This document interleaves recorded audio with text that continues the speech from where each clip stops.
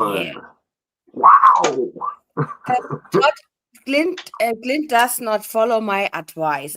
My suggest was that I wouldn't follow your advice either.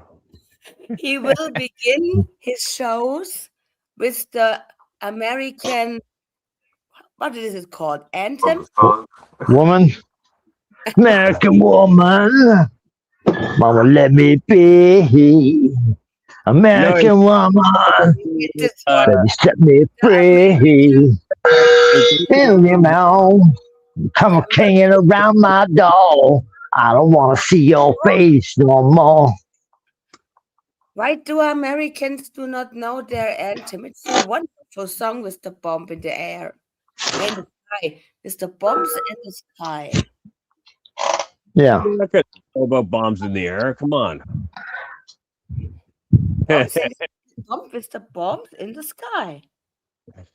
Yeah, the guys in Nagasaki. Fuck RR. The own sky. So, Not the American sky. so it's so nice to see you this evening, Ellie. Maybe you can sing us a song from Germany, one of the popular ones, Of course at I the time can. before the program's through.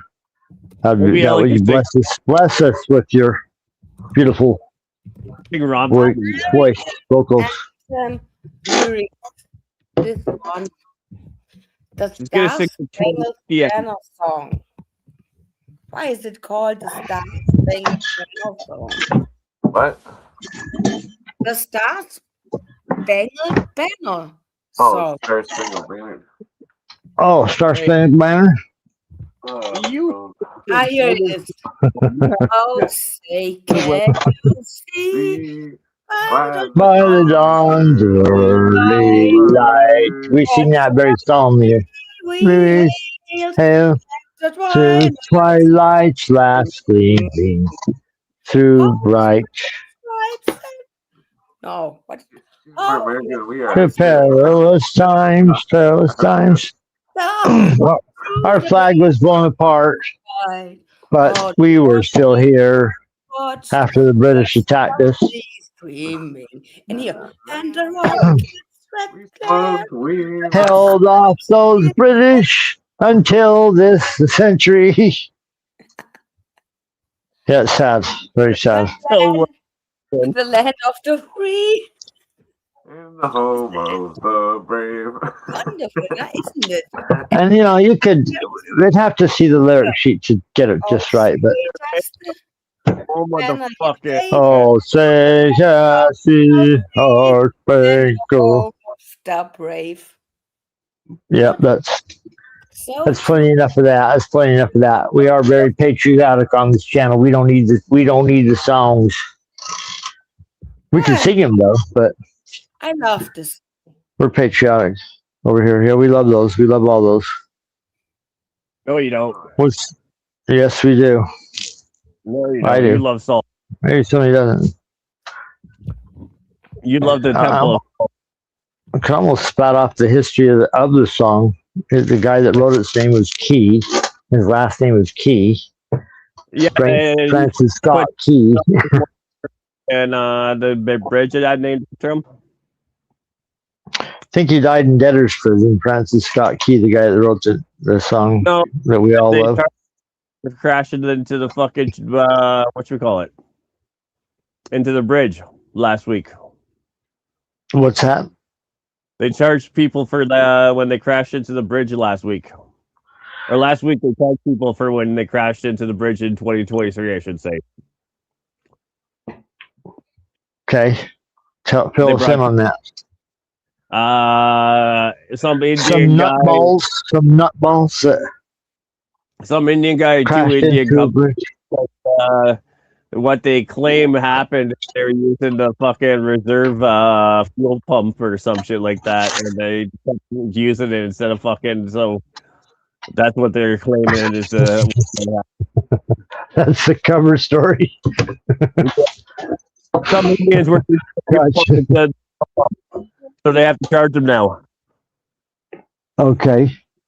Yeah. I just think it's funny that we got a situation with all the UFOs popping up everywhere. Alien Clint stories. put David Wilcock on the screen. Blue Like, aliens are subject of conversation right now. Very interesting subject of conversation. so upset about David Wilcock. Fucking put him up every fucking like talking. It's like live on, fuck it. Tell the What? internet we talked about blue aliens. Just spread it far and wide. We said the word blue aliens. Well, And David Wilcock. we're talking about Harold and Maude, and we all know that you appreciate the blue hair. I'm just thinking the name itself. Did you say Blue Avian, sir? It is me, Blue disembodied Avian. Blue Albion Spirit of David Wilcox. What's Oh my goodness! If you're ready, here's your time to ask the guy from the great beyond about the aliens. Yeah. What are we talking about here? Smoking cigars with Elvis. I like it. Okay, That's wait. That's always nice. Playing from beyond. When you anal probe, do you prefer the men or the women? Elvis's cigars laced with heroin. Blue No. Avians are genderless. That's a fun fact about the Blue Avians. Oh, okay. So the anal probe doesn't have to do with it. Oh. No, that's just for fun. That's actually just for shits and giggles. For shits, all right. Freaking Martian birds. For sure. Like, tell me this isn't a fucking the psyop when they got a fucking anal probe everyone. Like you think they Well, could? I don't like all of a sudden like it's like a confirmed fact that there's 4 different types of fucking aliens, dude. Like I just don't even understand these conversations. What? Who came up with this confirmed fact now? Hal put off the Scientologist SRI guy. Everyone's There you go. Now it makes sense. I can't anymore. Now it makes sense. David Wilcock got really big into them Blue Avians, dude. I'm telling you. Oh man, somebody probably showed him a picture like of one of them. It wouldn't surprise me. It happens. Come up to these people, feed into their mythology, especially when they're making money. Making money. The ostriches. Okay. How are you able to have this idea? What are you laughing about, Ellie? It is so funny. It's pretty ridiculous, isn't it? Yeah. Disembodied blue avian. The whole name, it's too long. What is the whole name called? Disembodied blue avian spirit Of David Wilcock, yes, ma'am.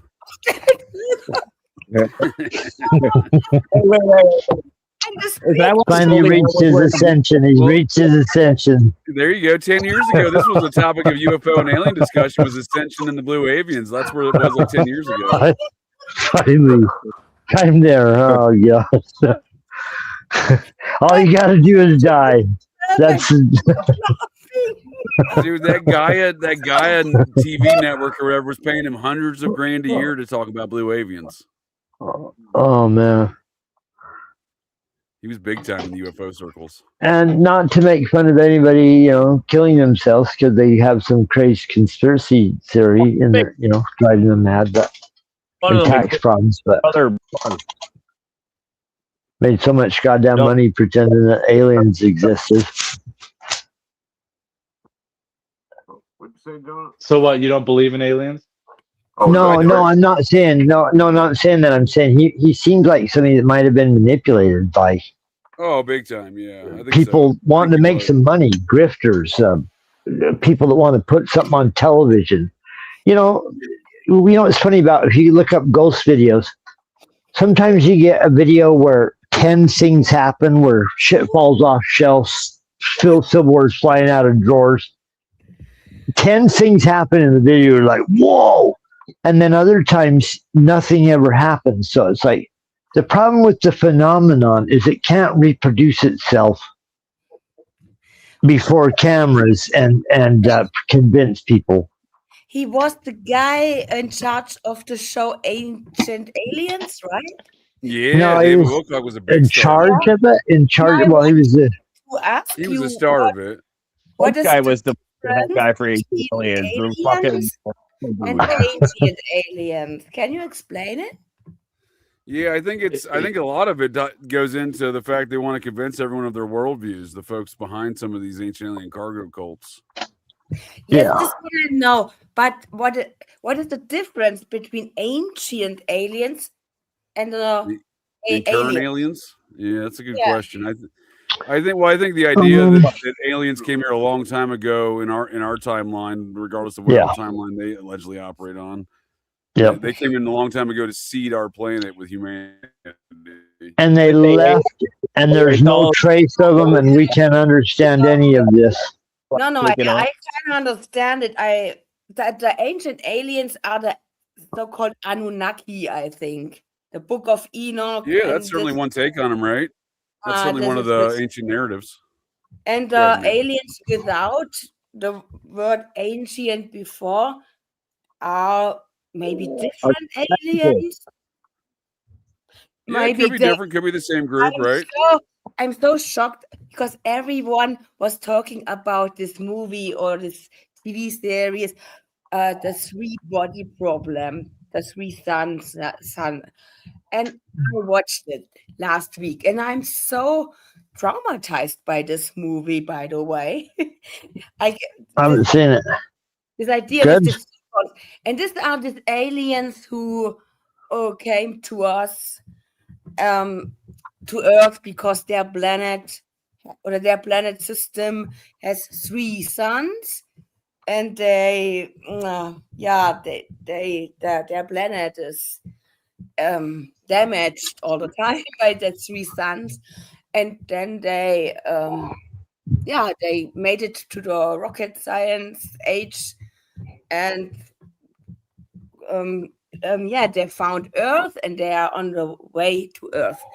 Yeah, The classic trope. and The aliens are the reason that they're interacting now is because where they're from, they're dying and they need to interact now. Do you know how astronomical the odds are that somewhere in the future they're dying, but at this point in time, right now, you have to believe us that we got to help them survive in the future, which is a bunch of people in the present probably grifting off the masses.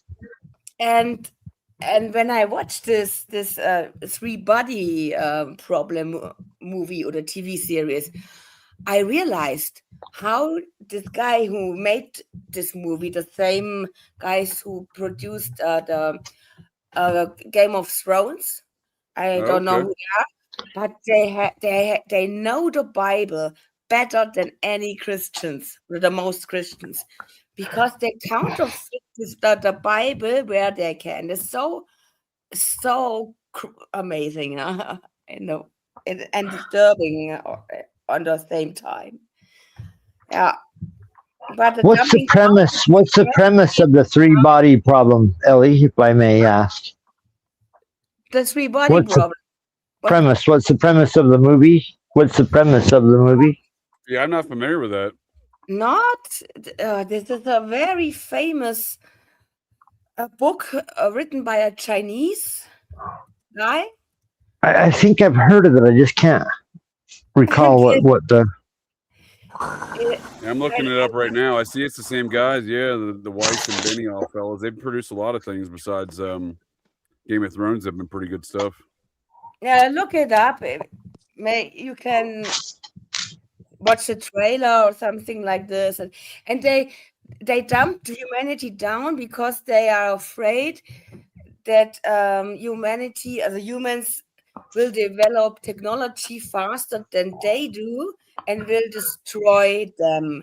And because of that, they have to create these cell phones.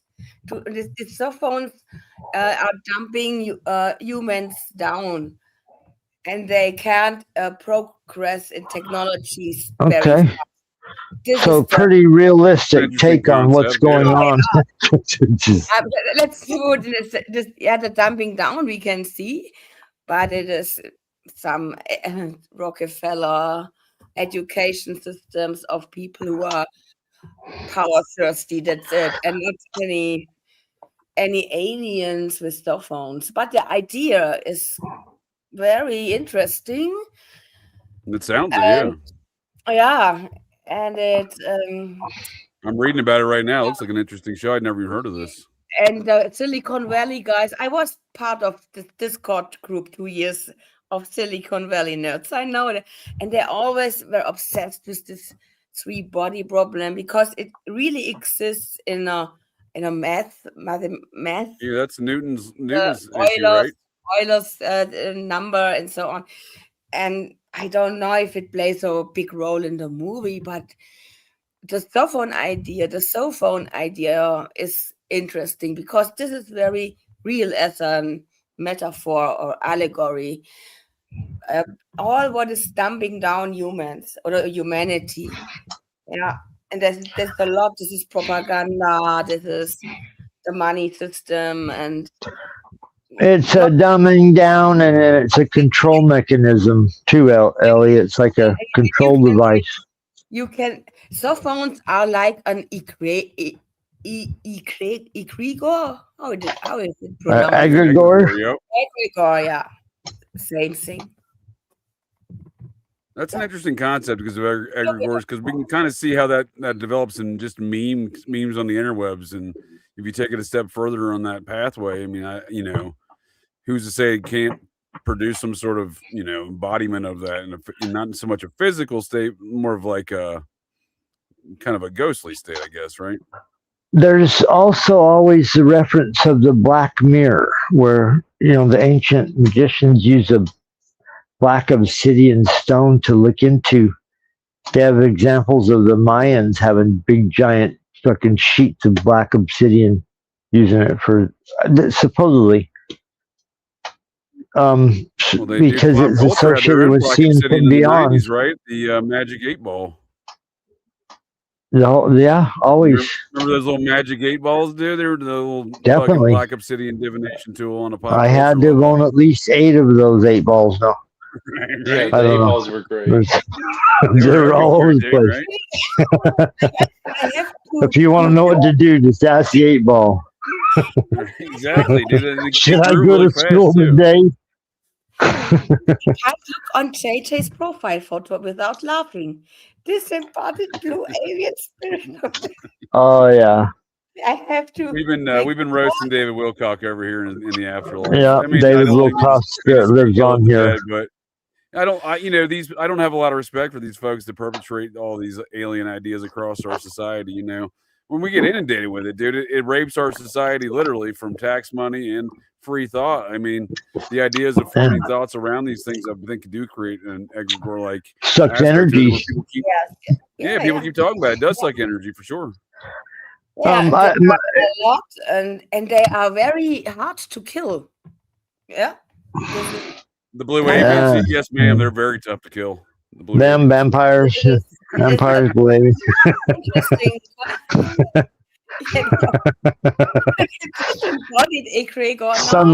Sunlight takes them out like a they go That's running. What always interests me about who's spreading these ideas, and like Ancient Aliens is produced by the same folks that produce Skinwalker Ranch, for example, Prometheus Entertainment, which I wouldn't trust any further than I could throw their entire company of production company. Yeah. No, I mean, look at their name, Prometheus, right? Came out of always. Yeah, the god of deception, or the god of fire. Was it deception? He was he helped mankind. I was about to say he's very close to Lucifer, right? Many of gave him fire. Yeah. And Skinwalker Ranch is funded by the Rockefellers. Yeah, they did. Lawrence Rockefeller definitely was a big part of that entire group out there. The aviary, the Hal Greers, or not Hal Greer, Stephen Greer. But you must know Linda Moulton Howe, remember her and all the cattle mutes? Oh yeah. Busy people. They care of you. They care about health, education. Very nice people, aren't they? Oh yeah. Oh yeah. They appear to be on the surface, right? Are they still? And what came to my mind is the sad story of Michael Rockefeller. I never can forget it. Which one? Is that the one that died? You're right. The son of Nelson. Who went to allegedly No, go ahead, ma'am. Go ahead. I was finished. It's all. I don't I know love more. that. I love that story. One of the Rockefeller sons, he loved exploring Yep. these Yes, it was a good cannibalistic areas. It was so remote. This was like in 1970 or something. Wasn't this in like 1970 Yeah, Or- early 60s, I think. or early 60s or something? This is like a like one of Right. these Peace Corps. Sounds like a Peace Corps operation or something. But it the way the What? story's told. Wasn't it in this time when Nelson Rockefeller wanted to become president or vice president or something like that? Oh, he definitely wanted to be president. Yes, ma'am. He was dead set on it. And this was one in the beginnings of the 2072. No, when was November that? 1961 looks like. He was still just a little too creepy and still resembled his creepy, He's only creepier. 23. Michael only 23. Even Rockefeller. when he's creepy, when he's 23, he looked creepy. Yeah, well, he is a Michael Rockefeller. Rockefeller was born 38, and he was eaten when he was 23. Okay, 38. There you go. It's 11. It's an 11. Yeah, and then That you was have that. don't in the year when did Michael Rockefeller disappear? But I look it up. This Michael Rockefeller. The director of JJ's show tonight, the Colin Higgins, died Yeah, at 47. There's your 11. Just I to know, put a right? I stamp keep on seeing the it. body. What is this? Because I keep seeing these 47s in numerology. My chat's always posting up there. So what is all this 47 and 11 business? Trump's 47. 4 Right. and 7's at 11, and 11's the number of magic. It's the 11th Curly number in the magic, though, alphabet. Yeah, Was it a number of 47 magic before Thelema? Crowley just told you what was already known, but he didn't create that about the number. The Okay. K was the number 11. The K was the Yeah. number 11. But Crowley made it famous with the introduction of the universal hexagram, flashing that everywhere. The universal hexagram is an 11-pointed star, which he bragged about being able to draw without taking. You can put a pen down on a piece of paper and make 11 points without lifting the pen off the paper. That was an 11-pointed star. You can't do that with every other symbol. So it was kind of something that he bragged about and made famous, the 11-pointed star of the universal hexagram. But Is 11. there certain angles or something that's the reason why they draw it like that, or what's the significance of that? Yeah, you start out with a pentagram in the center, and then you do the 6 points around the outside, and it works out. It's pretty incredible if you practice it. Try it. Well, you know how like Clint points out, like the Da Vinci painting of the Vitruvian Man, and the angles and baked into there. We see the same angles that in like the order of the 9 angles in the Neo-Satanist Neo-Process group, where they each one of those 9 angles represents a planet. 11's an uneven number. Again, order of 9 angles is an uneven number. Order of 9 right? angles 9 too is heavily influenced by Lovecraftian type stuff. Typhonian, I'd bet, influence. Okay. Creating some influence based around the Lovecraft thing. If I'm not mistaken, they have that. They talk about the Lovecraft came up with this trapezohedron.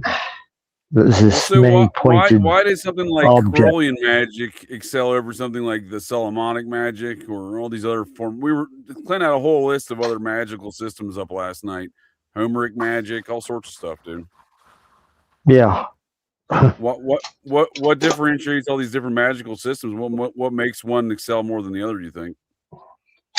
I don't think one excels more than another. I think they're just all branches of these weird groups, subgroups that branch off with their interpretations. Yeah, so it's kind of like what Crowley did. He kind of made his own magical system out of older systems. These other older systems are kind of in the same vein, right? go over to India and look how many forms of weird Buddhist dudes there are, and weird religious yogis. That everybody in your neighborhoods, you could have a yogi in your neighborhood, something weird like that. You know what I mean? As far as these beliefs in this guy over that, and then really, if it comes down to that, these people that are in OTO and stuff, they follow Crowley. They're following his writings. They're doing what the OTO does. Right. Right. Just another group, different sects of these organizations. So there is like Solomonic magic involved in Crowleyan and Thelemic magic. Well, so Solomonic magic, they love the they love the Lesser Key of Solomon, right? Greater Key of Solomon. That's what I'm saying. So all these older kind of Solomonic magic systems are baked into Mormonism. They're baked into Thelema. Yeah. Oh, witchcraft. Rough versions, often slightly off here and there. What I think is interesting is the idea that, like the Salem witch trials might have been another example in history that was a super event. They wanted to make sure we all heard over and over again for a reason. Yeah, the most interesting take I've ever read on the Salem witch trials is Peter Levenda's take. What was that? Where he cites Tituba as being not a native, but a Caribbean lady who was rooted in these mound magic. Some magical systems. There you go. Peter Levenda. And he's rumored to be heavily involved in the creation of the Simon Necronomicon and seems to be very much involved in Typhonian OTO, which is very much involved in mound magic. Yeah, which you can argue it is a fiction, or is it, or isn't real. That yeah, I don't know why they're doing these rituals on these mounds, but it's the Typhonian order does, and that's why I think we see even further evolutions of that same theology and the ritual human sacrifice of these smiley face killer victims on mound sites. Yeah. JJ, I got to put a request in for a movie. The Mouth of Madness, that Lovecraft, John Carpenter. That's why I said we got to do a whole Lovecraft month, dude. I like this idea because I've just been trying to understand more of it. John Carpenter, one of my favorite movies, The Mouth of Madness.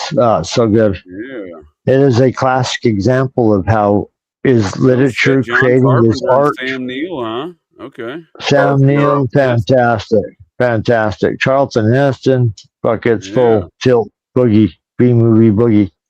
They did a great job of it, though, especially the way they presented the Necronomicon. It's not the Necronomicon.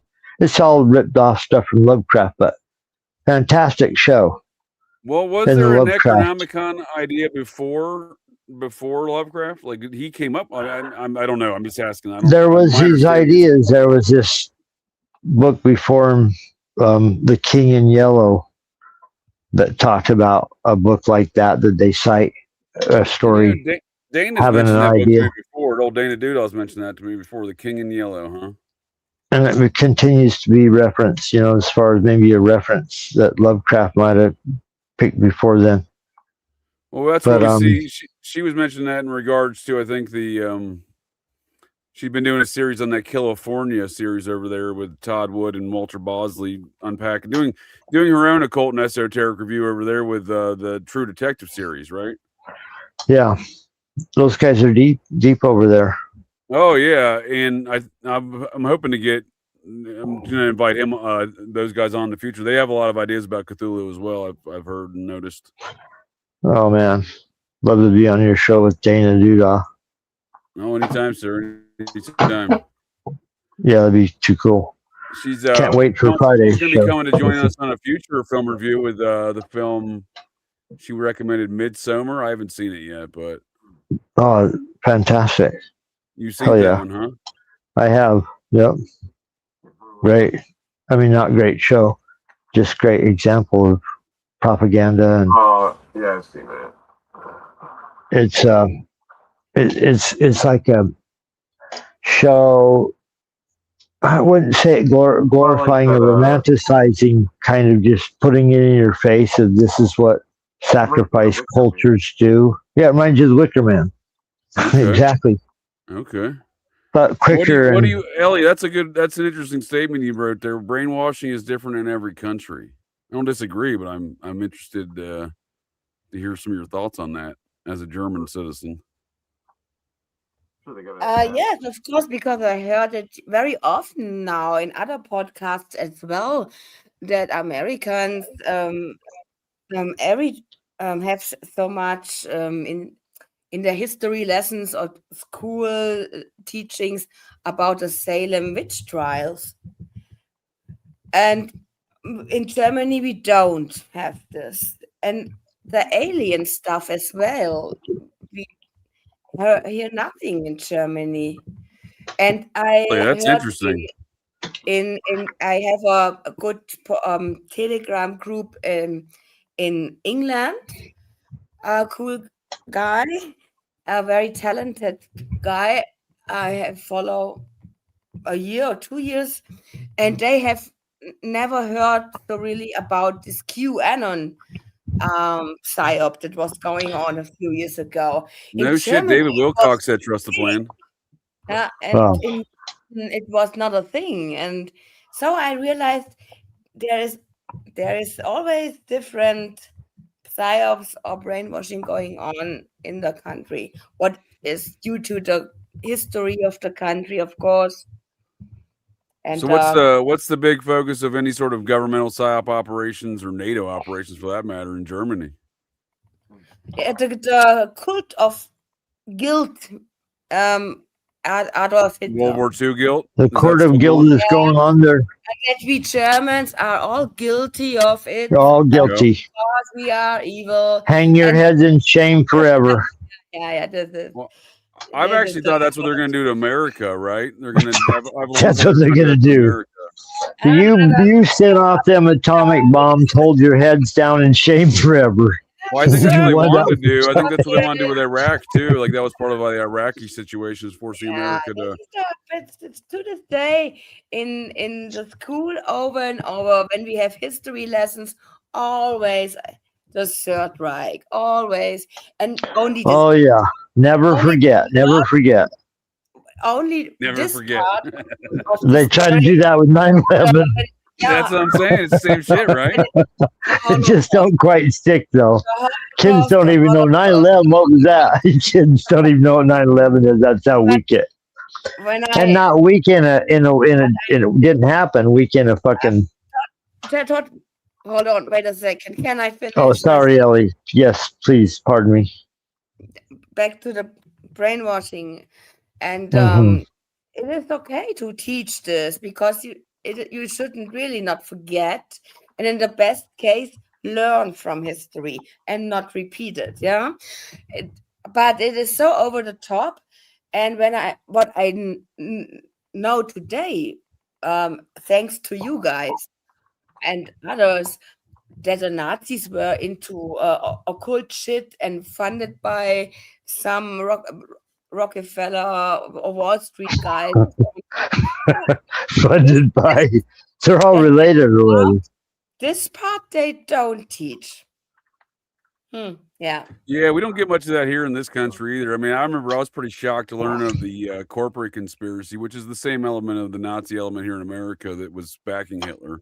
The Prescott Bush, the Rockefeller element, right? The Wall Street Warburgs, Paul Warburg and his brothers. Well, that's something they didn't teach us either, dude. We have a German dude and his brother in Germany. They're running both central banks for both countries of the major countries of this war, right? Like that's not discussed really. What was about Prescott Bush? He was in World War I involved. I don't remember. He was Skull and Bones in World War One. They volunteered to go fly their planes. They weren't really officially part of the military, but they were like the volunteer kind of Teddy Roosevelt element of the military. Okay. They wanted to go over there. The Skull and Bones dudes, so to say. They are, but it makes sense. They are to this day loyal to the British crown. Yeah, for sure. This is the Anglo-Sax, yeah, what comes I don't know out if of loyal, Anglo-American loyal. enterprise. yeah, it is.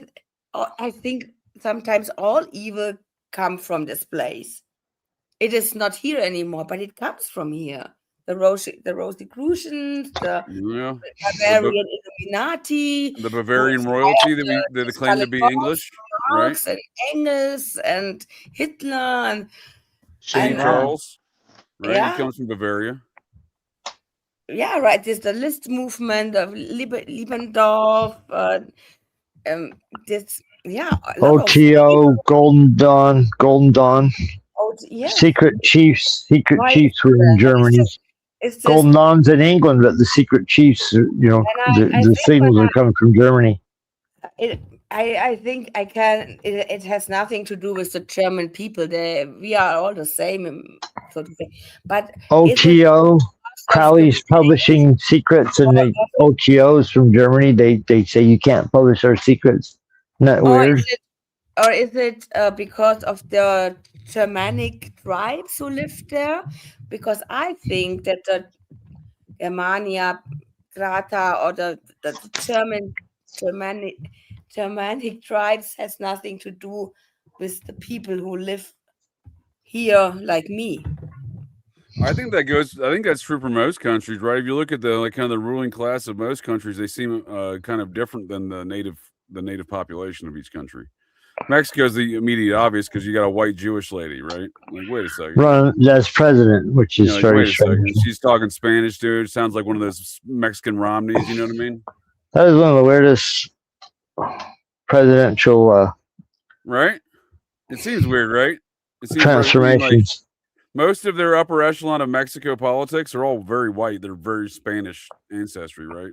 Like strict, like, oh, kind of SS quality, kind of like, oh, we only have bloodlines directly to these Spanish folks, kind of deal, right? Then you get this Jewish lady. It seems even more abnormal, right? When you see that aspect of it, it's like having a Mormon president. That's what I'm saying. Do you get one of Mitt Romney's Mexican cousins down there to be president? How weird would that look? Well, that'd be awesome. Blonde-haired guy. It belonged to Mexico, California. Who was that? What was that? What happened? I heard that Mexico was when today is California. Yeah, that used to be Spanish-controlled Mexico for sure. And how big was it? And why is it now American? Oh, well, that's because Russia sold it to us. They sold it to Russia first. What? I don't know about this. Yeah. It's changed. California's changed hands a few times in that regard. And then the Mormons came in and made deals with the Mexican government for the nation of Deseret. Texas had taken over a portion of Mexico there in the Texas Republic around the same time. Yeah, it's a really interesting look at how land shifts, nations' hands throughout the building of America, especially in the Old West. Deseret was the size of 3 states. So the Mormons, when they came out here, they said, we're going to take Nevada, Arizona, parts of New Mexico, and Utah and make it one state, the Deseret. I remember a show of Headless Giant. Oh man, this is long ago. With the Neo-Templars, the Mormons, and they have connections with the Mexican cartels. Right. Well, that wouldn't surprise me. No, there's definitely some competition in activities around the two, yeah.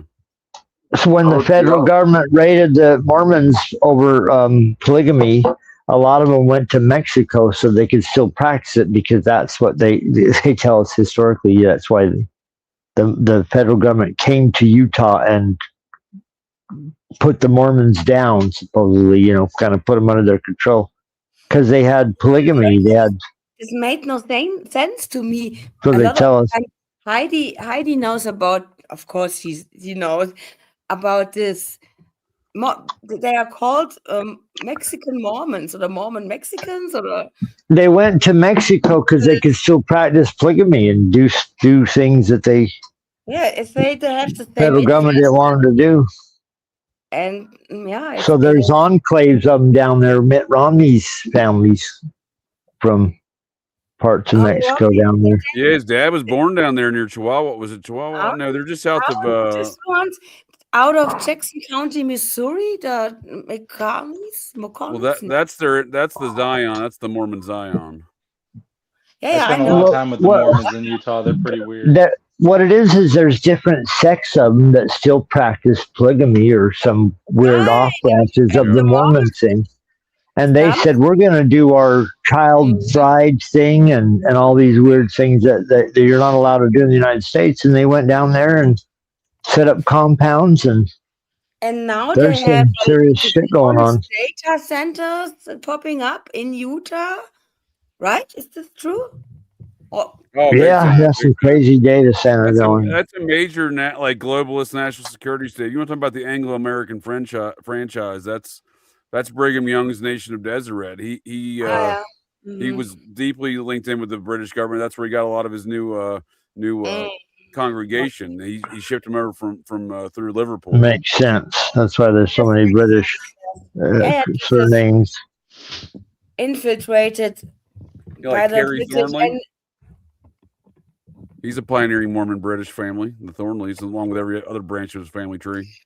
What I have in mind is, I can be wrong on this. I'm not an American, but you Americans, you have this year the 250th anniversary of your independence, right? And 250 years, ma'am. That's correct. And the independence from what? That's a great question.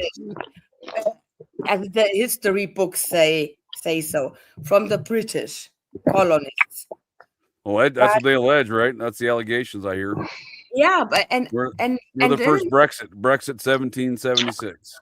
But this one worked. Yeah, this one happened. Population or the Americans will think about it and think, wait a second, this guy is loyal to the British crown. Maybe it become more obvious when you have this celebration anniversary. I think it will come more obvious. I think it's becoming more obvious now. That's why we see all these Mormons popping up and all this parapolitical nonsense of an anti-liberty fashion, because I argue they're an offshoot of the Society of Cincinnati, but specifically of the anti-liberty faction of the society. And whereas they want to end.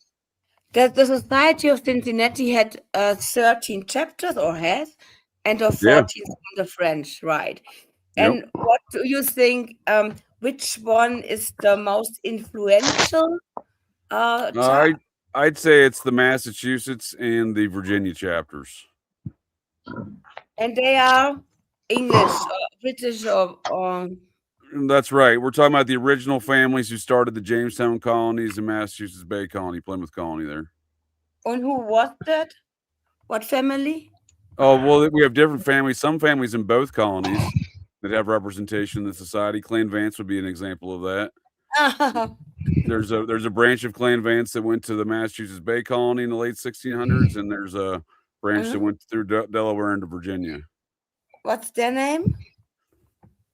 The main one in the Plymouth Colony was Patrick Vance, and then his brother Andrew Vance came to. That's my Vance's. That he came to Delaware. Their father, Dr. Lancelot Vance, was killed in the Jacobite Wars. Yeah, Lancelot Vance. He was a doctor. Got killed in the Jacobite Wars trying to I know, right? Well, his father was a knight. His father was. That's what I'm saying. Like there is some weird sort of knight naming there. His father. Maybe he lanced a lot of boils. Yeah. I don't know. Well, I think that's all. That even the night. Well, the whole King Arthur thing. I was getting into it actually with Harry last night. He wouldn't answer my questions about it though, because I kept asking him, why is the same character from the Bible and the same is in King Arthur? And my theory is it's because the Templars brought that tale back to Europe from the Crusades, and they put it in their king's story, their version of Jesus. This was a contemporary telling of it, but as King Arthur in the medieval times. Yeah. This is the Merovingian view of the Bible. With Jesus didn't die on the cross. and they have children, and we are the Well, bloodline. yeah, and that's a whole different. And the What? deeper element to that, man, it's a whole different Jesus. You know what I mean? The ones that the one Oh they yes. They have a lot of secret Jesus. There's the Yeah, how secret many Jesuses are there? Well, if I'm not mistaken, there's three Um, different Jesus in the Book of the Jews. It's been a long time since I've studied old Josephus there, but if I'm not mistaken, there's three different Jesus in Book of the Jews. What? Oh yeah. Yeah. Yeah, In one book, 5 versions. And Clint I've told me heard that. Jesus Like, is we just could one read into it. Yeah, there's at least 2 Jesus. I can't think of the other one's name off the top of my head, but and the the donkey Jesus of Nazareth, Jesus of like the Bar. Jesus. Oh, go ahead, man. What were you saying? Oh, I was ready. Go ahead. Cool. No, I was just saying, Todd. I can think of at least 2 of them. There's a Jesus with a B and Jesus of Nazareth.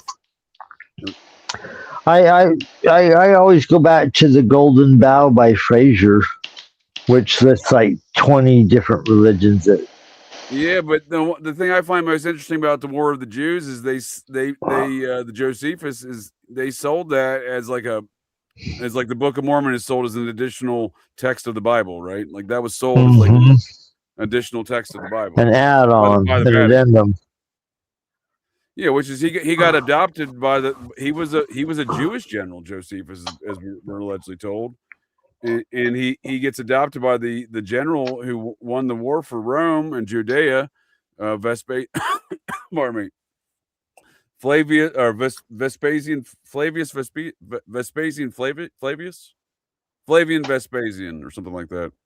Anyway, him and his son Titus Flavius is his son's name, so it must be Vespasian Flavius. Their father and son. There's actually a they're the generals who won the war, and there's actually the Arch of Titus in Rome today. They're the folks who built the Colosseum. They're the ones these are the father and son duo that built everything we know as ancient structures in Rome. And there's an archway over there known as the Arch of Titus that the Roman Senate voted on, said he's God the Father, and that's the Son of God, Titus and his father Vespasian. Of course. And why the Society of Cincinnati? They admire this Roman dude. What is it called? The Julius? No. Yes, Lucius Quintus Cincinnatus. And so if you look at what is so special about him? Well, that's a great question because on paper, on its surface, nothing really, other than he was a farmer and a military general who returned the power back to the Republic of Rome. This is 500 BC, right? This is 400 BC. This is he put down his sword and like a Gideon type character. Put down his sword after very much venerated him because he did the same thing. He was a farmer who gave the power back to the people twice. Yeah. He chose not to be a king, kind of a situation. But it gets more interesting when you consider these mounds that the Society of Cincinnati venerates, and the Templars before them. Their ancestors, the Templars, built castles on mounds in England and Wales and Scotland, and that's so there's seemingly a veneration throughout the. I think this is a mound building bloodlines, but we see in that same bloodline though they're venerating this man who's built at the same, who's existed at the same Cincinnatus here, existed at the same time many of those mounds were built. The Edina mounds, what we call the Edina mounds. The Cincinnatus etymology is curly hair. That's interesting. Cincinnatus. Oh, really? Curly black hair, or does it have a color? Just curly hair. Well, his ancestry goes back to the kingdom of Edessa, though, with what I find interesting. Cooper, when I was playing that Cooper audio, like last night or the night before, he mentioned Odessa. I can't remember what he was saying. Oh, that's interesting. I think that's one of the big secrets of the Templar secrets is this Edessa element, dude. Like that's their whether they obviously went down to Judea in the Crusades, but was that a Vatican mission or was that their own mission, right? Because I think their mission was in Edessa. And they are connected with the Smithsonian Institute, or what it's called. This is their big gatekeeper, I think. Oh wow! Have you seen the image of Edessa? What's up with your sound, Clint? Oh, you might have got connected back to your computer again. It's on the wrong thing. Do that to Clint. Oh, there you go. That's much Okay. better. Yeah, I didn't even Better. notice. Here's the Thank you, image of Odessa here. Oh, dude, it looks just like Elvis. That's crazy. Odessa looks like Elvis's sideburns. Right. Here it is right here. Oh, wait.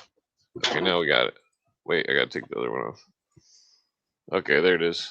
Oh, yeah, King Akbar. Yep, King Akbar. He's got a yep. head.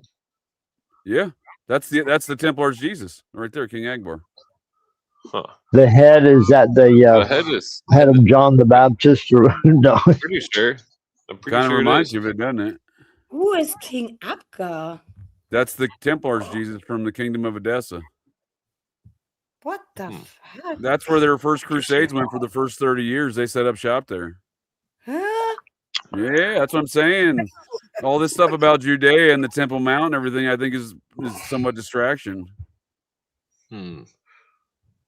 Savior not made by hands. we're also directed, towards the assassins in the Middle East, where the Middle East clashes with the.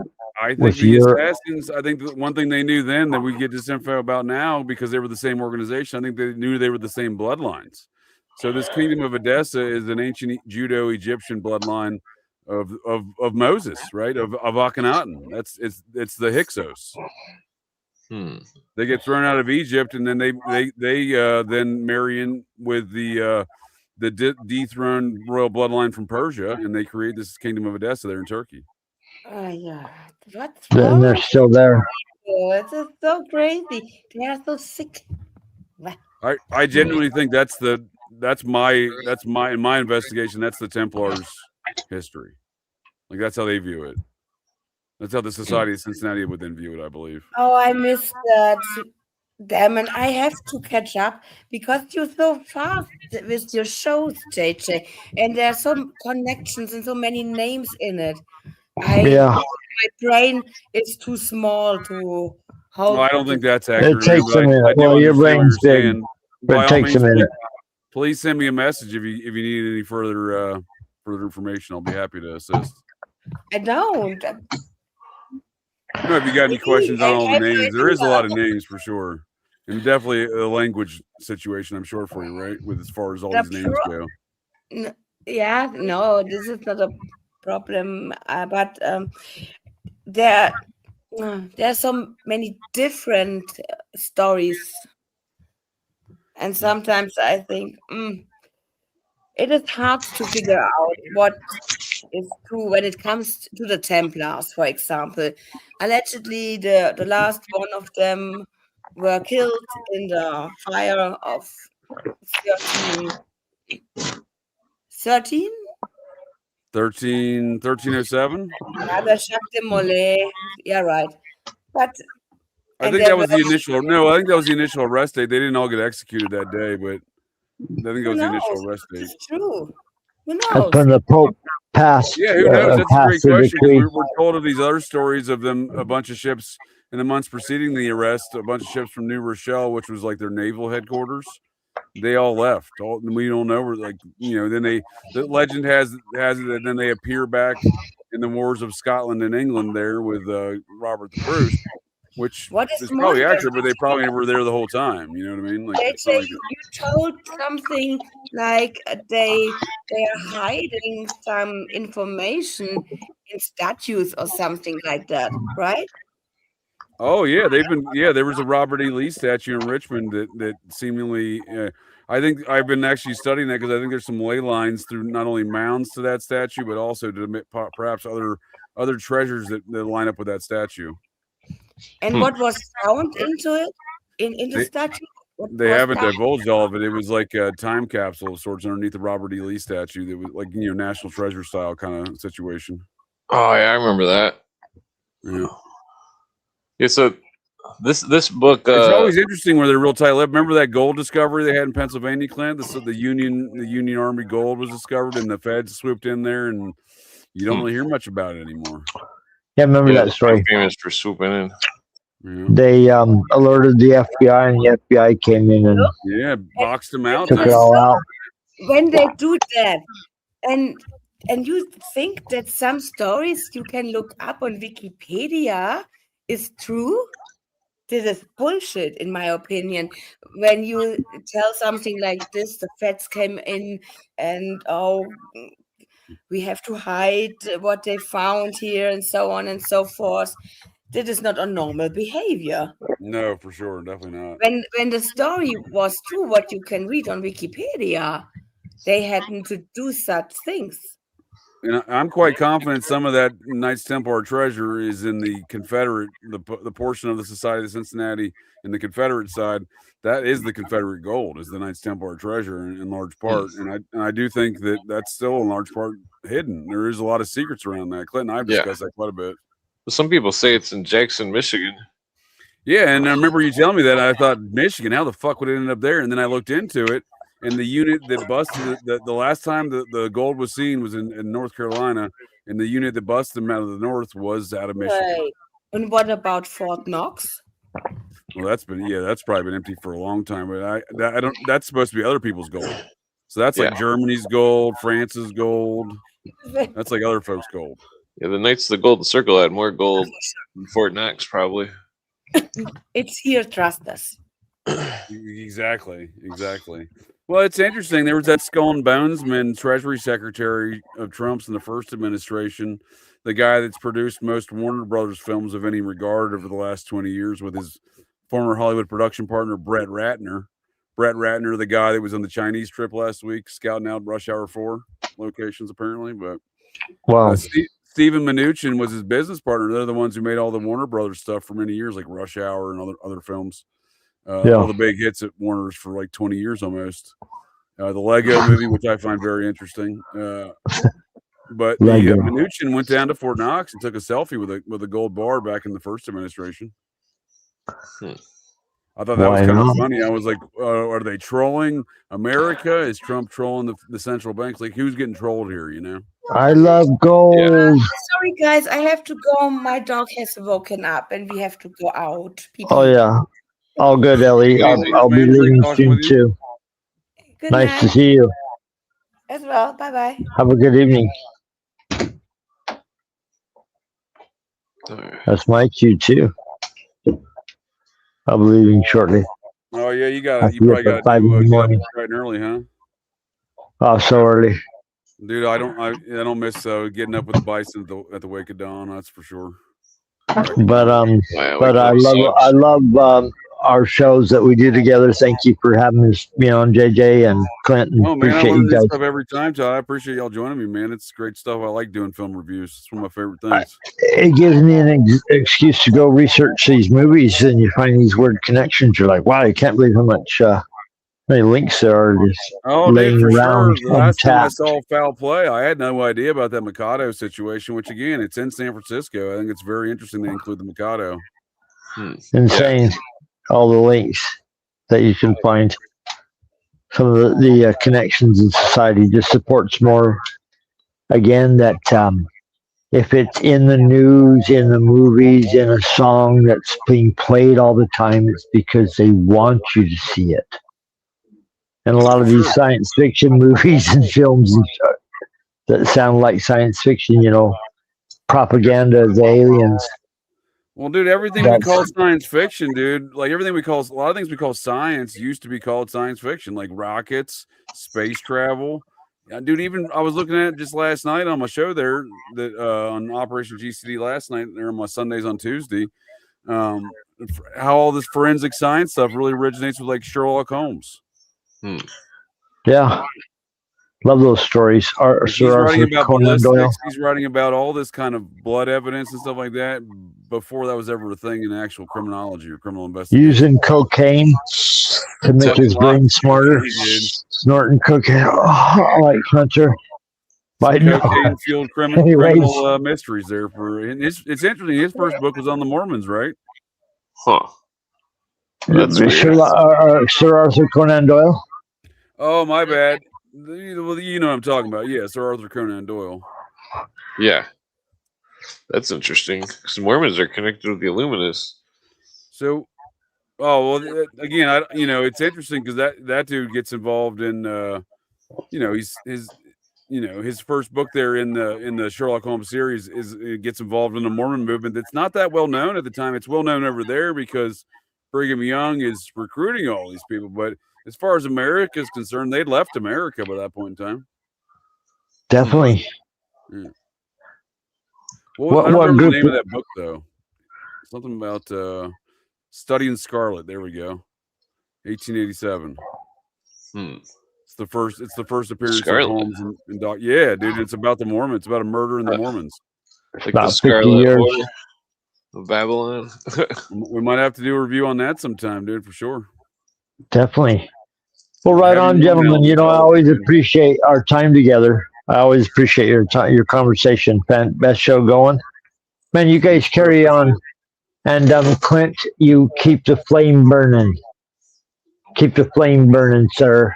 Oh yeah. Appreciate all you guys all the time. Thank you. And we'll see you again Friday. That's going to be the show to be Friday. on. Yes, sir. Friday. Jonah's coming. He's going to have his shotgun. There might be a guy in a wheelchair. A guy on a wheelchair. Phil will be there. Phil Z's going to join us.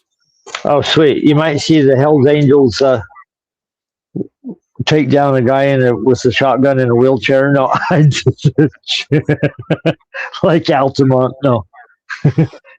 That'd be wild. All right. I love you guys. Oh yeah, peace out. Oh, where'd he go? He's out, dude. He Irish quitted us, dude. Yeah. Scottish guy who invented Crowley. What's that mean?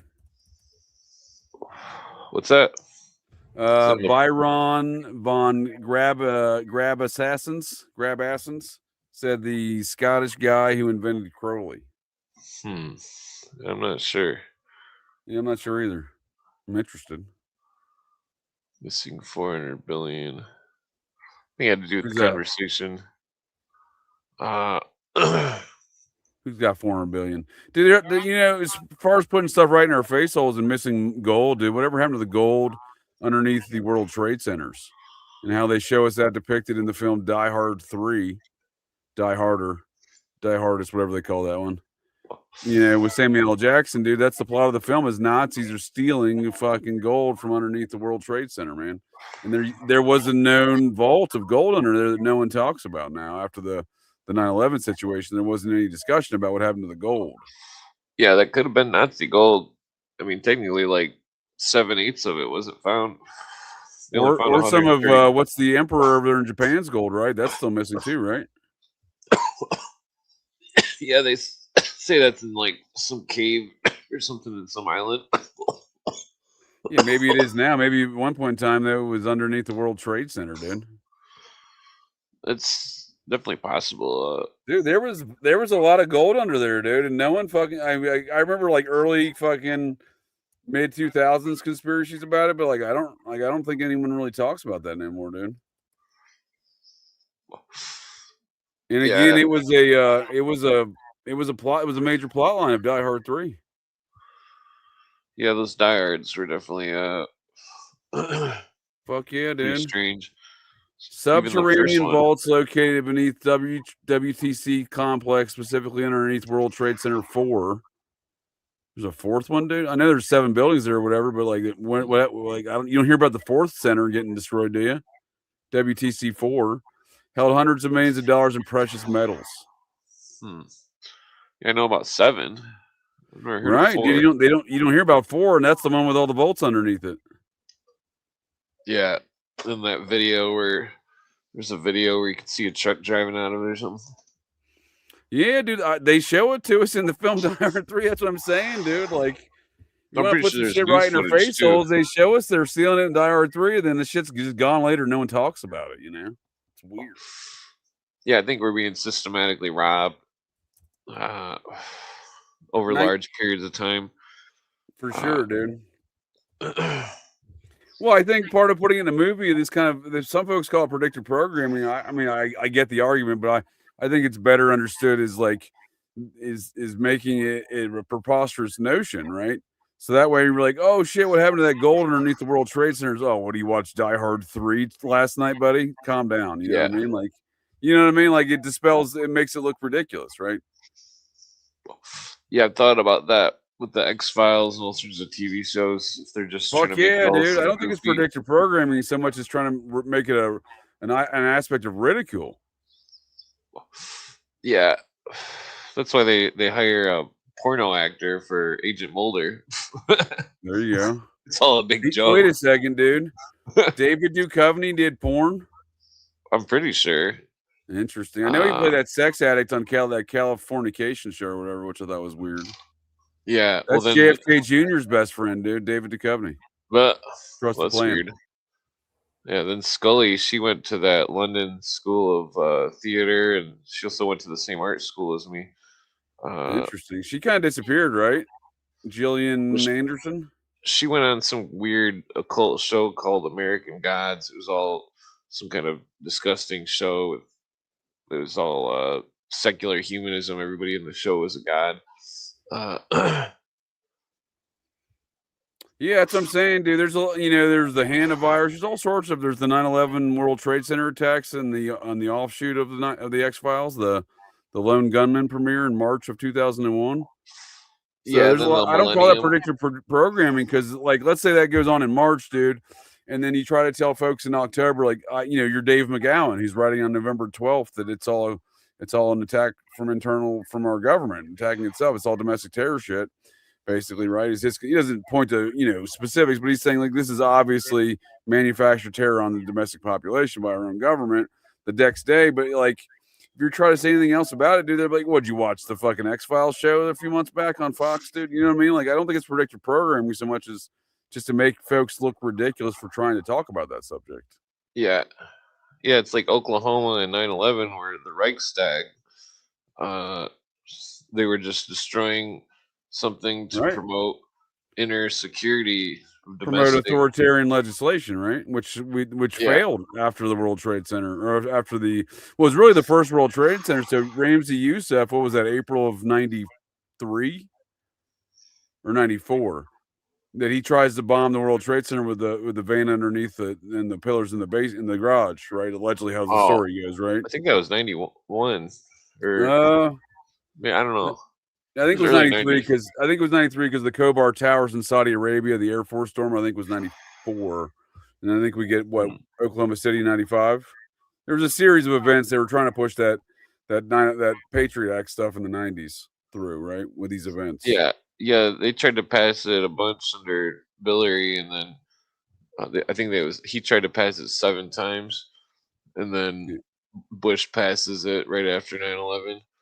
Not a coincidence. That's why I say all the Republicans back then were not Republicans.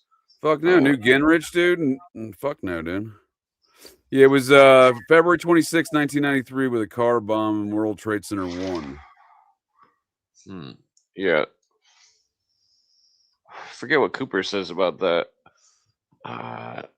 Well, what's interesting is I believe there was a decision in his case the day that TWA Flight 800 got blown up out there off of Long Island Sound, let's say July 16th, 1997. Oh, yeah. Cooper says that was a return that the, what was that? The Serbians or something? July 17th, 1996. There we go. I knew it was around my birthday. Yeah. Well, he says that there was, I think it was the Serbians. He claims it was Serbian submarine that took the craft down as revenge for some. For Youssef. Was it Youssef?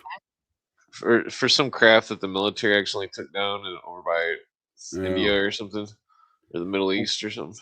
Well, I don't know if it was a Cooper based theory, but I read some theory that this was based the Youssef situation. He got convicted, I think, around the same time, maybe that same week. There was something that happened with his case that same week of the TWA Flight 800 situation. That's weird. Yeah, and I want to say there was actually reports that the White House got faxes. Like somebody faxed the White House saying we're about to bomb you, motherfucker, or something like that, and they just ignored it. What was that's in the report. That's in the actual official report. What was that guy's name again? The from 91 or whatever. Ramzi Youssef, February 93. Youssef, is he like Iranian or something? Pakistani. Yeah. Yeah, he got arrested February of 1995. Yeah, he was sentenced in September 5th, 1996. Was convicted. Yeah, there was some connection though, supposedly from what I read. I don't remember the exact theory there between the TW-800, but there was something going on with Yusuf relative to that. I mean, it might have been that threat that they got the facts on. It might have mentioned Yusuf. I don't exactly recall. Yeah, there's witnesses that swear testimony that they seen a missile. Oh, dude, hundreds. Not just a few either. It was hundreds. Yeah. Well, that was a busy week, dude. Everyone's out on the Hamptons, right? That went right through the Hamptons. Yeah. Plus, there's an image of it too. Somebody snapped a picture of it. Might be able to bring that up. Yeah, dude, and there's folks that have been in prison for even talking about that, dude. They imprisoned the pilot who was an investigator for TWA, or maybe it was for NTSB. I don't recall exactly, but he was a former airline pilot or retired airline pilot, and his wife was a journalist, I believe, and they believe they both got charged, dude, for releasing some actual information on that situation. And the guy in charge of it, dude, the guy in charge of that investigation was Thomas Fuentes. When he got promoted from special agent in charge of the New York office there, he was the deputy director of the FBI shortly thereafter. So it seemed like he got promoted out of the situation, right? Like he got elevated. And he's the guy that I always quote when he says he was making the budget for the FBI. He keeps his mantra, or his mantra there was based upon the previous one. Instead of Martin Luther King's "Keep Hope Alive," or Jesse Jackson, remember saying "Keep Hope Alive," one of those Muppets. He says "Keep fear alive." That's his goal. Keep fear alive. You're never gonna say that he says you never is something I'm paraphrasing. He says you're never gonna claim that you solved all the terrorism or crime, because then you'd lose money and you'd lose positions at your agency. He says so. His thought process there was keep fear alive.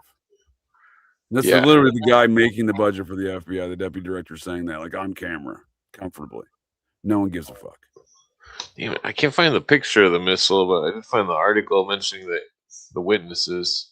Well, I read the one that I found most compelling was it was a Navy missile shooting down a surface air missile from some other third party kind of terrorist situation, and the Navy missile is actually one that hit the plane. Which would be a good reason to never release any information if you inadvertently shot your own plane down. Yeah. Yeah. Oh, there it is. Pretty sure this is it. I think it was a Russian magazine. Russian. Hey, where's the button? Yeah, Kaboto, or where's the picture? Yeah, here it is. Looks like Russian or French. What you can see right there. Yeah. What am I looking at? Is that a pimple? That's supposed to be the actual image of the actual missile in flight. Yeah. All right. Yeah, photograph. Yeah, this is French. It's always French stuff that wants to out all the American stuff in it. I see the Boeing there. That's not French. Du Boeing. Oh, yep. Yeah. So it must have been let's see, that's something police manifests grand inherent pour la photo. So that somebody gave a couple gave a photo to the bureau, looks like. Yeah, Cooper does a whole episode about this. Okay. I'd be interested to check that out because it's always interested me, man, because there was never any resolution to it, dude. It was all wrapped up in national security shit, like, immediately. Yeah, it was. He claimed it was to stop some kind of war or something, some kind of international situation. Well, there were some interesting people on there, dude. For example, Andy Warhol's boyfriend was on that plane. Oh, that's weird. Right?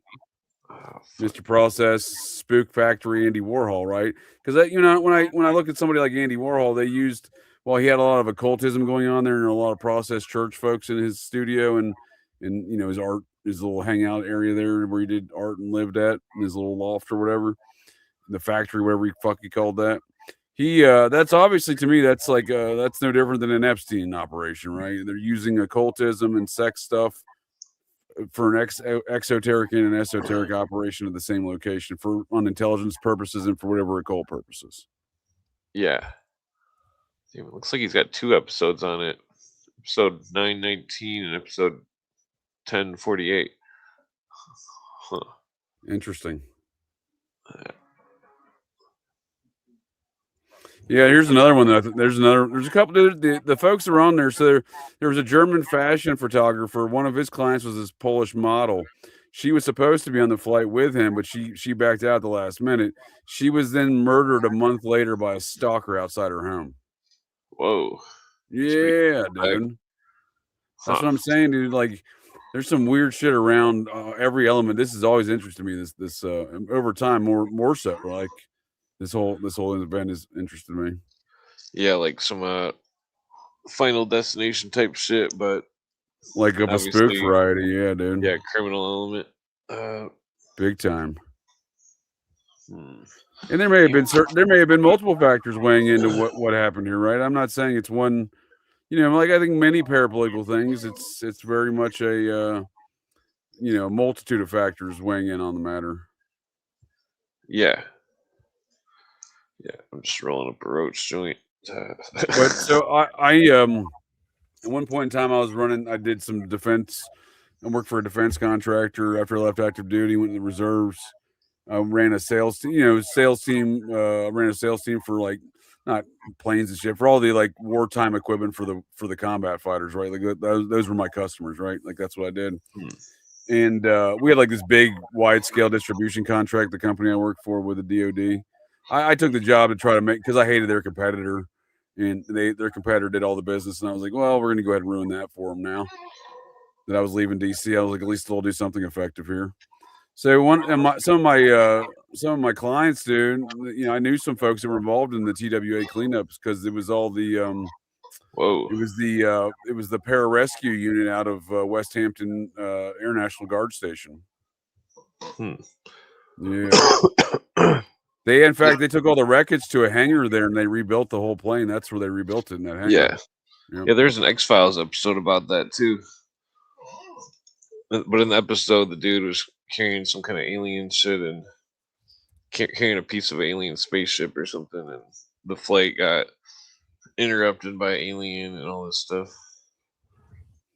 That could have been propaganda just to like. Well, there's an alien story behind TW 800 in the X-Files.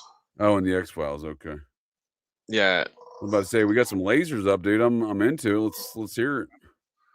Well, I mean, like some of the plots in those movies or that movie, it's like the idea that they got rid of a building to get rid of evidence.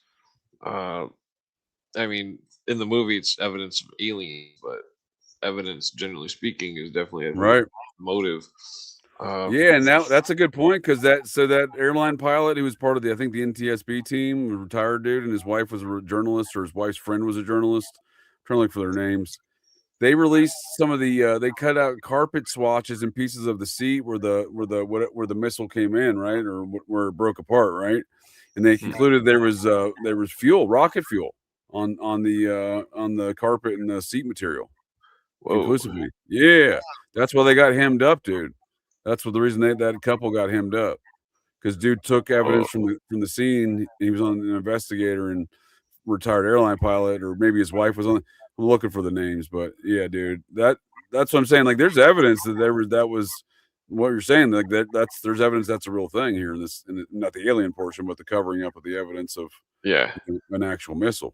Because there's no way that black boxes just go missing and disappear. Only when it's convenient, right? Only when it's convenient. Yeah, or destroyed supposedly, and it's like what? Yeah, and Louis Free was the director of the FBI at the time, right? That was the boss of Thomas Fuentes there. Hmm. He's not a trustworthy Muppet whatsoever. That's Hunter Biden's cleanup crew, dude. Old one-eyed Louis, Oh, that's weird. right? Yeah. You hear all those stories about how Hunter Biden he had stolen his brother's badge. He had a stolen Secret Service badge, and he had a gun that he left in a car in Arizona. You right? You ever heard those tales? I'm not familiar. That's No, that's well, that definitely happened. That happened back in 2014, and Louis Free cleaned it up. Yeah. Louis Free came into the rescue. Wait, so that Louis Free guy is that Nick Fuentes' manager? No, that Thomas Fuentes, his Thomas, boss. okay. Yeah, his boss. So he was the guy in charge of the TWA. He was a special agent in charge of that investigation. And then after that, he got promoted to the deputy director for Louis Free, and then later Robert Mueller. Oh yeah, yeah. Mueller's definitely sounds. I wouldn't be surprised though if there's a connection between. I haven't looked too deep into it, but I wouldn't be surprised if there's a connection between Nick Fuentes and Thomas Fuentes. They're both from Chicago. Yeah, that Nick Fuentes is just on the Alex Jones show recently. I saw that, dude. How weird is that?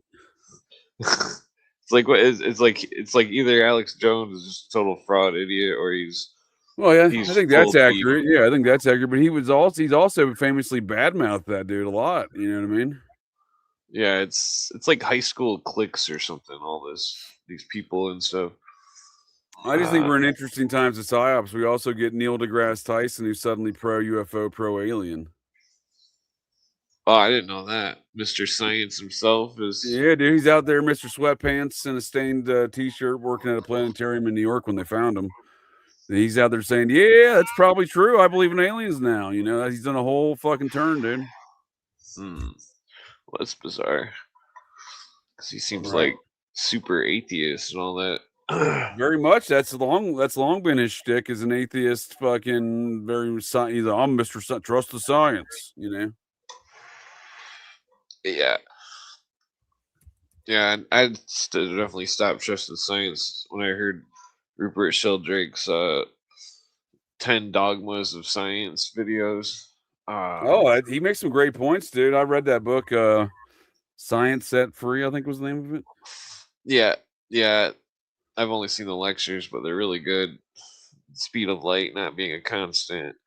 He shows evidence of it. I mean, he makes some good arguments, dude. I think it's tough. That's why when I read that, I was like, well, shit, I can't really ignore any of this. This all seems pretty fact based. This is all bullshit, you know? Yeah. Rupert argues towards spirit as opposed to inanimate, biology. He also makes a good argument for things like genetic memory in that book. I remember that was a big element he convinced me on in that book. Yeah, those monkey tests, they couldn't find the memory where it was located in the brain. Right. The 100th monkey effect. Yeah, they cut the whole monkey's brain out.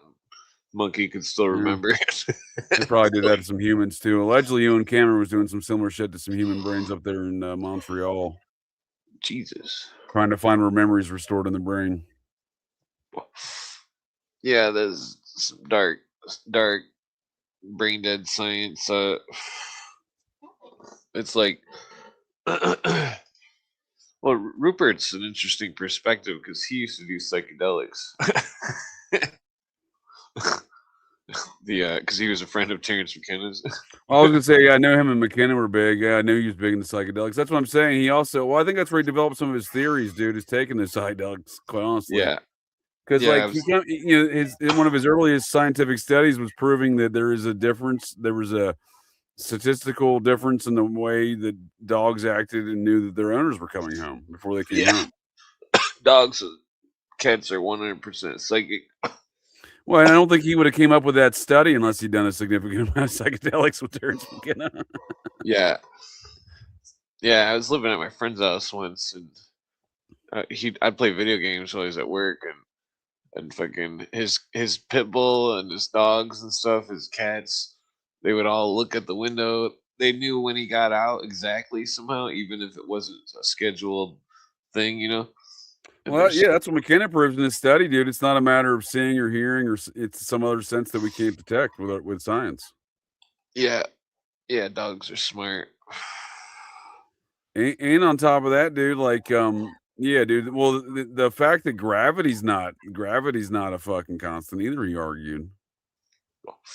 Yeah, it's like Albert Einstein's theory of relativity is, I mean, unless it can adapt with the speed of light being not a constant, then it's not accurate. I don't put a lot of I don't put a lot of theory in anything Einstein said, because he argued against Bohm for long enough, only to come to the conclusion that Bohm was right. So I'm like, all right, well, see, you're an asshole. Yeah, I don't really. The whole Big Bang Theory, it seems like it's all, according to Jordan Maxwell, is all based off from Yahweh, the old That wouldn't surprise me. Testament God. The it's interesting. This rope's joint. Gotcha. Got to quit smoking roaches, dude. I can't believe you get them little bugs in the paper.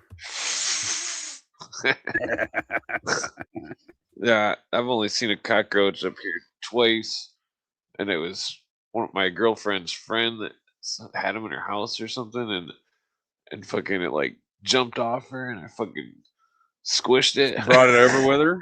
Say, Yeah, it was bitch, like, don't bring no on her coat. cockroaches here, bitch. Yeah, I was like, what the fuck? I mean, not to embarrass the lady, but it was fucked up. And then the second time, the same person came over again, and I'm like sitting at my computer studying or something, and I see one, and it was fucking had a little fucking suitcase thing, and I fucking caught it and fucking smashed it and flushed it down the toilet, and I was like, what the fuck? And then fucking it was the same day that my girlfriend's friend was over, and it was like I was like, you better tell her to. And then she found out that they had cockroaches because a bunch of Mexicans live next a bunch of refugees or some shit. I don't know. That's the I fucking hate bugs. Fuck yeah, dude. Yeah, I killed that spider. Dude, I couldn't sit in the room with that spider the other night when I was on here with you. I'm like, this spider's got to fucking die, dude. Oh yeah, yeah. If you crank up the dehumidifier and you get the air super dry, then lots of bugs can't live in super dry air.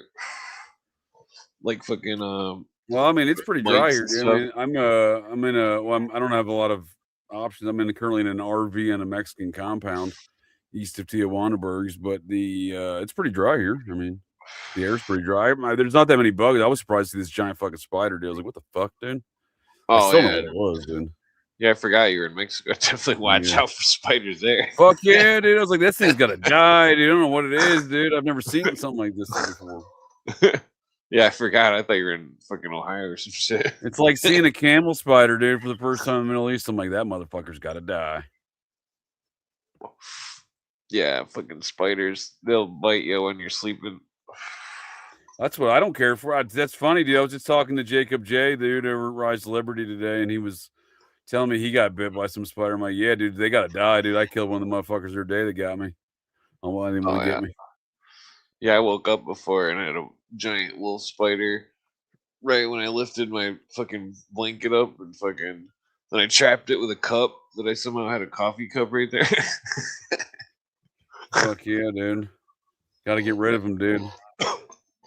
Yeah, me and my friends used to smoke weed under this railroad bridge thing, and like fucking it was like under a river, over a river, and like we seen this fucking this wolf spider that was like super fucking huge. It was like a dinner plate. That's like yeah, dude. That thing's definitely gotta die, dude. Yeah. Yeah, I've heard rumors of well, one of my friends, he used to do this thing where he'd go to the bottom of lakes and ski dive equipment and stuff, and he would take all the old engines and stuff and snowmobiles that fell to the bottom of the lake, and he would take them to the scrapyard and get money for them, you know. Well, that's a pretty good idea. But like him and his friend were doing it in this, not even like a huge lake. It wasn't even a big lake. Fucking he basically, the story that I heard from the dude, he said that he was like in the water and that he seen something that looked like it was 20 feet long, and then he got out of the water as Fucking soon as he lake could. monsters, dude. Yeah, well then he just walked all the way back through people's yards because he wasn't going back in the water. I've swam in that lake before. It's You got that freaked dirty out, huh? lake. Yeah. Yeah. I mean, I've only seen like giant fucking alligator, pike and shit, or gar, stuff like that. I've never seen anything like what he claimed it was like a 20-foot snake thing or something, some kind of 20-foot fish or snake. Dude, I looked for champ for so many summers in Vermont, dude, because my grand folks had a camp on the lake until, I don't know, it's probably right about when I joined the Air Force. They sold it, so I was probably 16. And every summer I go up there, dude. We'd spend a couple days in the lake each week, it's like 25 miles from their house, or so, from the mountains to the lake. And something they'd had for generations in the family there. But no one in my family ever had stories of seeing Champ, and I never saw Champ. I sure should look for him a lot. That's the Loch Ness Monster's cousin that allegedly lives in Lake Champlain there on the border of Vermont, New York. It's like the lakes around here, the whole Midwest. It's all, there's underground connections. That one in the over by Lake Erie, they found ocean jellyfish. Oh, no shit, in Lake Erie, huh? Yeah, like there's lakes in Michigan where the mafia used to dump bodies and shit. Is that where Jimmy Hoff was at? Probably. Right. I mean, they were like 400 feet deep, but in modern times, those lakes are only like 100 feet deep, and like so the lakes somehow fucking, it's like 300 foot of muck, Because my dad told me about it when he said they used to magnet fish or something. Yeah, dude. I mean, I'm open to the idea of quote unquote like kind of lake monster business and these interconnectivity of these waterways. That seems pretty, reasonable to me. The St. Lawrence River feeds into Lake Champlain and shit. So it's, why wouldn't there be some sort of possibly even underground access to the quote unquote Great Lakes? You know what I mean? Oh yeah, I think there's a glacier under there or something. Okay. Dude, the more I look about what might be underneath our feet all the time, we don't ever pay attention to, dude. I feel like there's so much subterranean shit in America. It's unreasonable. Oh yeah. If there's ever any kind of like meteor or something, I'd go straight to the Mammoth Caves. I'm just saying, dude. There's shit, and I'm sure it's not just government. It's probably private industry and private families as well. It seems have just been building shit underground, for the Mormons included. They've just been building shit underground for decades here in this country. And no one, it all gets kind of dispelled with, oh, you believe in deep underground military bases? I'm like, all right, buddy. Well, obviously those exist, and obviously other things exist. I mean, there's like a base. Every mountain you find on the East Coast, there's a secret base inside of it, dude. Yeah. There's one north of Camp David on the Maryland-Pennsylvania line that I assure you no one talks about in conspiracy culture, but there's a base in that mountain. Oh yeah, there's one under that art museum in California. I believe those stories, dude. That's what I'm saying, dude. We're it's the ideas are just to spell like, oh, you believe in underground shit. Oh, I've been in underground tunnels and military bases. I know they exist. You can tell if their security hallway will have a very narrow hallway. So it's underground, or at least. Oh, dude, on Wright-Patterson Air Force Base, you can literally just go down a set of stairs and walk through a door and access the tunnel system. I used to do it. Oh, wow. Yeah, it's not hard. Yeah, I've seen tunnels connected to a 33rd degree Mason's house. They were it's like an antique house.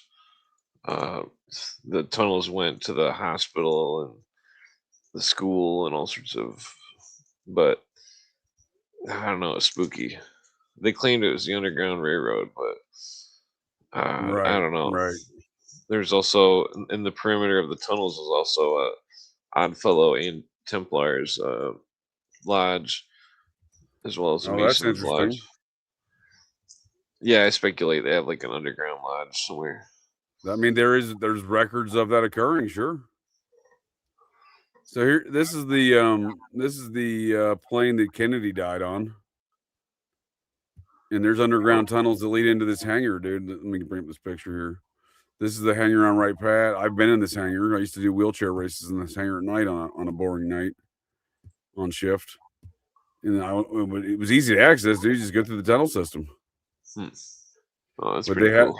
They have Kennedy's. I had a different picture up here, screwing me up here. This picture, Oh, yeah. this big ass hangar, dude. It's the presidential gallery hangar, but they got the main one you see there. That's the one Kennedy. That's the one you see Lyndon Baines Johnson there getting sworn in on, and Kennedy's body getting shifted back to DC. Oh wow, that's pretty fancy. But it's easily accessible, dude, just to a tunnel system in an adjacent building that because I didn't have keys to get in the front door. I just broke into the tunnel system. Oh, how you were working or something? Yeah, dude. I was on. Yeah, it was a boring night, dude. So if I like one night a week, I'd work Area B, which is the training and all the testing facilities, right? That's like where Hangar 4 is. The Hangar 18 alien story, right? That's really Hangar 4. That's all in Area B, dude. And it would be boring nights over there because no one's really over there. Nothing's really open at night. You're just sitting there in case alarms go off. Well, I eventually found out I could get in some tunnel systems, and I found out to get in there, and we started having wheelchair races and gambling and shit, dude. And then it got a little out of control when we had like 12 people in there one time. The alarms went off. And I'm like, all right, we can't be doing this now. It sounds like one of my friends used to do a warehouse security thing or something, and he had like a couch and PlayStation and oh, there's a lot of that, dude. And this is the era of like portable DVD players, I guess, right? Like if you had like folks would bring PlayStations to work if they worked at like a static post, and some of this like if you weren't on patrol and worked at like sitting inside of like the headquarters building, like we'd have some guy sitting inside of there all night by himself. Yeah, they would definitely bring PlayStations and couches and shit, dude. Try to nap it out in those positions. Oh yeah, that's how I try to keep it exciting, dude. On boring nights, I would get some of those guys, rotate some of my guys on static patrols, do some wheelchair races. We would do some training, but after do some training, you gotta have a little bit of fun. Oh yeah, yeah. I probably would have figured out how to get some weed. Well, yeah, there wasn't a lot of that. There's not a strong drug culture in the modern day Air Force. It's not NAM. It's not the NAM drug culture. Oh yeah. Well, Cooper claims that he never seen anybody smoke weed in Vietnam. Yeah, dude. Okay, I don't believe that though. You know what I mean? I've seen videos and stuff. I was about to say there's pictures and videos everywhere of people doing that. It's probably just his people, right? Maybe on his boat, right? They were hiding it from him. Yeah, put it away. Bill's here. Put it away, dude. He's gonna narc us out. Yeah, he's got some pretty interesting stories. I can't remember what the name of that river. I've always enjoyed his stories for sure, dude. Yeah, that's. I've heard some stories. Da Nang or some shit. What river are we talking here? Is this south of Da Nang? I think it's the Wa Dang River. Wa Dangs, dude. Yeah, you could say it's any name that sounds like a Muppet name. It just sounds Vietnamese. Wadang. Yeah, he said in the boat that they would, it would be all dark, and that there would be they would just be floating down the river, just coasting, and that it would just be completely dark, and then all of a sudden it would just be like fucking light up like firecrackers. From the shoreline from the Vietnamese and stuff. Pretty wild stories. Fuck yeah, dude. Pretty wild time, dude. Pretty wild place. Yeah. One of my substitute teachers was a Vietnam vet. He had this story about fucking how he thought it was bugs or something. like, and like then he realized that it was the Vietnamese bullets. Yep, it's never good. Never fun to get shot at. It's seldom fun to shoot at people, but I will admit it's a little fun. Oh. Yeah, dude. I don't know, dude. Bill Cooper's an interesting character, and I think I'm gonna have to relook back into some of those details of his death, because that's one of the weirder deaths too amongst these kind of truth-telling characters such as Bill Cooper. Oh yeah, there's 2 police reports. Yeah, we were talking about it the other night, and I briefly looked back into it, dude, and I got a lot more questions already just off the top of my brain hole about it. Yeah, one of the police reports said that they made the ambulance not save him for like 30 minutes. Seems pretty harsh. Which I think was on purpose. Right, because he's got one leg, dude. He's not really a threat, right? Yeah, plus he was hit like multiple times. Yeah, he's a one-legged man with a cane, dude. Like, in the way they act like about it, he was like Steven Seagal and Under Siege they had to take down. Yeah.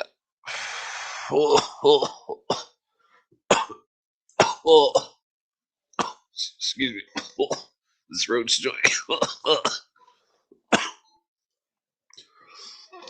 Yeah, it's pretty scary about how, like, because it's like, yeah, it's like they can just do whatever they want and make shit up, right, and not be held accountable, right?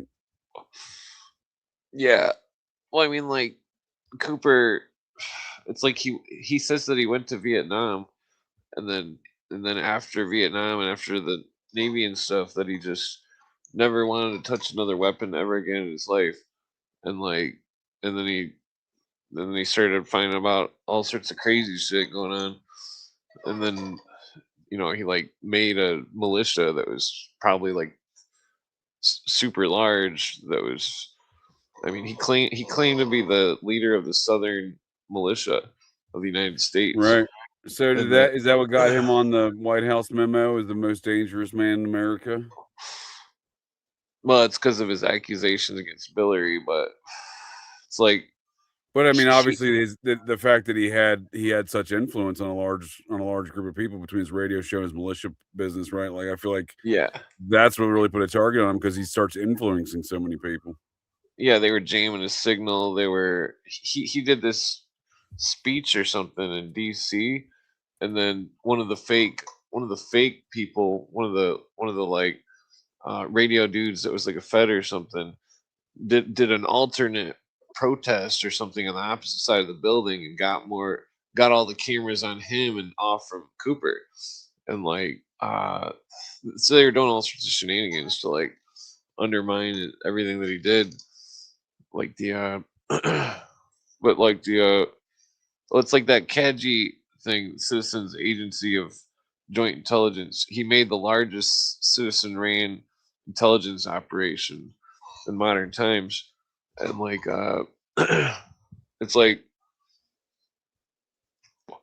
well, I was gonna bring up this weird episode where it's called like Ninja Owls or something. All right. The episode's like a year or 2 before he died, and like he says he was hanging out at home, and that there was like a perimeter breach or something, and that he had a bunch of people there with him and stuff, and like that he said like one of the motion sensor lights went off, and that there was some kind of undercover ninja dude, like some kind of all out paratrooper type thing going on, and the dog almost got him. And then like he said that him and his friends went out to the field or whatever, where there was a bunch of like some kind of military squad that was trying to intercept him or something. And like he says that they were all using owl calls as like an exchange thing so they knew where each other was. And well, that's a tactic. Bird calls in that environment is a tactic amongst special forces for sure. Yeah. Well, then he said that he said that him and his people, they surrounded the people, and then they started doing the same bird calls. And he said everybody got freaked out and they all left. He said he spooked them out because Nice. they may, yeah. Well, that's the other thing. That's the one thing that when you get a highly trained personnel like that, is they're not always willing to make a decision that doesn't fall within their current directives, right? You know what I mean? So then they fall back, regroup. Yeah. But I mean, besides that, it was.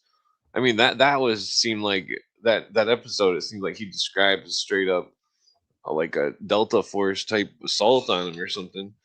Well, that's what I'm saying, dude. The guy was so influential to not just right wingers, to left wingers, to not just to white folks, to black folks. That's what I'm saying. He crossed so many boundaries, Americans. right? Like that's the way I've always kind of looked at him. Is like, because again, the first person to introduce me to his work was a buddy of mine who's a Nation of Islam dude.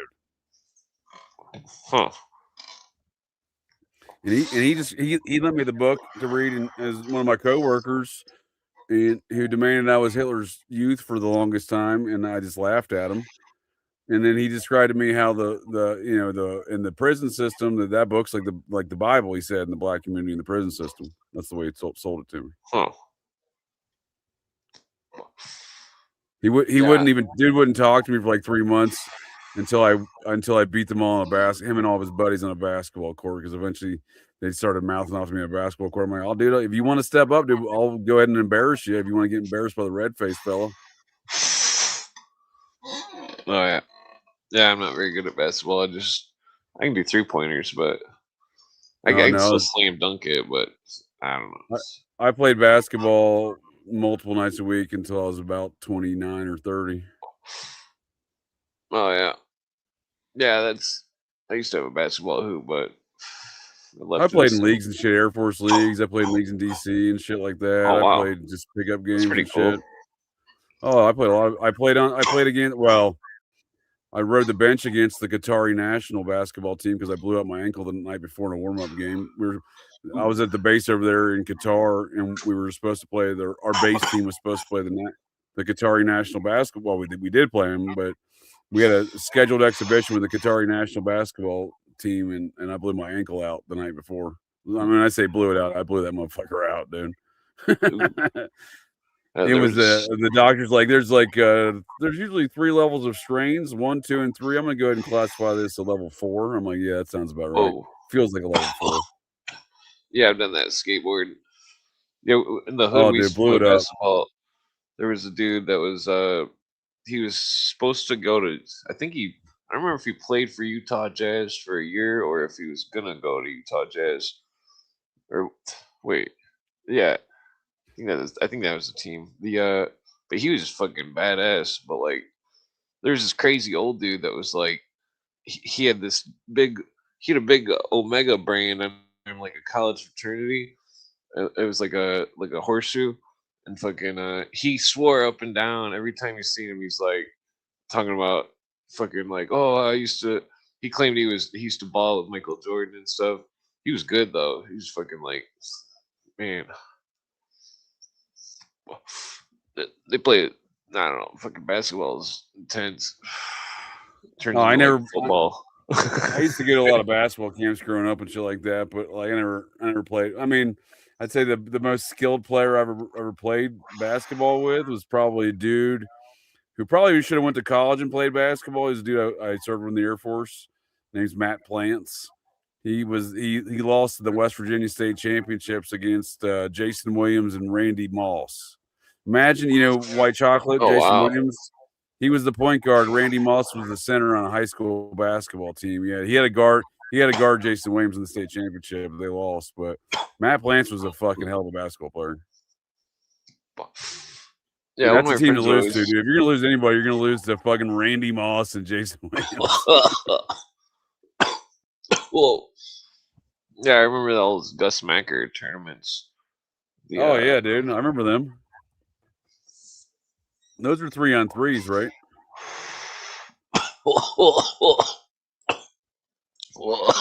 Oh, this rope's joint. Yeah, my friend had all these older sisters that were like these hot farm chicks, kind of. I'd always end up playing basketball. It was always pretty fun. Nice.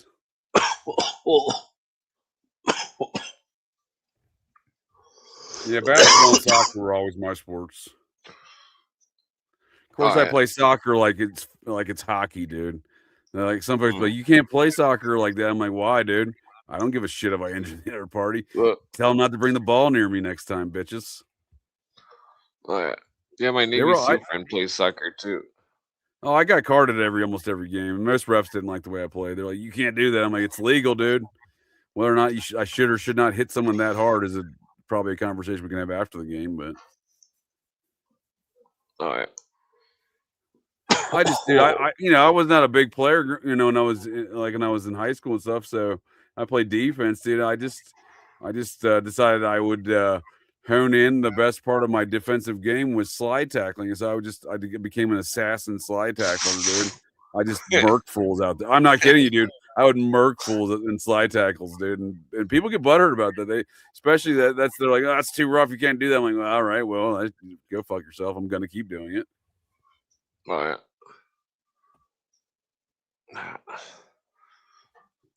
I'm pretty stoned. Probably all the roast joints. Yeah, I used to do a lot of snowmobiling, freaking over the swamps and stuff. It was always really fun. Fucking like, you go over the rivers and stuff. You just gotta hit the water and lean back and like crank the fucking throttle. That was always pretty fun. Oh yeah, dude. I mean, you live in an environment, you get a lot of outdoor summer and winter activities. Yeah, not a lot of outdoors winter activities in and around parts where I was. I mean, Vermont, obviously. I never got into skiing. I was never in Vermont in the summers or winters. I was only there in the summers. When I was a kid, we ice fished a lot. It's ice fishing and deer hunting and stuff. Oh yeah, dude, I've done some ice fishing, dude. I did some ice fishing up on just south of Lake Superior in northern Wisconsin on a lake called Salon Springs Lake, I think is the name of it, or Salon Springs. Oh yeah, it's one of those like kind of like just they have all those little lakes and whatnot up to that area. One of them deals just south of Lake Superior, though, so very northern Wisconsin. It's ice fishing is an interesting experience, man. Yeah, I fell in once. Yeah, I haven't been hunting in like 30 years. Think about it. Freaking! I've never actually hunted animals before. Wait, no, I guess I did go hunting once, like 20 years ago. My friends. I've hunted some humans before, but that's a different story altogether, and that's more of a combat situations. But I've never been into hunting animal. Oh yeah. I don't mind eating it. I eat all sorts of meat. I don't mind that. I've drugged deer out of the woods before. I've done that just because I want to eat some of that deer, but I had no interest in going to kill them necessarily. Yeah, I got nothing. I would. I got nothing against it, I suppose. I've never actually got a deer. I was always too stoned. Nice. Well, yeah. My former father-in-law used to always try to get me to go hunting, dude. They do shotgun and bow hunting in Ohio, and I'm like, well, if you had the big guns, I'd think about it, but I'm not doing that. Oh yeah. Well, my dad would always strategically place me in some spot where I'd flush out the deer for him, and it's like, oh, thanks. Oh, you played that role? Okay, I got you. Yeah, see if you get to eat it, dude. That right? That's what I'm saying. Like when I was stationed in Montana years ago, all my roommates, I live with 4 of my dudes, in this big house there, and they all hunted. And I was like, oh, I want to eat some of that. So I was like, I'll be happy to help drag it out of the woods. I'm not going to go shoot deer with y'all though. Yeah. Yeah, if somebody gave me a deer, I would clean it and eat it. I got no problem with that, dude. I am not against going to kill an animal, dude, but like, a lot of people die. It's not high on my list of heart attacks. Not high on my list of things to do, I'm not. Well, dude, that's because they're fat fucks. They're a bunch of weights to go out hunting and exercising. Oh yeah, this one crazy crackhead in the hood. He had this story he was like, it's crazy because I was like the only white person in the hood that wasn't on drugs besides some crazy fucking ghetto Crack. gangster chick. You want some David Wilcock crack? But like this fucking crackhead dude is like, he's like, oh, he claimed that he was deer hunting and then he fell out of the tree and broke his back, and then he had to fucking hold the tree branches and like slowly get to his car with the tree branches and fucking it's a horrible story. It doesn't sound fun. There's a lot of weird people in the hood. It's like there's this guy that was all burned up, like he didn't have no like mouth or anything, like eyelids and stuff.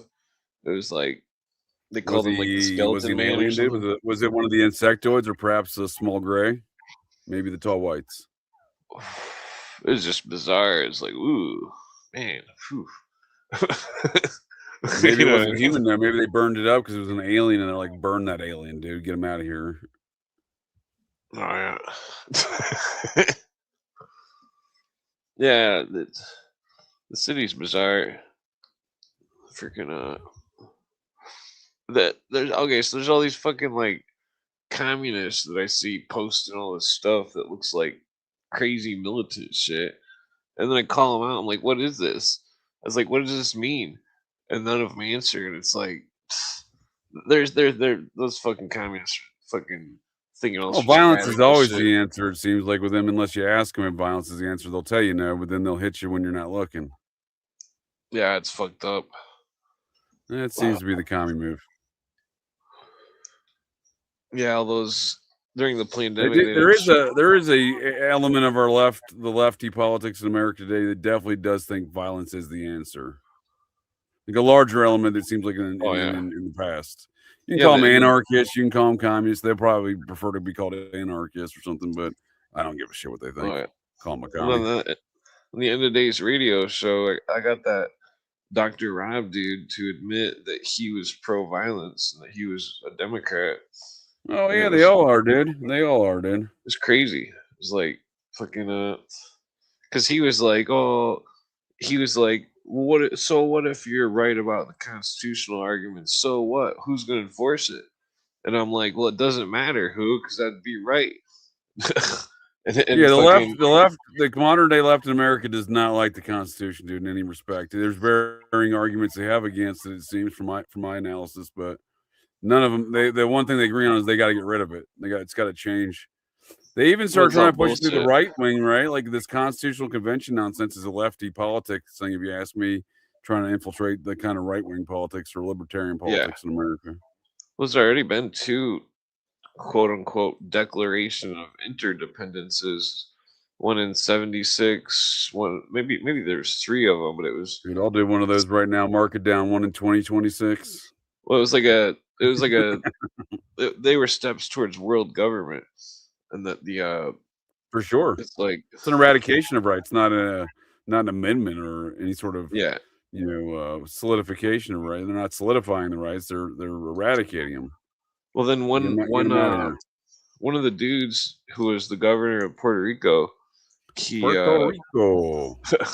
well, he wrote a book called The Coming Constitution, and he wrote that they would take away the Constitution but leave it visually, metaphorically speaking, and then just replace it all with something else at the last minute. And like he was the same guy that made the 60-second trust of Puerto Rico, and that Cooper shows evidence that the 60-second trust made like every fucking acronym agency except for the Bureau. I mean, I've never heard of that. The 67 trust, dude. 60-second trust of Puerto Rico. 60-second trust. Yeah, that same governor fucking but like it's like and Cooper even found more verification through Freedom of Information Acts, where he found that when he was trying to figure out who the directors of the agencies was and all this stuff, he found that they were all had the same person as the head. There was all the same. One of the goals is one of the goals is 33 times 2033.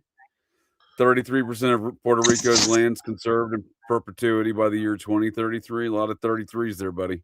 A lot of 33s. Oh yeah, That's in that. I'm reading that trust right now. You're talking about. Yeah, it's straight order Illuminati. It seems that way. Yeah. It's like the what was it again? It's like the director of the IRS. He's 2 steps below general of the UN, and like and I've documented it on this show, and it's like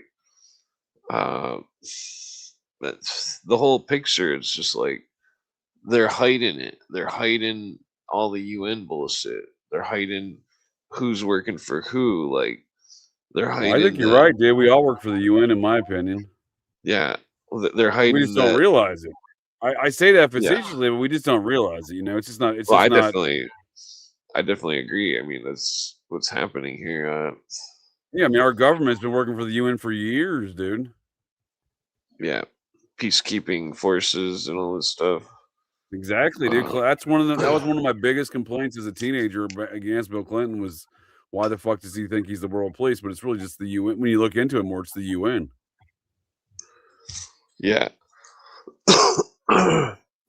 Yeah, the Participation Act, the fucking Article 43. The how was I gonna say something about something about the UN or I was just laughing at Gerald's comment. Market zero. It's a Lebowski reference. Oh yeah. Yeah, like dude, it's amazing how many times I watched that film before I realized that Goodman's character ran soap check security, dude, and which then brings the whole character into frame when he's got his shooter lenses on most of the film. You know, he's making all the Vietnam references. Dude. That character cracks me up, man. Oh yeah, that's a good one. He's a pretty good actor. He's in that Airplane movie I watched recently. Yeah, Goodman's gone. He's gone full blown lefty Looney Tune in recent years, hasn't he? I haven't really kept track of him modern times. I'm pretty sure he's lost about 200 pounds. He's not probably on the Ozempic diet like the most of Hollywood. It's unrecognizable. They're either all demons or they're all on Ozempic, dude. Because everyone looks fucking weird in Hollywood these days. Ain't just John Travolta, dude. Well, everybody looks fucking weird, dude. Yeah, Little Ozempic is that's I'm pretty sure it's derived from what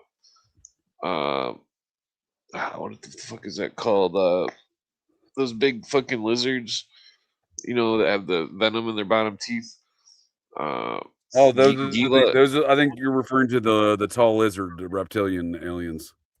The Gila monsters. I'm pretty sure it's Gila monster venom. Right. And it's diluted and it's like eating their fat because it corrodes their bones too. Yeah, dude.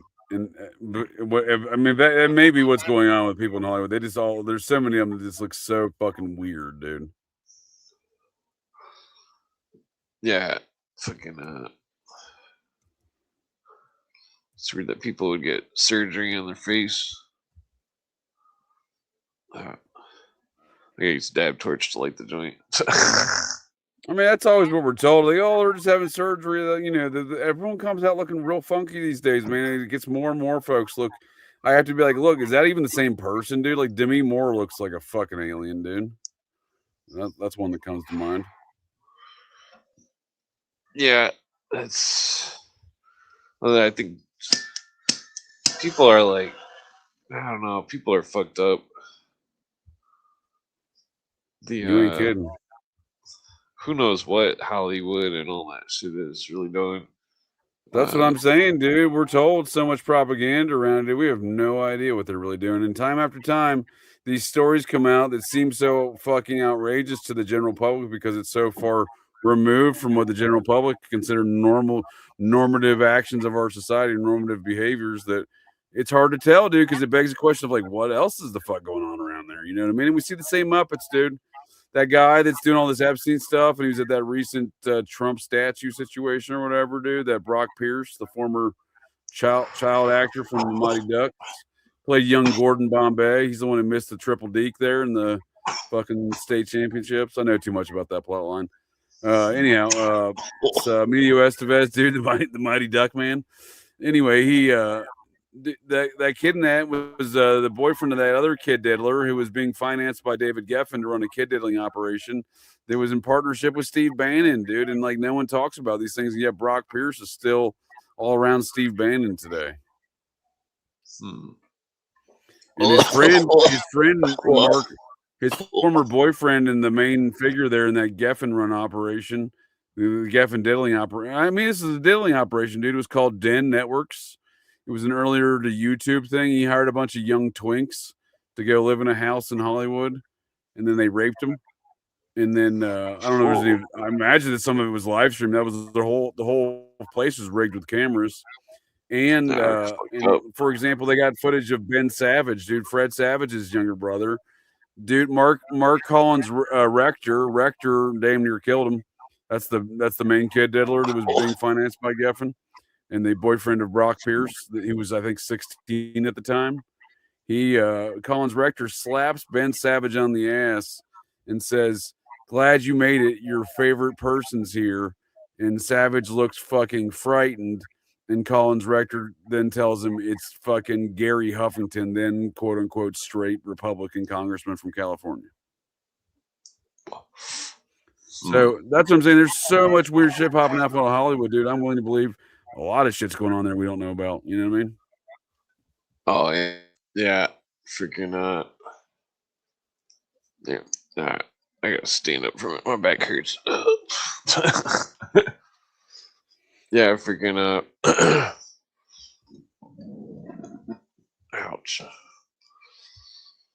Yeah, the whole Richard Gere thing, all these fucking weird actors and stuff. There's a lot of weird stuff going on there. Well, David Geffen's still very much involved in a lot of politics in Hollywood. He's the guy that, and one of the guys that Michael Jackson had beef with him and Tommy Mottola. When they lit Michael's hair on head on fire in that Pepsi commercial, according to Donald Trump, it was intentional. Oh, whoa, that's fucked up. That's when Donald Trump got him an apartment in Trump Tower following that incident. That's when Donald Trump and Michael Jackson apparently became best friends. Shortly, well, I honestly think they met at Area 51. It's Studio 54. They may as well have met at Area 51. I can see that. Right? Michael Jackson's a fucking alien. Yeah. No, he lived next door to Donald Trump in Trump Tower, dude. The building that was designed by Charlie Kirk's dad. You know what I mean? All these Muppets know each other. Fuck yeah, Charlie weird, Kirk's dad was rich. Yeah, well, he's a retired architect. He designed Trump Tower. They're Trump's main property there on Fifth Avenue, Manhattan. Yeah, Area 51 makes the most sense. Yeah, dude, Barney Frank, dude, what a diddler, dude. He had the audacity. He died today, thank God. He had the audacity to go in the Congress floor and threaten other members of Congress that he would release their names if he gets brought down for running a Epstein-style sex fucking blackmail operation out of a brownstone townhouse there in the swanky northwest regions of Georgetown, Washington, D.C. I think that was 1986 or 87. It was just before the Franklin scandal. And that dude's a Muppet in the third, dude. His boyfriend ran all those Fannie Mae and Fannie Mac shit. And he sat on the banking committee for the Senate, dude, and handed them all them hundreds of millions of dollars in the aftermath of the housing collapse that they fucking call those Muppets caused. Yeah. I mean, what you know, and can say nothing to him because he's a gay man. Like, you can't say that. It's Barney Frank's boyfriend. Well, all right. Well, that's funny because they're robbing hundreds of millions of dollars of tax money on something they caused, and no one can question it in DC because it's his boyfriend. I'm like, y'all can go fuck yourselves. Yeah, they built some kind of. Well, I think the whole PC stuff is brainwashing. I mean, they brainwashed everybody. For sure. Man, this fucking roach joint is really hard. Perhaps you should try regular pot as opposed to the roach pot. Well, it's a Helps me get rid of all my roaches. I see you're on a campaign for that. Yeah, dude. You're dedicated. Yeah, usually I just fucking roll up into some kind of giant joint. That's what Elvis has got there. He's got himself some Maui Wowie rolled up there in that cigar. Oh yeah. Yeah. I got some blunt wraps, but fucking tobacco's kind of I'd rather just smoke a cigarette. Yeah.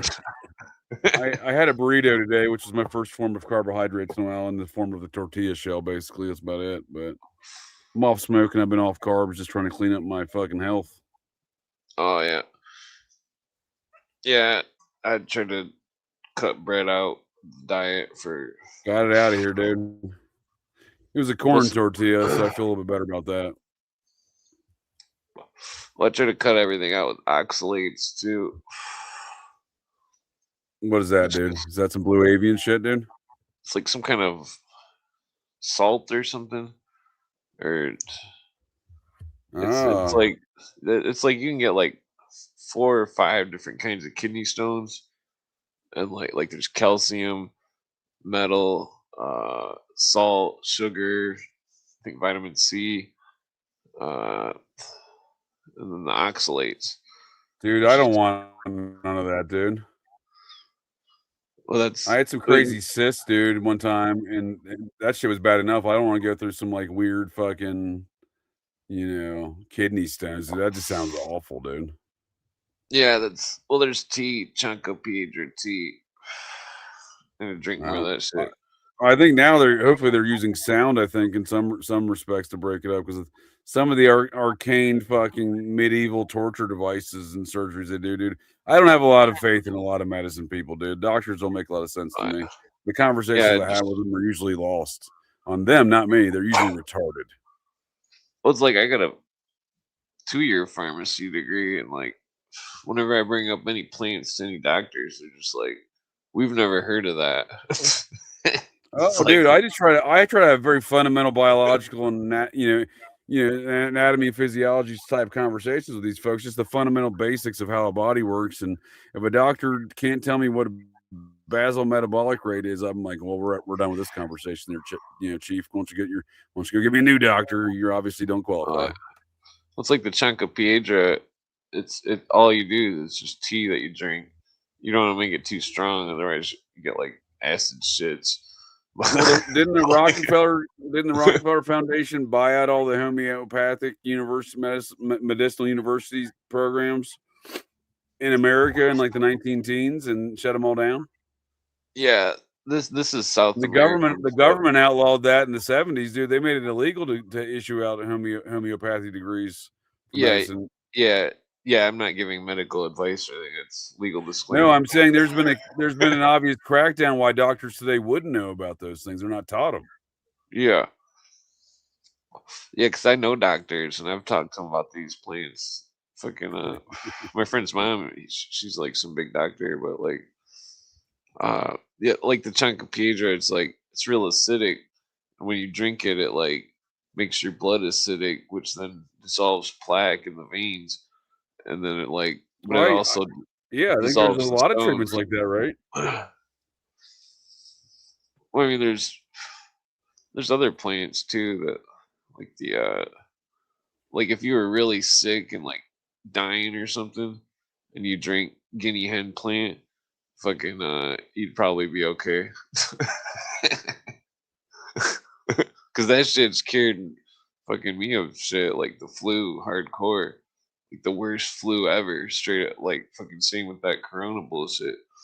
Fucking that shit. It's like I was sick for 6 months before that thing even started. I'm like, what the fuck is going on?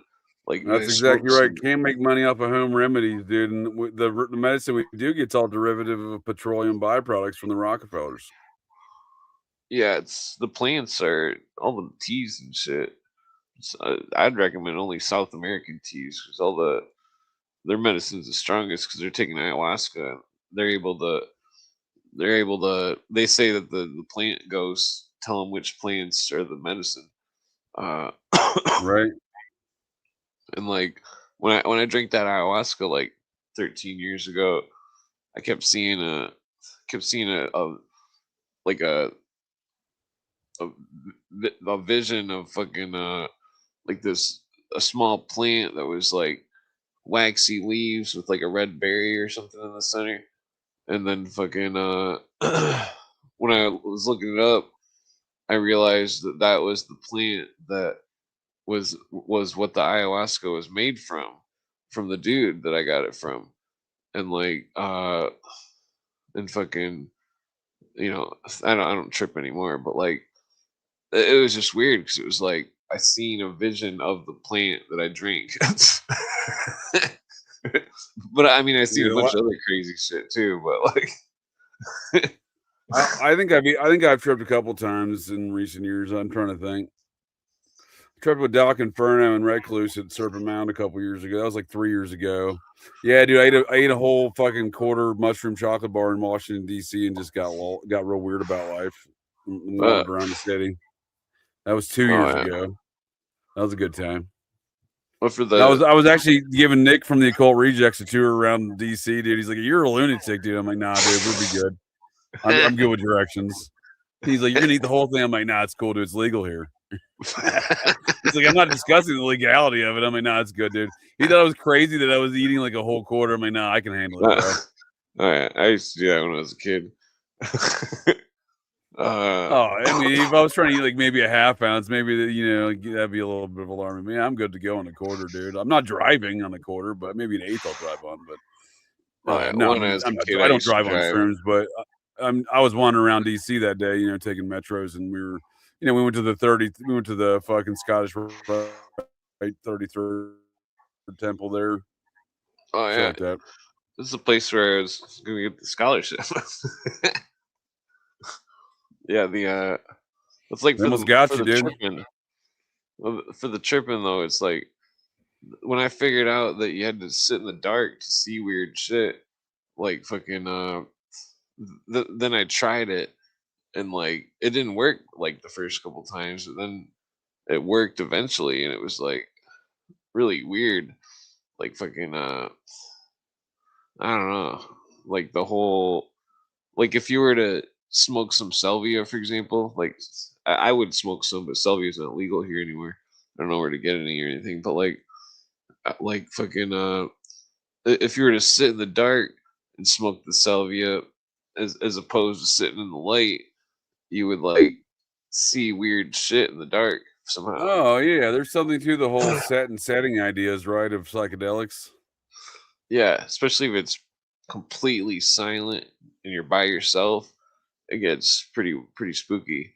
I've done that plenty of times, especially times where like I really wish I didn't take so many drugs. I could sleep right now. Oh yeah, like you know what I mean? The kaleidoscope stuff. Oh, dude, like especially whenever I've taken acid, dude, like it takes me forever to fall asleep. Mushrooms, not so much. Yeah, I used to trip a lot when I was a teenager.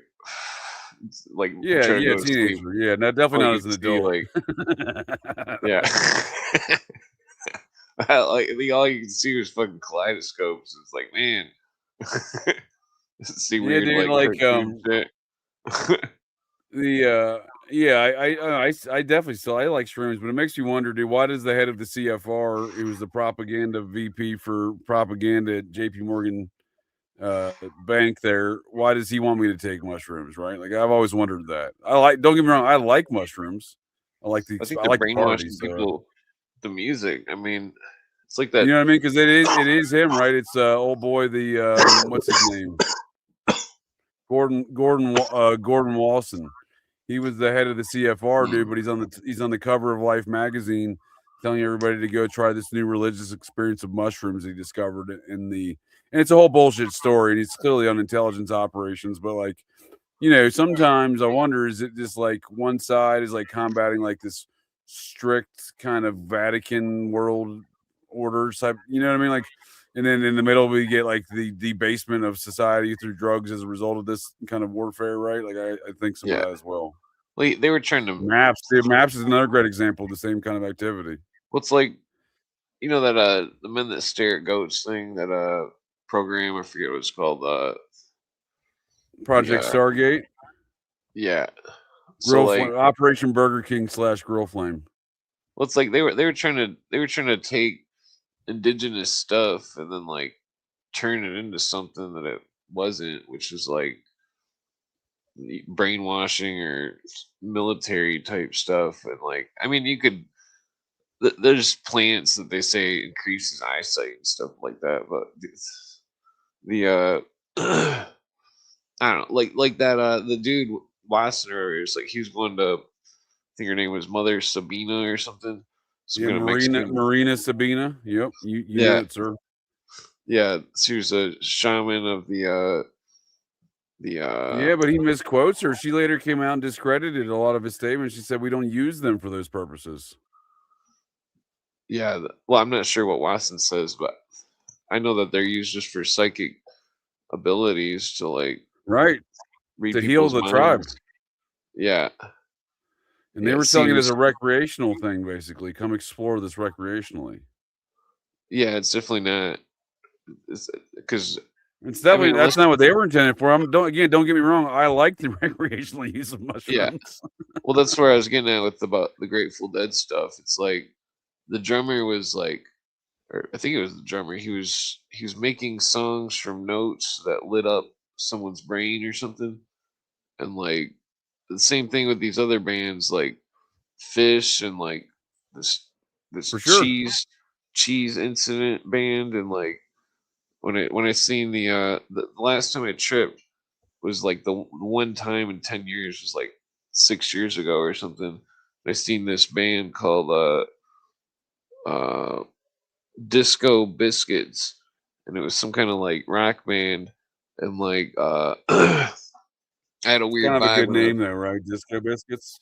Kind Yeah, of a it good was, name. it was a decent band. I mean, but like it was weird. I got a weird vibe that they were like in the military or something. Like when I was tripping. I think all I'm like, music is, dude. I honestly do. I don't know what music is not controlled as part of some operation. Really, dude. If it's got money behind it, it's got some spooks behind it. If you ask me. yeah, because it definitely seemed like, because I just couldn't get over it. It was like I just kept getting that vibe off the band. It was like, and then the words of the song, it seemed like some kind of communist type revolutionary mindset stuff. And it's like, Well, yeah, we have evidence of that. The CIA used that band Scorpions, right, to fight communism in Germany or whatever, right? huh. Well, that's Didn't they weird. finance that band? Am I making that? Am I making that? I might be making that up. I'm pretty sure that Wind of Change or whatever was is a confirmed CIA operation to upset communism over there in Western Germany.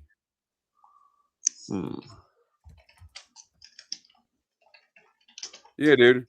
It says, yeah, Wind of Change. Yeah. The U.S. Central Intelligence Agency secretly wrote the band's iconic 1990 Cold War power ballad, Wind of Change. You know Yeah. the jam, dude. If Todd was here, he'd be singing it for us. Yeah. I don't think that's an outlier incident, though. You know what I mean? Yeah, I definitely don't think so. I think that's probably more of the standard as opposed to the exception. Well, it's like these hippie people and these it's like, okay, so back in like 2008 I was still cool, kind of, or I've never really been cool, but I mean I knew what I was think you're going cool, on with dude. You're cool in my book, music. friend. So people who don't think I'm cool, there's a lot of things I'm sure in their life I don't think they're cool, so they can go fuck Well, I themselves. mean, Like our channel. Well, I mean, we don't want to be cool in the way that I'm talking about with these hippie groups that are like, That's what I'm saying, dude. brainwashed or It's something. such a subjective term, dude. I know our channel doesn't think either one of us is cool, but he can go fuck himself. I think we're both awesome. I think Elvis Presley smoking some Maui Wowie is awesome. Oh yeah. Well, I think that I think one the time- disembodied Blue Avian spirit of David Wilcock is awesome. I think that commenter that was being aggressive was Lee's wife, because like, Is that who that was? I'm like, where? How all of a sudden are we like, how everyone's abandoning their children on the panel? I don't think Jonah has children. Not that I'm Yeah, aware. Not that he's ever told me about. Yeah, it's definitely. I think it was Lee's wife because they're like, it's not Lee. But like say, Lee. how are we criminals, dude? You know what I mean? Well, it's like Lee was on the. I'll be the last- first to admit my son's a garbage can, dude, but that's in his blood, dude. That's not so much my fault. I mean, I did raise him, but he's in his blood. Oh yeah.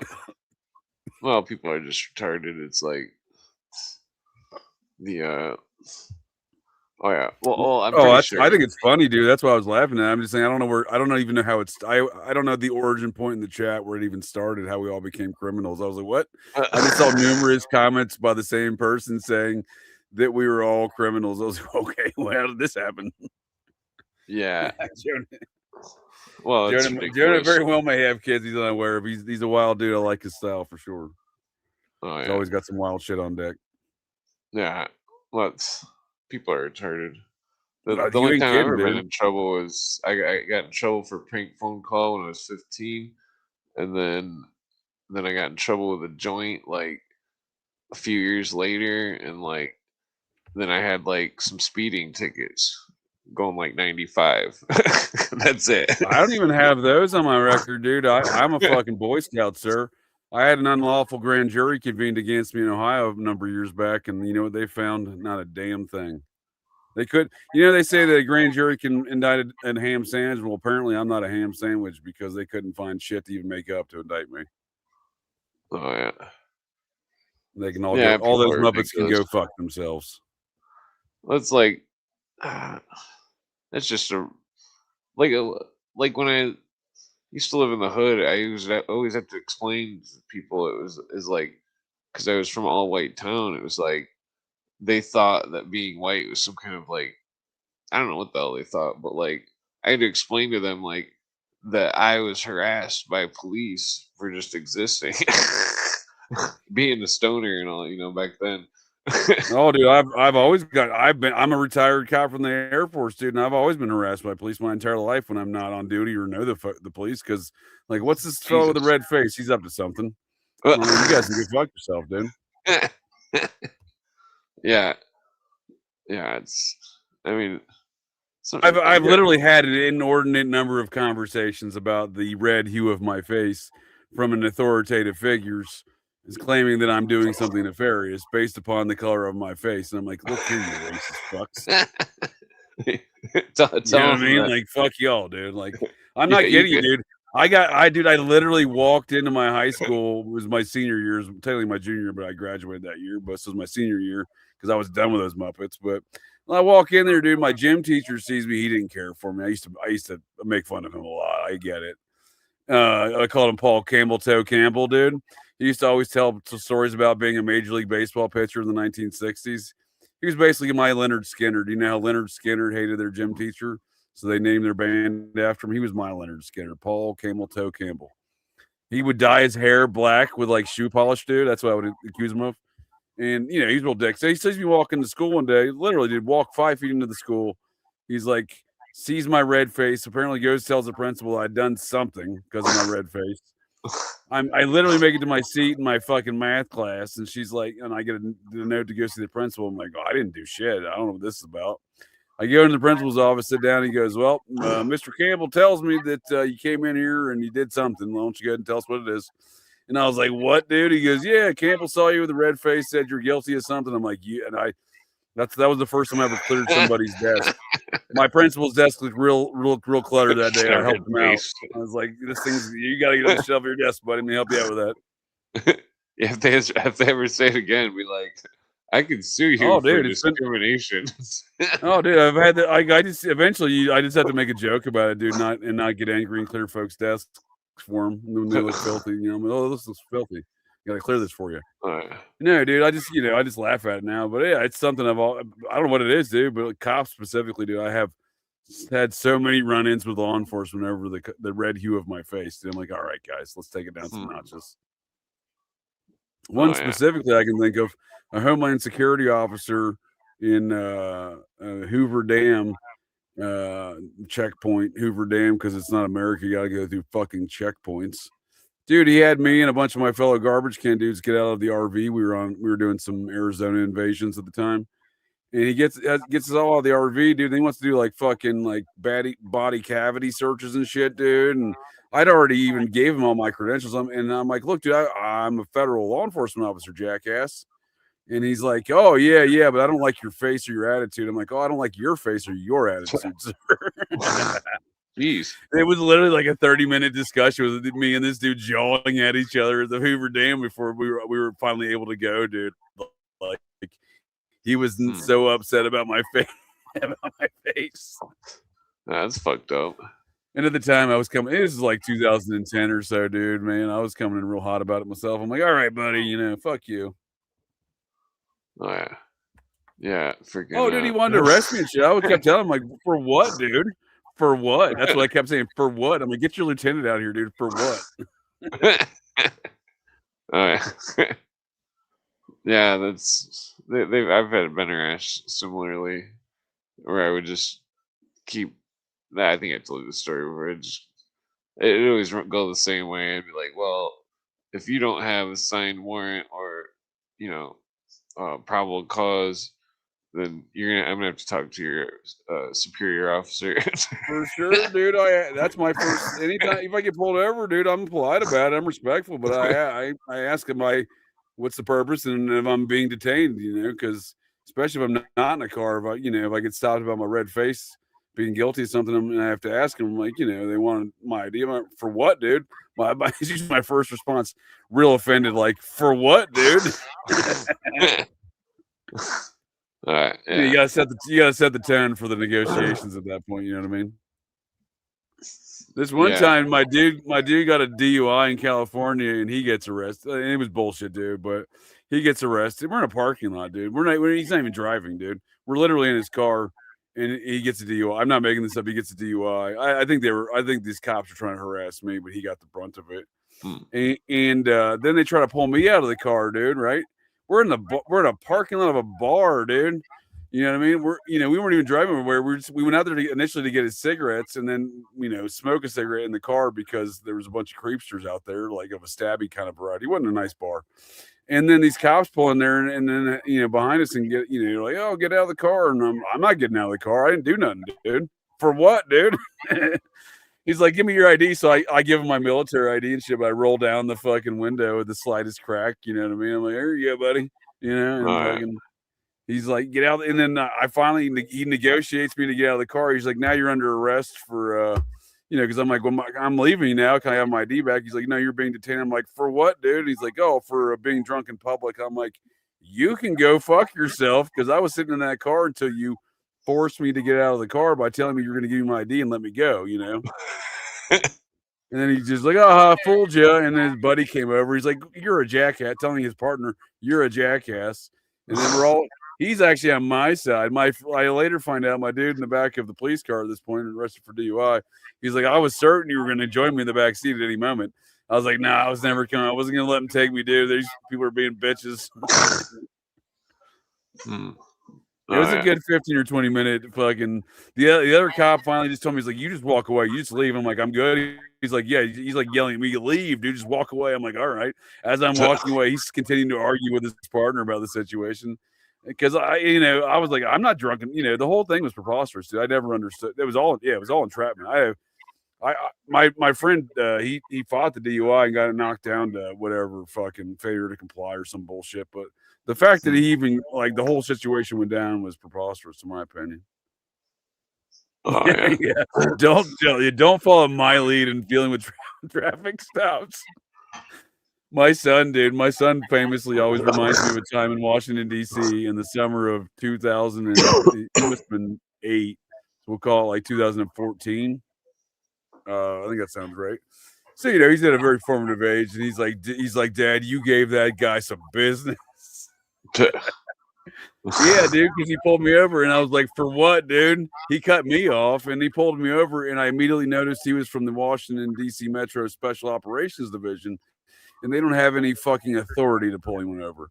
So I immediately said, for what, dude? You have no authority. I'm like, get your lieutenant out here. He's like, give me your ID. I'm like, get your lieutenant. And then I started just giving him a dissertation on how he had no legal authority, and then he just walked. I'm like, that's all right, buddy. Walk away. Walk away. My Oh, yeah. son and my ex-wife were in the car. My son reminds me of this day. He's like, I'm like, yeah, dude, don't talk to cops like that. That's a horrible Oh, yeah. fucking example. Yeah, that's well. I mean, as long as you're polite and stuff.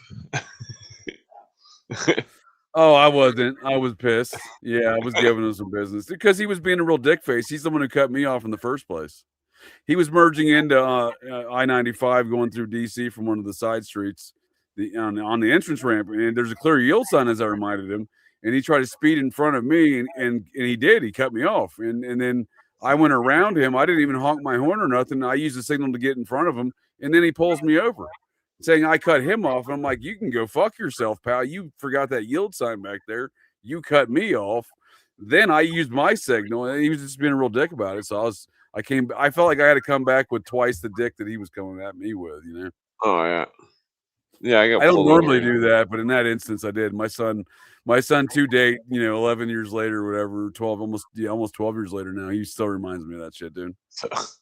Right. I tell him, like, yeah, don't talk to cops like that when you get pulled over, buddy. Do me a favor, don't do that. Yeah. I got no tolerance for unethical law enforcement. I never have. So again, the guy, and once I saw his badge, I was like, fuck you, dude. You don't even have the authority to pull folks over. You're in Special Operations Division. Oh, yeah. Yeah, it's like a city cop should pull somebody over. It's like a traffic cop trying to pull you over. Dude, they serve one purpose, the Special Operations Division, and they do all the police and traffic details for Secret Service. He's like, well, how do you know that? I'm like, here's my military. Do you know you can't have it? You also go fuck yourself, is what I told him, because I immediately found, him to be somebody who was trying to bully a civilian, right? And he found out that I wasn't. So again, I got a little over the top with it, especially when I kept telling him. And my son's like, he's like, yeah, Dad, but you kept telling him to walk away. And I'm like, yeah, that's right. I told him to walk away. Keep walking away. Yeah. I told him to get his lieutenant out there first. He wasn't having it. So, eventually I was done with him. I told him to walk away. He gave me a real funky look, stood there for about 5 seconds, and he started walking away, took a couple steps, looked back, and I dropped another. I haven't even buckled, dude. I'm in my fucking rental car. I take my family on a business trip vacation to DC. We went to like the beach and shit while we were out there. But yeah, I just kept on walking away. When my son recounts it to me, I replay it in my brain home. I'm like, yeah, dude, don't do those things. But yeah, it was necessary at the time because the guy thought he was definitely over the line. He was abusing his power. I just didn't appreciate it. Oh yeah. Yeah. Calmer than you were. I wasn't that calm that day. I can tell you that much. I was fired up. I was like, fuck this guy. All right. I got to take a leak real quick. I put on a clip or something where you dude. Yeah, I got to too, dude. Hit that jam, DJ. I'll be right back. Let's see here. Okay. Here we go.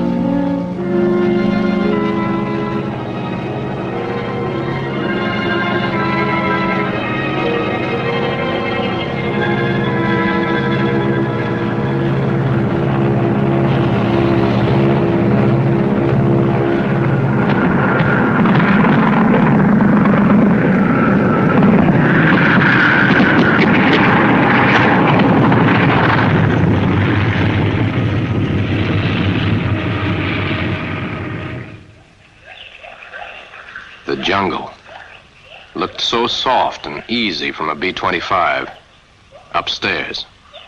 But now, downstairs, the jungle looks very different. And there's a 5-man crew in it, somewhere.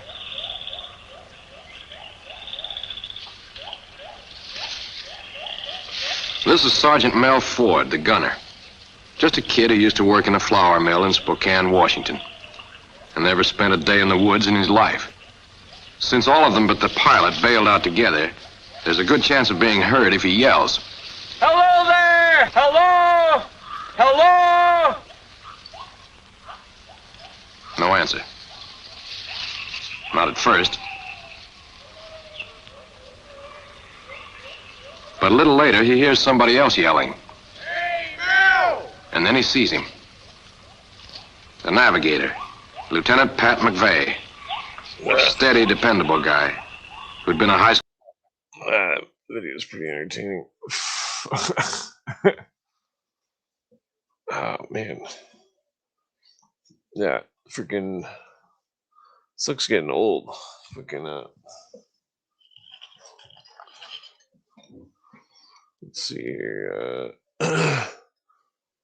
Yeah, let's see here.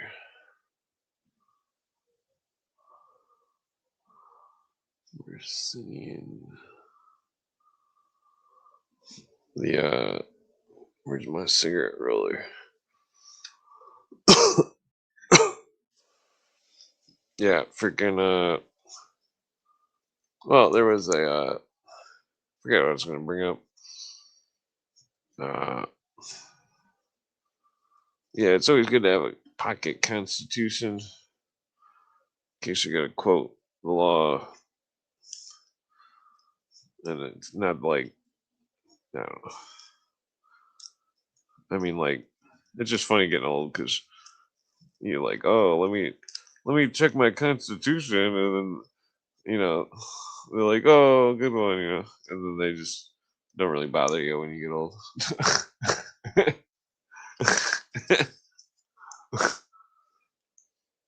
Nah, I don't know. What was I gonna say? Yeah, I'm just rolling a cigarette here. Yeah, it's like the Fourth Amendment. Technically, they can't even run your plate unless there's probable cause or signed warrant. Because the Fourth Amendment, it's all these Marxists don't understand. They don't get that it's like there's supposed to be rights, and that people are, you know, they're just totally unaware of this.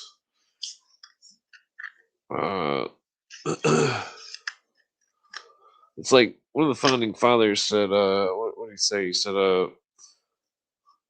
he said, I'd rather have dangerous freedom than enslaved peace, or something. No, that's not how it went. Something like that. Dangerous freedom. I'd rather have dangerous freedom than peaceful slavery, I think is what he said. Or that paraphrased.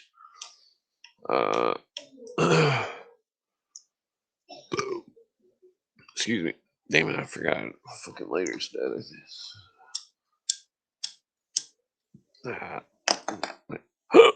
I got the dab torch. Yeah, you want to read the complete collection of Thomas Paine. It's definitely a good book. I mean, it's multiple books, but yeah, I mean, I still need to get that Dennis Cuddy book, Secret Nazi Plan. It's like Dennis Cuddy, he's got some pretty in-depth research. He is a PhD in history. What was I gonna say? He's actually a guest on Cooper's show. I forget what episode, but I was gonna play a clip of it one of these nights. But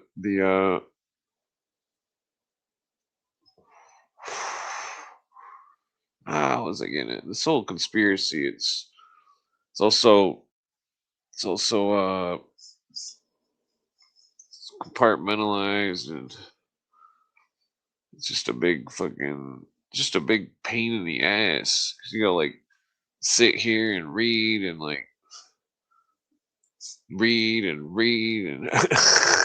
I mean, the fucking reading just doesn't stop. It's like, man, I mean, you could use AI, but do you trust AI? I mean, use it sometimes, but like, I still go and look it up in the books just to double check to make sure there's not a misquote. 'Cause fucking no hope for the widow's son.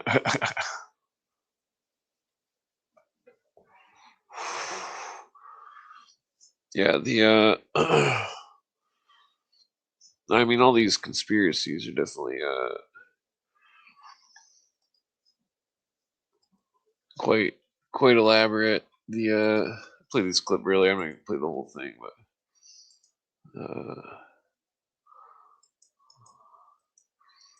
Lucifer, what is your problem? Just pure and virtuous and wholesome and innocent. How can you say anything bad about me? Sir, you need to be born again.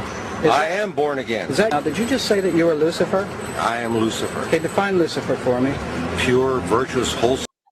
Okay, so that's a 32nd degree Shriner saying that he's Lucifer. There's I've gotten a Mason to admit it in real life before. Not that he was Lucifer, that he believed that Lucifer was Jesus, and there's a lot of kooky religions going on.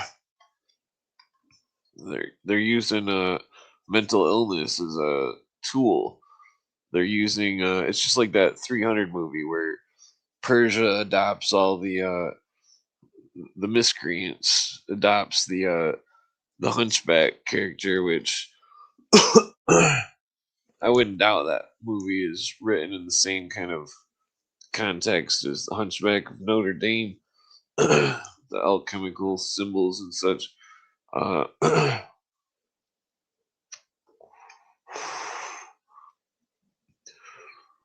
But it's like I don't know.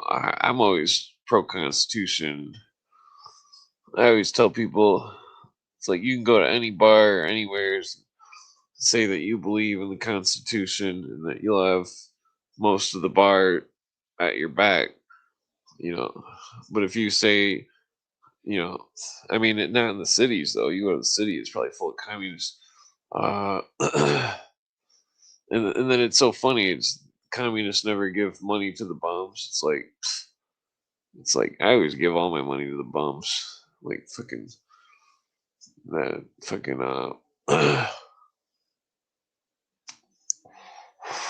like all of it, but I always buy him a cappuccino or something. Give him like $20. Fucking bum money, dude. Yeah, it's just ironic. The communists never give money to the bums at the concerts, but I'm always smoking weed with them. Well, yeah.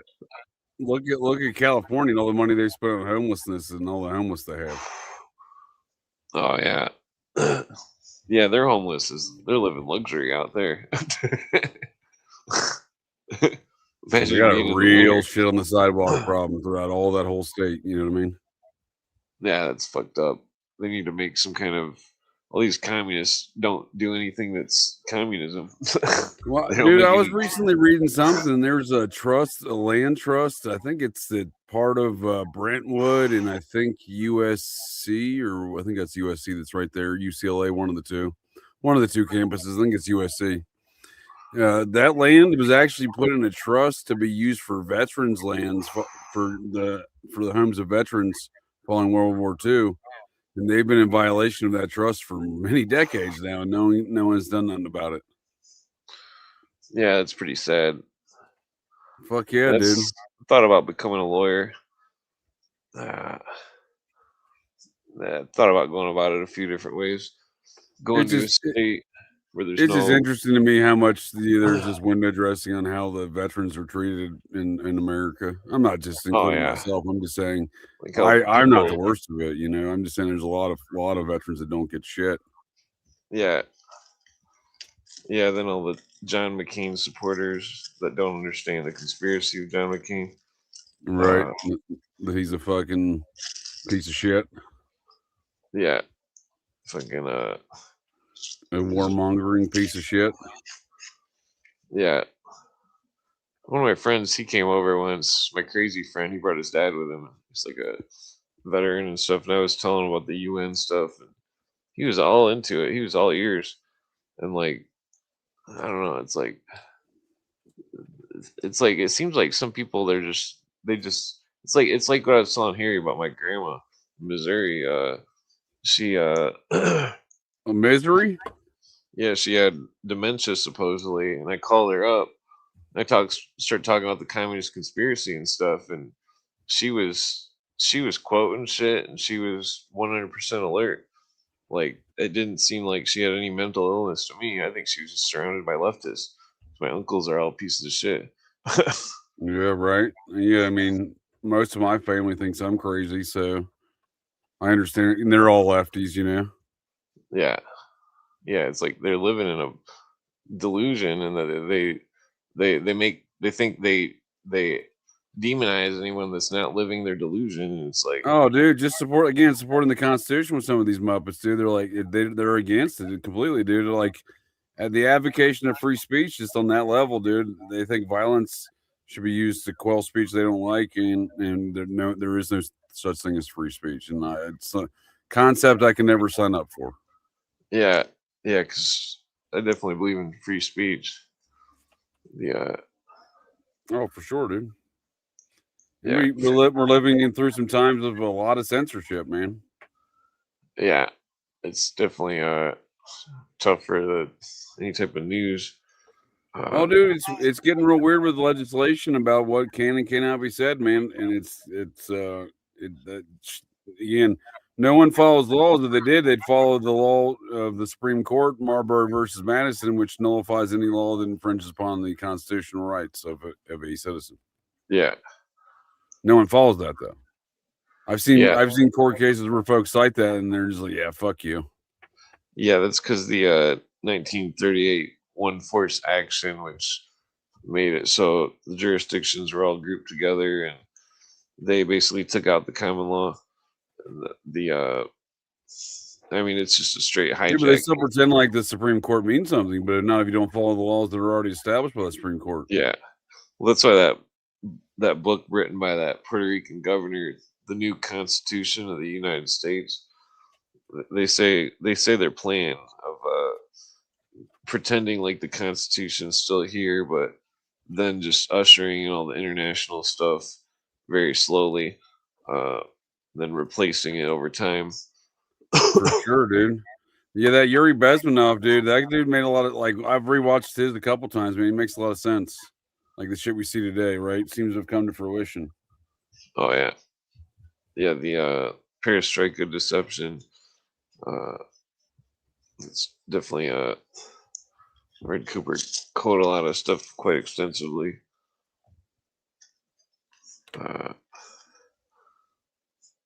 Dude, for sure. Because the communists had 100-year war where it was a mind war, and that they no longer believed in certain types of violence like war, but they only believed in they believed in brainwashing everybody gradually, and fucking you can see it because if you tell someone that there's communism happening, they're like, oh, that's not the right kind of communism. It's like, right. Everyone wants to have a battle in semantics about it. Well, it's still authoritative bullshit that folks try to implement as far as laws in which to legislate against others. Yeah. There's no constitutional delegation of authority. No, again, most of these laws infringe upon constitutional rights. So, like the Supreme Court's already decided, what was it, 1803, dude? That's what I'm saying. It feels like the Supreme Court's only used in which to infringe further upon folks' rights. Yeah, there was the Erie versus Pennsylvania case where some dude was I'm out of papers. That's that's a fucking national emergency right there, buddy. Some dude was he was on a federal train or something, and he got hit in the head, Oh, and then he oh, there's some papers. But he was trying to sue the government or something, and like Well, that's the other thing. Yeah, you can't really, right? well they backfired it on him, and that they said that I mean, to put it in layman terms, basically, it's like they said they said that that he was a federal citizen, or it said that there was a dual citizenship of a state and federal citizen, and that since he was under the dual citizen, or damn it, I'm wording it way off, but that's part of The National Muppet Act of 1817. Sure. We may as well just call it that. That's what it sounds like it is. I mean, the idea that you have a government that has immunity, dude. You have to there's such limited circumstances that exist in which the government can be held accountable for anything. And generally, it's the government. You still have to go through the government to ask them if they can be sued to be held accountable. So it's it's already fucked. Yeah.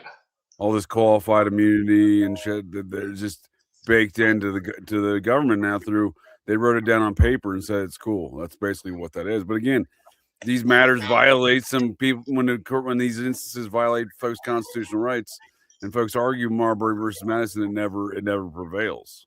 Yeah.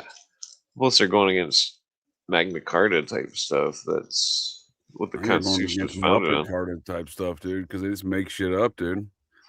Yeah. There was a case out of Colorado in a Supreme Court decision, I think circa 1998, that they just wrote it on paper that police no longer have a duty to protect citizens. Yeah. Well, like they just wrote it on paper though. Like, why even have the police then?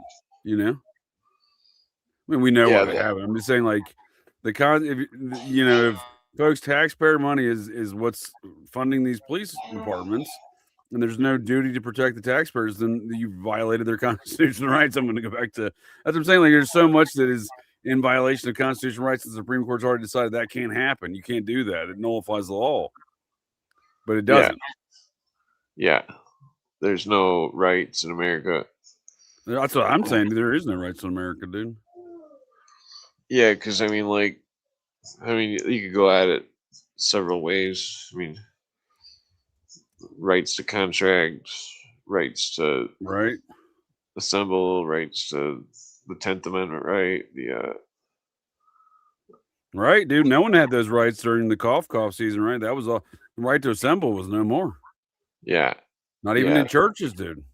Yeah, I pointed out to all my religious friends, and they were like, "Oh, we got to follow the rules." It's like, which rules though? That we have rules already. That's what I'm saying, dude. Like in communists love and these authoritative lefty politics love new rules. Like, oh, we got to have additional laws against murder. No, bitch, we got laws against murder already. We don't need additional laws.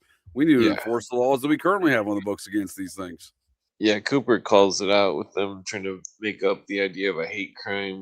It's like a crime is still a crime. It's, it's that all sorts of stuff like that, where they can just classify anything they want as some kind of crazy shit. Like how they classify the stupid clowns in Detroit as some kind of gang or something, which is ridiculous. Yeah, like the media, every time there's a black teen or something, or young black man, teen robs, somebody, teen murders somebody. Like, all right, well, it's a black kid. You know what I mean? Yeah. Otherwise, they say white man. They just call him a teen. Yeah, dude. Well, there's one thing. If you look up a lot of these folks in prisons and stuff, and the criminal system, they're listed incorrectly with their races, dude. In which I think that's done intentionally, in which to then skew the numbers. Yeah, that's what I was going to bring up. Even the jails and stuff. Yeah, well, that's the digital. That's the digital age of this information, where they can be like, "Oh no, that's a white man. It's an Asian guy, or it's a black guy. It's an Ecuadorian guy. No, it's a white man." Yeah, they're swaying the statistics. Big time, dude. Big time. Yeah. Again, that's why I'm always against any additional laws, because no laws that we currently have on the books they ever get followed, dude. Yeah, like the 1954 Communist Control Act. Which Nobody's one did I allowed. refresh my brain hole, sir? What does that do? Nobody's allowed to run as a communist in the United States for any office. Right. We've got a lot of that. Yeah, if you were to lawyer it up and define communism by the words for the communists, like Lenin, Stalin, and Marx, communism is socialism and is democracy. Oh, well, that lady in L.A., that Karen Bass lady, she's a registered fucking Cuban agent, fucking terrorist Democrat lady, socialist lady, Democrat socialist, like registered and shit. That's what I'm saying. You make. That's what I was thinking. You're making a good point. That, yeah, we have people in office. I mean, like, how can you have dual citizenship? I don't care of what nation and hold office in any nation, right? Yeah, that goes against the original 13th Amendment. That's what I'm saying, dude. That's what we have laws for these things. We just don't follow them. Yeah, they took that 13th Amendment out of the books, said that no one could be in office who had any titles of nobility from a foreign nation. Yeah, and why did they advocate that at that point in time? Some other muppet was trying to get into office who didn't qualify, right? Yeah. Yeah, they were trying to put a bunch of British imperialists in. For sure, dude. Subvert the liberties of America. That's always been the crown's goal. The crown consists of the Church of England and the Vatican. Yeah. Well, plus the English Freemasonry that seems to run New York. Oh, I'm sure they thrive within that system for sure. But they've whenever I refer to the crown, I don't refer to just the Vatican. I refer to the Church of England and the muppet they got in charge, right? Which, it's funny, dude. In addition to the Australian flags, dude, King Charles bowed to fucking Donald Trump. It's weird, dude. It's weird. Huh. Yeah, that is weird. Right? Especially after you just got insulted with the flag situation. Then you're going to go bow to the guy? All right. That's interesting, man. Yeah, I wonder if it has to do with the British American Union. I think it has to do with a lot of this shift in a lot of politics, dude. I really do. Right, wrong, or indifferent, whatever the end game is there, but it's shifting, who's doing what, who's jamming what up each other's buttholes, Oh, yeah. Yeah, they got to change that from time to time. It's weird, like, the whole house, the orange thing, it's something I only came across recently, the Orange Society and the William III. It does. Gerald Hall's right. It does seem very NATO related. The U.S. just pulled out 25% of the forces in Germany overnight the other day without warning to NATO, apparently. Oh, that's interesting. Yeah, I thought so too. They've been there since the World War II. Yeah. Yeah, it makes you wonder about world government, why it's milking us dry just to feed everybody else. I mean, I don't know, it's just fucked up. I mean, you have to admit something's going on even in the Britain politics when Prince, the Prince formerly known as Andrew, loses his fucking status. You know what I mean? Like that's a major shift in politics there. They also recently got rid of all the ancestral hereditary lord positions in the House of Parliament. Oh yeah, well, maybe that's the Orange Society. Candace Owens' husband will never be a lord now. He's like his father within Parliament. She's married to a lord there. Yeah, the Orange Society vowed to make sure they had like a war with Stuarts. I'm pretty sure that Charles is related to Stuarts. Is he a Stuart? I'm not sure. I have to get back to you. I forget the exact lineage of the Mountbatten Windsors. Yeah, they're definitely all related. I mean, well, fuck yeah, they're not even, according to one of those Bavarian families, they're not even the fucking rightful heirs to the throne of England in Scotland and Wales and Ireland. Yeah. The House of Wittelsbach, dude. They claim to be the rightful heirs to King James' throne. They're the descendants of King James. Huh. They fought in the Jacobite Wars. Oh yeah. The 30 Years' War. Or that was a different one, or 30 years? The Jacobites wars, that means various conflicts. That the Protestant wars, basically, right? Because you also had simultaneously, well, not really recognized as the same. You have the Huguenot wars against the Catholics in France. Yeah. Yeah. It was funny because I'm related to the crown through Scotland and through Germany. Well, the House of Orange, you were saying is that the Dutch family? The House of what? Orange. Oh, that's William III of England. Yeah, that's part of the Dutch royals now, right? I'm not sure, actually. Yeah, I'm not either. I feel like there's just like the first cousin of Charles and Andrew there is the king of fucking Spain or whatever, right? Or Portugal, one of the two. Yeah. Yeah, the 30 Years' War was in the 60s. Yeah, the House of Orange Nassau is the royal house of the Netherlands. Yeah, William III of Orange, but they're the current royal family of the Dutch Republic there. Yeah. Yeah. Yeah, what was it makes you wonder about the whole. Yeah, they are all related. I mean, again, they're interrelated for sure, and they definitely have wars, right, against their families, right? It's family feuds. Yeah, I think that's why they took out Russia's royal family. Oh, for sure, dude, for sure. And Trump's definitely cousins with Charles. I think they're like 17th cousins or something like that, maybe 19th cousins. Here we go, 15th cousins. Oh yeah. Their shared ancestor is the 3rd Earl of Lennox, the great grandson of King James II of Scotland. Huh. I don't think that's their only shared ancestry, but that is at least one of them. The 3rd Earl of Lennox. King James. That's weird. That was the demonology. What's that? That's the demonology, dude. I think that's the Stuart line, I believe. I'm assuming, right? You were asking if King Charles is a Stuart, I think, or somebody was. I think this is the Stuart line. Yeah. Yeah. Yeah, this is the Stuart line. David of Scotland, Earl of Huntingdon. Yep. Yeah. The original crown was before 1066. Yeah, so their shared ancestor is the great grandson of Mary, Queen of Scots. Oh, that's interesting. Right? That's the Stuart line now. Yeah. Cecil Rhodes related, probably. I think so. That's what I'm saying, dude. It's all one big family tree when you start mapping it out, dude. All these Muppets know each other. Yeah.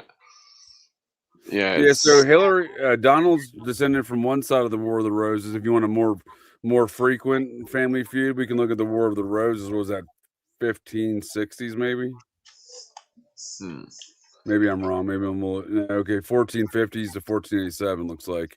So that's the two rival cadet branches of the House of Plantagenet versus the York House, right? So these people are all related, though, right? These are all cousins. They're fighting for power and land and properties. They're in the feudal, the old world systems, right? The feudal systems. There, these are. Where they fell on the pecking order. When I say cadet branch, that means they're not the first male born in that line, right? They have older brothers, so they don't necessarily get the property rights or the family rights, right? They might get a little bit of some action, but they don't get much action. Yeah. So, well, it's interesting. The Lancaster was the red rose, and York was the white rose, because the white rose is used by some of the communist carriers. It's like different factions carry different color roses. I've noticed, So I think Donald Trump is descended from Margaret of Anjou and her husband Henry VII, right on one side, right, and then on the other side you got the York side, and that's Hillary Clinton's ancestors. So we literally in 2016 we had the War of the Roses again. Yeah. The white rose is the communist rose. She's in New York. Well, that's Hillary Clinton's folks. Yeah, and they're all moving towards communism. And look what Hillary Clinton does, right? So that's what I'm saying. Times haven't changed that much, if you ask me, because we see the War of the Roses playing out again in 2016 presidential race, right? Yeah, definitely seems like same old shit. That's what it seems like to me. Yeah, this is that Cooper episode last night or the night before, and it all seemed like it was pertained similarly. What was it? I remember the brain fart. I smoked too much hash. Nice. Yeah, it's like they took Scotland in like 1100 or something. That's when my relative ceased to rule Scotland. Oh, Rhodes isn't part of the bloodline. I don't know much about his bloodline, but I just assume with the power he wielded, he was part of the bloodlines. He's definitely part of the Brotherhood. Well, yeah, he got his whole fucking nation, right? You got Rhodesia, dude. Yeah, he's got the Round Table Society, right? I mean, he's an integral muppet in a lot of globalist activities. Yeah, world British imperialism. Dennis Cuddy brings him up quite a bit, connected to massive amounts of stuff. Yeah, it's like the one of those notes in the world British imperialism claimed it had a date of September 2001, and that it was written in like 1917. I'm pretty sure. Like a date, like a goal, like that was their apocalypse or something. 2001. Yeah, that was their goal date. Yeah. And then it happened September 11th. Right. Well, I mean, it was well planned out too. I think there's a strong argument to be made that those buildings were constructed in which to later be destroyed intentionally. It's definitely weird. Yeah, because they protected. They had to be very careful in destroying those buildings, and not to break the whatever the ground. They have a special name for the fucking. Basically, they could have destroyed the entire island and flooded everything out if they didn't be careful what they did in the basement of that place. Yeah, because it's all very, very intricately constructed on some fucking marshy properties. Yeah.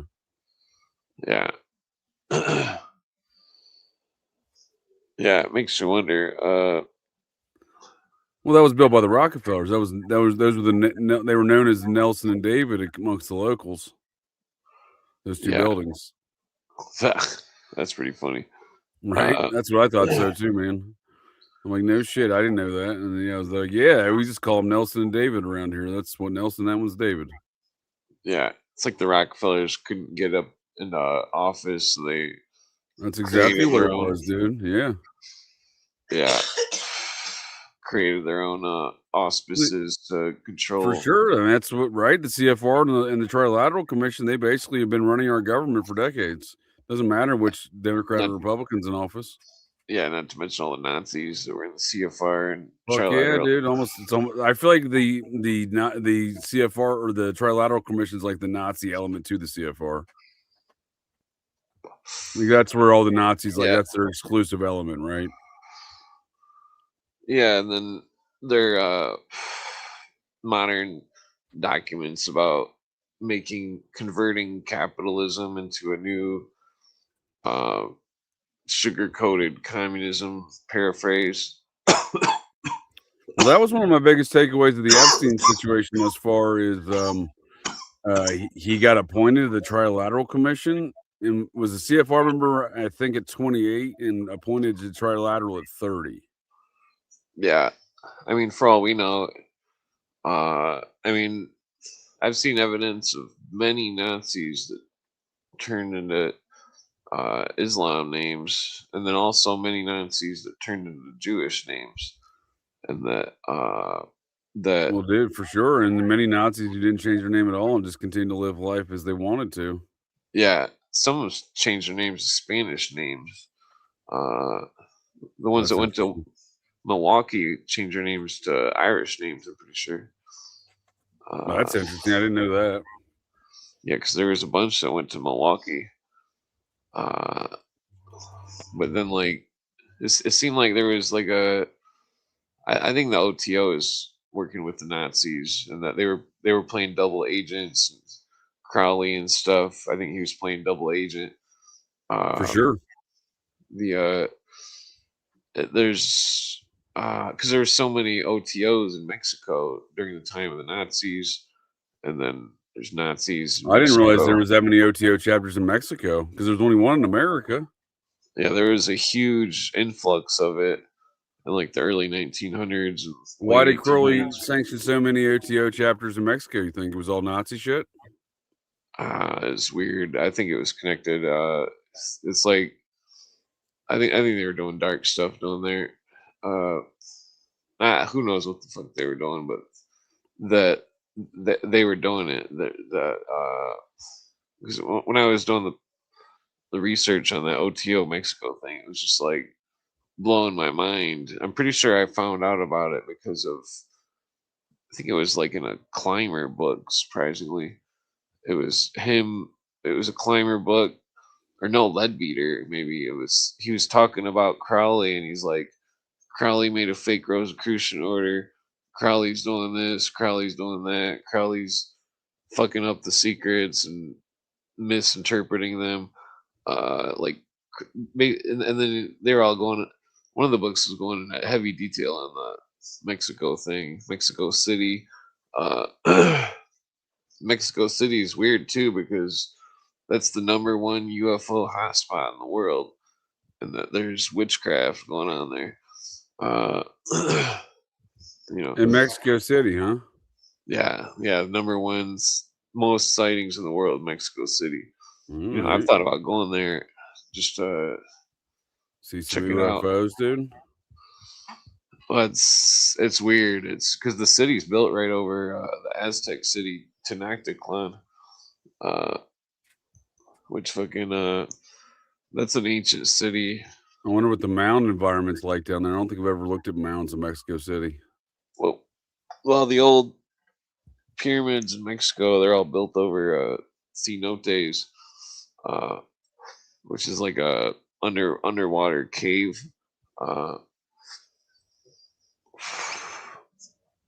There's like a large amount of mercury or something. Yeah, I don't know. I mean, it's probably about I could probably get to Mexico City in probably about 12 hours from here, but you almost have to fly down there, I feel like, because you don't want to drive through some of those areas to get to Mexico City, like Jalisco, dude. You don't want to go through that areas. Oh yeah, the Jalisco cartel regions there through Nogales and basically fundamentalist Mormon country. Yeah, I'd only go down there if like America collapsed or something. Like, well, time to make a new home.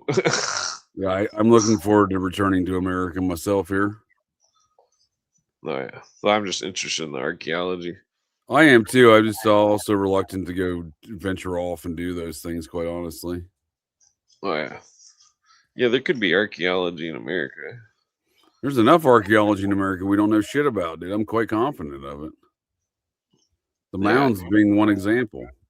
It's like I've seen the underground tunnels in one city. I guarantee there's all sorts of weird shit. Fucking ancient America. Dude. I'm plotting on when I'm going to come back east here in the next few months, but I'm plotting on just going across all the weird shit on the 33rd degree parallel. From Los Angeles to Charleston, South Carolina. Oh yeah. Yeah, the spookiest thing you could do is camp on a Civil War thing. I'll do it, dude. I'll do it. I would do it. I'll do it, dude. What Civil War thing we talking about here? I'm gonna do some. That's what I'm saying. I'm gonna be going to some. There's a lot of off the beaten paths place. I'm gonna be doing some camping on my Operation GCD Adventures 33 to 3rd. You got GoPros or anything? Dude, I got a GoPro, dude. You mean GoPro? I have a new iPhone. I bought a fucking gimbal for it and some fucking Bluetooth fucking nice little fucking microphone things. I left him in the back of a rental car in Montana. I didn't realize until I was like 4 hours away from the deal because the dealership was like 4 hours away. I'm not going. It was like $80 worth of shit. I was like, I'm not going back. I do need to buy some new shit though. Yeah. Before I do my travels there. Yeah. If you camp out at any Civil War spot, you definitely want like a surveillance camera or something. You could like get an old go to a souvenir shop and buy like a bullet from the Civil War, and then put that on like a stool or something outside and put a camera in front of it or something. Is this the captured Civil War ghost, dude? I mean, it might.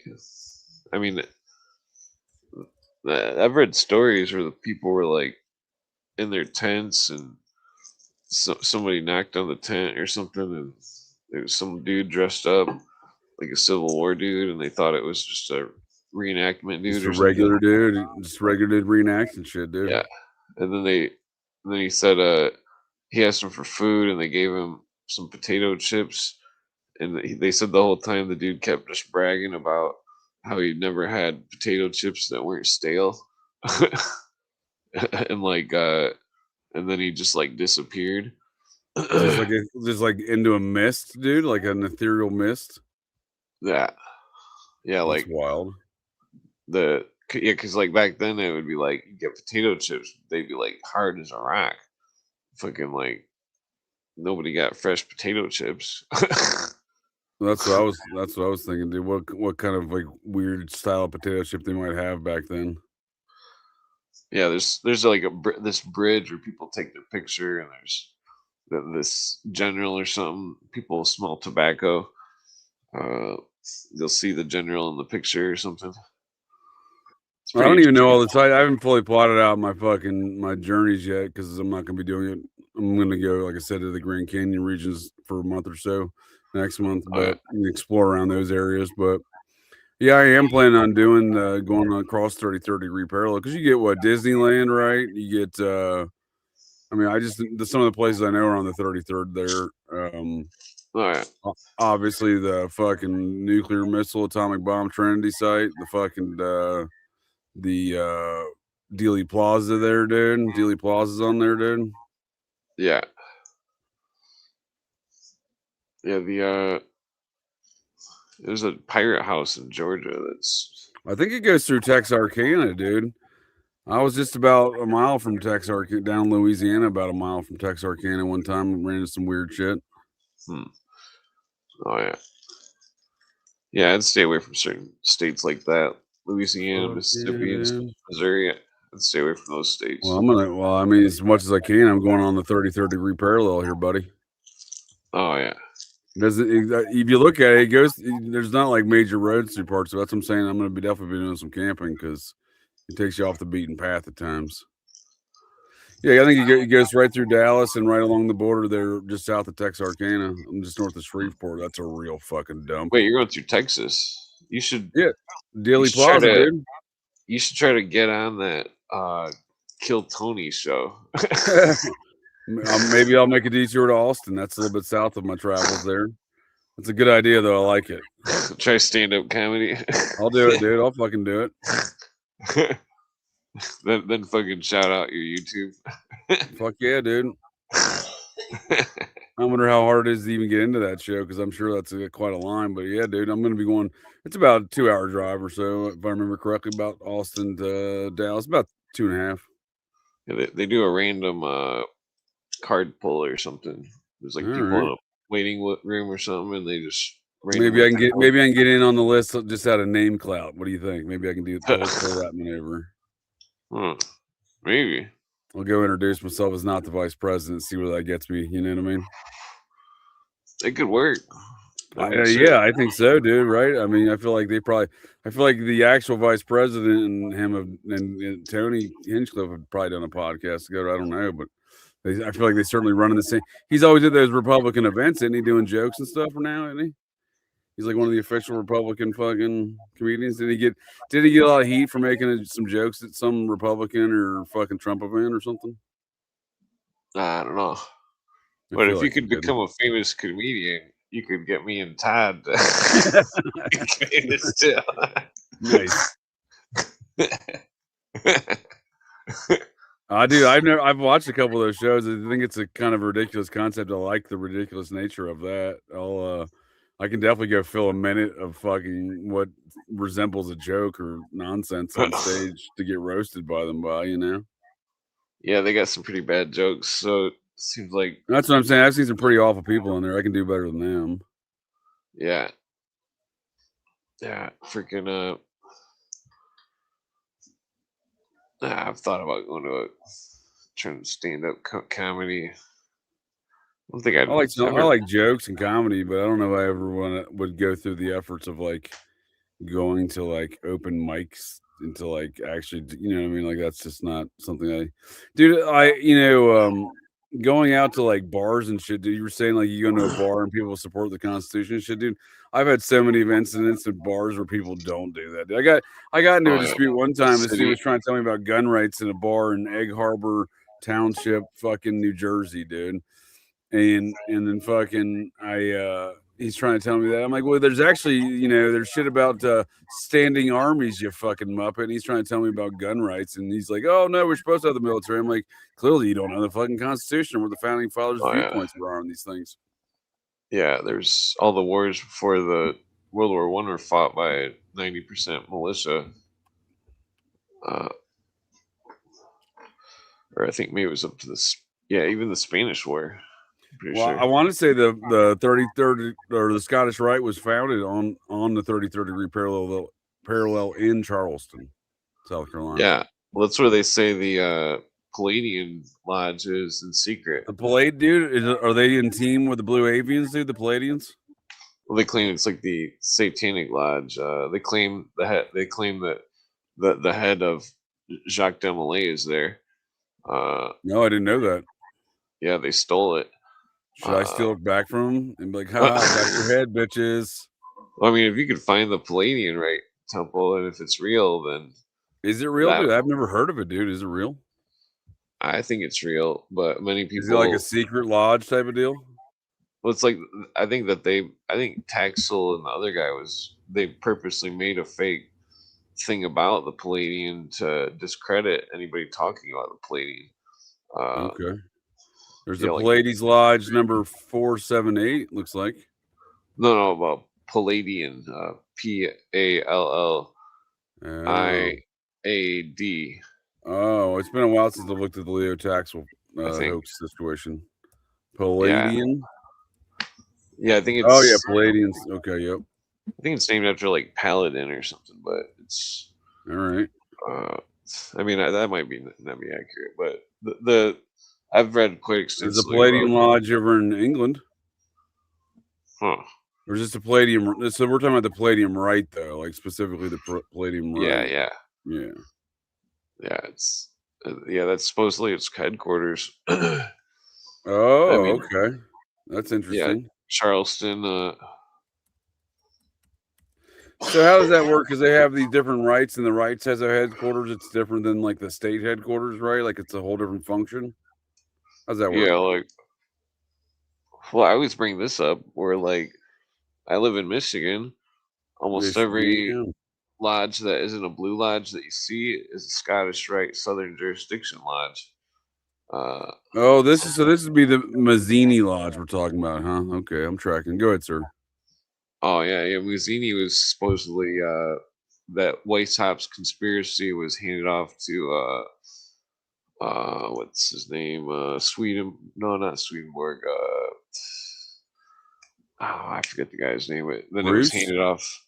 Schindler's List. Oh, is that Kane? Oh, Hi, Kane guys. Bees How the you Birds. doing? I was on a different screen, sir. Good to see you. That's what they told Robert Fulton. Welcome to the Muppet Show, sir. Welcome to the Muppet Show. This is the Muppet Show, really? I didn't know they ran this. It's supposed to be the English. Well, we all work for the UN now, sir. We all work for the UN. You're a non-stop streamer, huh? So you say that you can't wait to get back from Mexico to America. You're right, Clint, that in Mexico City, if you stay at the right hotel and you give the garçon 20 pesos, they will put you in a room where the UFO will hover right outside your window the entire Dude, who goes to Santiago, Chile 3 times in the same year, sir? Who in the right mind? Schindler. It depends on how you talk Thai. It does. But my dad ran away, believe it or not. He had 3 kids, and then is this Ripley's Believe It or Not, or Kane's Believe It or Not? This is not girlfriend related. Believe it or not, they called it a midlife crisis back in the 70s. He was the second in charge, he always used to say, at Jack Eckert Corporation. You know, they have the Eckert drugs, the Ruth Eckert drugs, and that's a big thing. And the Jack Eckert died in his bid for governor of Florida, and so my dad was out of his job, I guess, because whatever. And so he dumped us and flew to Mexico City. My mom had to hire a private detective to find him down there, and because he owed us money. And I was like 1-2 years old, and I've always wondered if he had some kind of agency, something that whatever. I don't know why he went down there. It was crazy. What a place to go, Maybe right. it's such a big city, he easily disappeared. But I had a dream that Eckert was a pretty Muppeted up dude, man. He's got some credentials here in the Muppets. Is that right? You have they used to have these big parties at our house, and I just remember seeing the half full rocks glasses with the cigarette butts in them, and remembering adults doing strange things before I went to bed. Yikes! Right. Well, I mean, nothing like that. I was kept completely. Is this guy a Scientologist, bro? This guy looks like a Scientologist, bro. Who are we talking about? Jack Eckert. Jack Eckert. Maybe it was around the time of the arrival of, because I was about to say the people he's associated with, dude, the time frame, the locations. I smell Scientology. Yeah, no, wow, that's crazy. If I had that much involvement in Scientology, and I'm thinking about actually running for like Pinellas County Commissioner, or even like maybe the tax collector, because hey, it's just a name on a check, man. I've lived here my whole life, more or less. So, are you gonna pull an Eddie Murphy Distinguished Gentleman and run under like another like accepted politician's name? I did. Wait, what? No, I'm just trying You've to. Never seen the Distinguished Gentleman with the Eddie Murphy, dude? Oh no, yeah, maybe, and I didn't remember. I mean, it's probably as good as Norbit. He had the same name as the congressman who it was banging his staffer and died of a heart attack. So he ran for that dude's office under the same name. I remember, and he was a rookie thing. I'm just trying to make a Galifianakis out of 50 cents here, and Pinellas County is apparently one of the few places in the country right now that's putting up a stance against the AI data centers that are infected with the Zomba Korea virus. And if we don't do something now, wait a second. Who's we? Are you hiring me as your campaign manager? Dude? Right. I mean, obviously, if I'm doing something, you're doing something. I'll be your campaign. It doesn't necessarily work the other way. I mean, I don't think if you ran for office, I'd be your campaign muppet. We need to raise about like 4 G's for whatever. I don't even care what campaign you're running. It's just too funny, dude. If you ran for something, I'd be your campaign manager. Listen, I would definitely beat anybody I was up against on this level as far as debating goes. I mean, I literally had to argue my way out of every situation of every day. I wouldn't even need the facts. I would just go on Lucy's misinformation. They wouldn't even know how to debate with, dude. You hit them with some numbers and some words, and they'd be like, "What, dude? What is this guy talking about?" We're here to. Listen, I'll rest on my Jack Eckert laurels.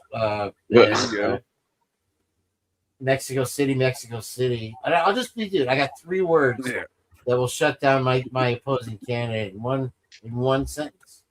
Galifianakis. You're already talking about dirty politics, dude. You want to frame your? No, this is all legit. You gotta get MK and Ultra their brain holes. It sounds like you want to form a Watergate burglar situation, which I'm all on board for, dude. Don't get me wrong, but like you are totally to a great idea. I'll be honest with you. If there's one thing you're going to campaign for, you might. Now listen. Let's not look more at Muppets, dude. and let's pretend this is all off the record. and allegedly for entertainment. This is live, dude. I actually did hold a political office once in high school. I was the president of the biggest club on campus at Countryside High School, the Marine Biology Club, which had 700 members. I took trips to Key West, Florida. And shit, dude, you're definitely qualified, dude. You were a marine biologist, dude. Here's the thing. Allegedly, I was running the voting booth during the whatever and telling people to vote for me. That's who I was. One of the people, I said, hey, vote for me. Who are you framing for crimes and what crimes, dude? Who did you take out for this position? There was a couple sea otters, and there was there may have been a mermaid. Who did you Charlie Kirk to get into this role, sir? Kirk? Actually, I got Kirk in my sociology class. Check this story out. Apparently, the guy who was running against me, one of them, his name was Mike B. I'll just leave it at that, just in case. And he was arrested at the no, I think it was Sofonda Cox. Actually, was his sister, and Harry Balzania, the whole gang, you know, Phil McCracken, we're all there. And McCracken's my favorite. But yeah, it got serious because we had this surprise, complete douchebag sociology teacher, which it was just sounded like an easy class for me to take my last semester of school and get the fuck out of there midterm. That's what you were thinking, too, Matt, Phil McCracken. This guy was as socialist as you could get. And I didn't like him. We never hit it off. He was a dick. I was just in and out of that school. So apparently Mike B, the other white B, was in that class. I sat in my desk, and I had 1 more week or 2 more weeks to graduate. You know, I was going to be mid-semester. I'll explain that later. Not important to my campaign.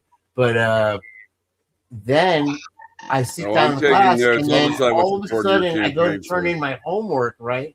And this brute douchebag tries to put me in a headlock. And I knew that if I did anything and whipped his little bitch ass like I could have, I would have gotten either suspended or expelled and never graduated. My dad was like sitting on the end of his dick to fucking be framed by fucking high school graduation. I see your affinity for dirty politics. You were the victim of dirty politics. Well, he just wanted to push me off and get me into the NFL. So I actually they hired a guy to assault you, dude, Nancy Kerrigan style, dude. I understand your hatred for this guy. There was no Kerrigans, and kneecapped you, bro. They figuratively kneecapped you. We burned Kerrigan oils of the night, JJ, through the wee hours until the darkest of the dawns. And I literally played ping pong with Doug Williams, with Leroy Selman. I was nose to nose with him. You play against the communists? Did you go against the communists in this ping pong adventure? Doug Williams was no communist, sir. He was a hell of a fine model American. Believe me. And Finkel was the mayor. So I was like, listen, when Marino visited for the 1 week that he was there, we spent so much time on Laces Out, Dan. Laces Out. You completed your life with Ace Ventura, sir. Again. I can't get it out of my head. You know? It's my best line. It's my best. Laces Out, Dan. Laces Out. So what a sports net, huh? But yeah. So Courtney, the Snowflake the Dolphin. Anyway, I'll get into the details of the Courtney Cox or Snowflake the Dolphin. Which one is it? Who did it, sir? Who shit on the carpet? Was it Courtney or the Dolphin? You know which is better. The odds are better. More better. The Cuck Queens were visiting Miami that year. And there was also a lot of bullshit fucking feds in Miami at that time. And we did visit Miami. My aunt and uncle had a condo way before all the queer nightclubs and stuff that went in. It was a nice which you obviously visit those later, of course. Of course. I have not been to Miami since. I've been yearning. Dude, actually, it's funny you mentioned the number of feds down there. That was the largest populated CIA substation there in America. Who wouldn't want to be in fucking Miami Beach as opposed to North Dakota, South Dakota, wanted to be there, USA, dude. Inside Out? You know what I mean? There was they too had many an mountains. at one point in time, they had an obscenely staffed office down there, dude. It was outrageous. Well, I mean, you had Whitey Bulger, you had Bogner with the silent G, and all these folks down there that had been in Chicago, they had been in New York, they had been, and now they got the chance, so they followed the gangsters, right? Yep. Isn't that how it went, or were they just getting paid to live in the? Because it snowed in Miami occasionally. Nah, they're all jerking each other off, man. Why so many down there? It really was the kind of the Hoover Dam. I think it has something to do with Atlantis. You want my honest opinion? It has something to do with Atlantis. There's no Atlantis. Yeah, these folks think Cuba. There's some connections. If there was an Atlantis, Cuba. It wasn't the Atlantic. I'll tell you that right now, because I've looked. Well, they're Ghislaine Maxwell and gang. They all thought there was some Cuba element to all of this Atlantis business. Cuba. Well, the Castro was involved with Atlantis. Well, it makes you wonder why these Muppets are always so focused on Cuba. Why do we have half the land of Cuba with Guantanamo Bay? What's up with that? Well, that's how we squeezed in there at one point. That's what I'm saying. They really want all of that island for some reason. They have for some time. Yeah. That's interesting. Well, allegedly, now we're going to be able to visit there, and the whole thing's going to open back up. Good luck with that. Well, I mean, as long as you don't mind getting chauffeured around in a perfectly running 1952 Chevy, you'll be all right. As long as you don't matter getting robbed and stabbed a bunch, dude. It's real stabby, dude. They can listen. A Cuban woman can make a 5-star gourmet meal out of a packet of ketchup. And if you don't believe me, didn't they just go down there? Didn't the Department of Justice just indict Raul Castro today for something? Oh, I did hear that. Castro's brother, right? He got indicted today. Are they going to go scoop him up? I think they're going to send him out to Mo Green's place, and they're going to have some banana daiquiris with the gorillas in the swimming pools. That's what I'm told. But I don't know what was it Hoffman, Froman? Who was the Miami Jew? Meyer Lansky. Bob Blatsky was in Bill Cuba. Blatsky's. I remember Bill Blatsky. Bill. They're twins, Bob and Bill. And does anybody know, or how many people have I chased out of the chat? Let's see. 7. Oh, we gained one. Okay, I don't know. I'm not looking. I was just guessing. I have a what do they call it? An Amazing Mind. What's that show? Muppet Minds, and a new Muppet to present to the panel on tomorrow night, The Purge, named Detective. You're Virgin tomorrow, Stoner. Yes, we are. We're doing a pregame Double Jage, garbage can dude tribute prelude to Operation GCD tomorrow. You're on. So what you're saying is that after my show, you'd like me to join your show. You're saying before my show. I mean, you're welcome to just kind of be a at this point a panel member in. I'm gonna go ahead and preface this with how dare you, sir? Are you doing another we do everything on Patreon show, or are you doing like an actual show tomorrow?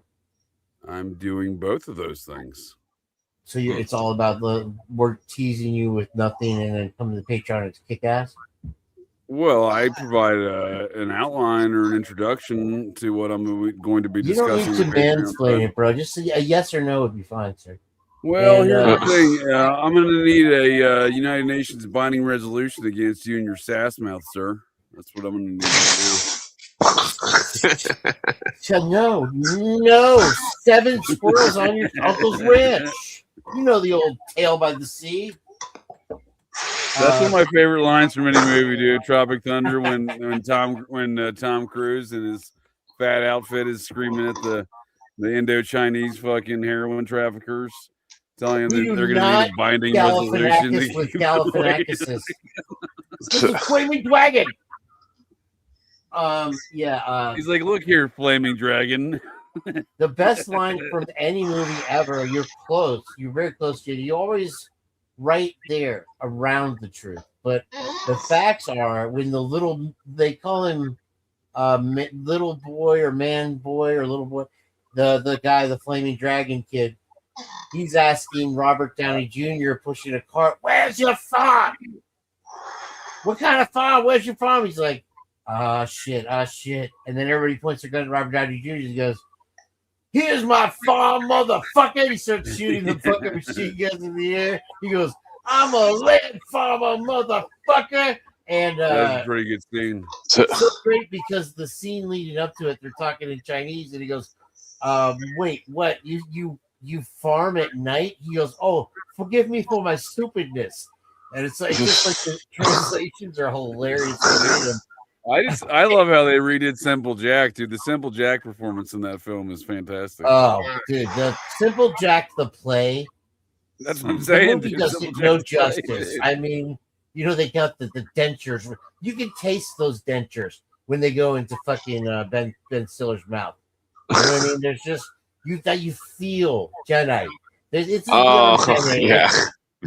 Happy. You and then you got fucking you got the biggest idiot in the world who's actually kind of a cool guy, Matthew McConaughey, trying to get the fucking TiVo over to him.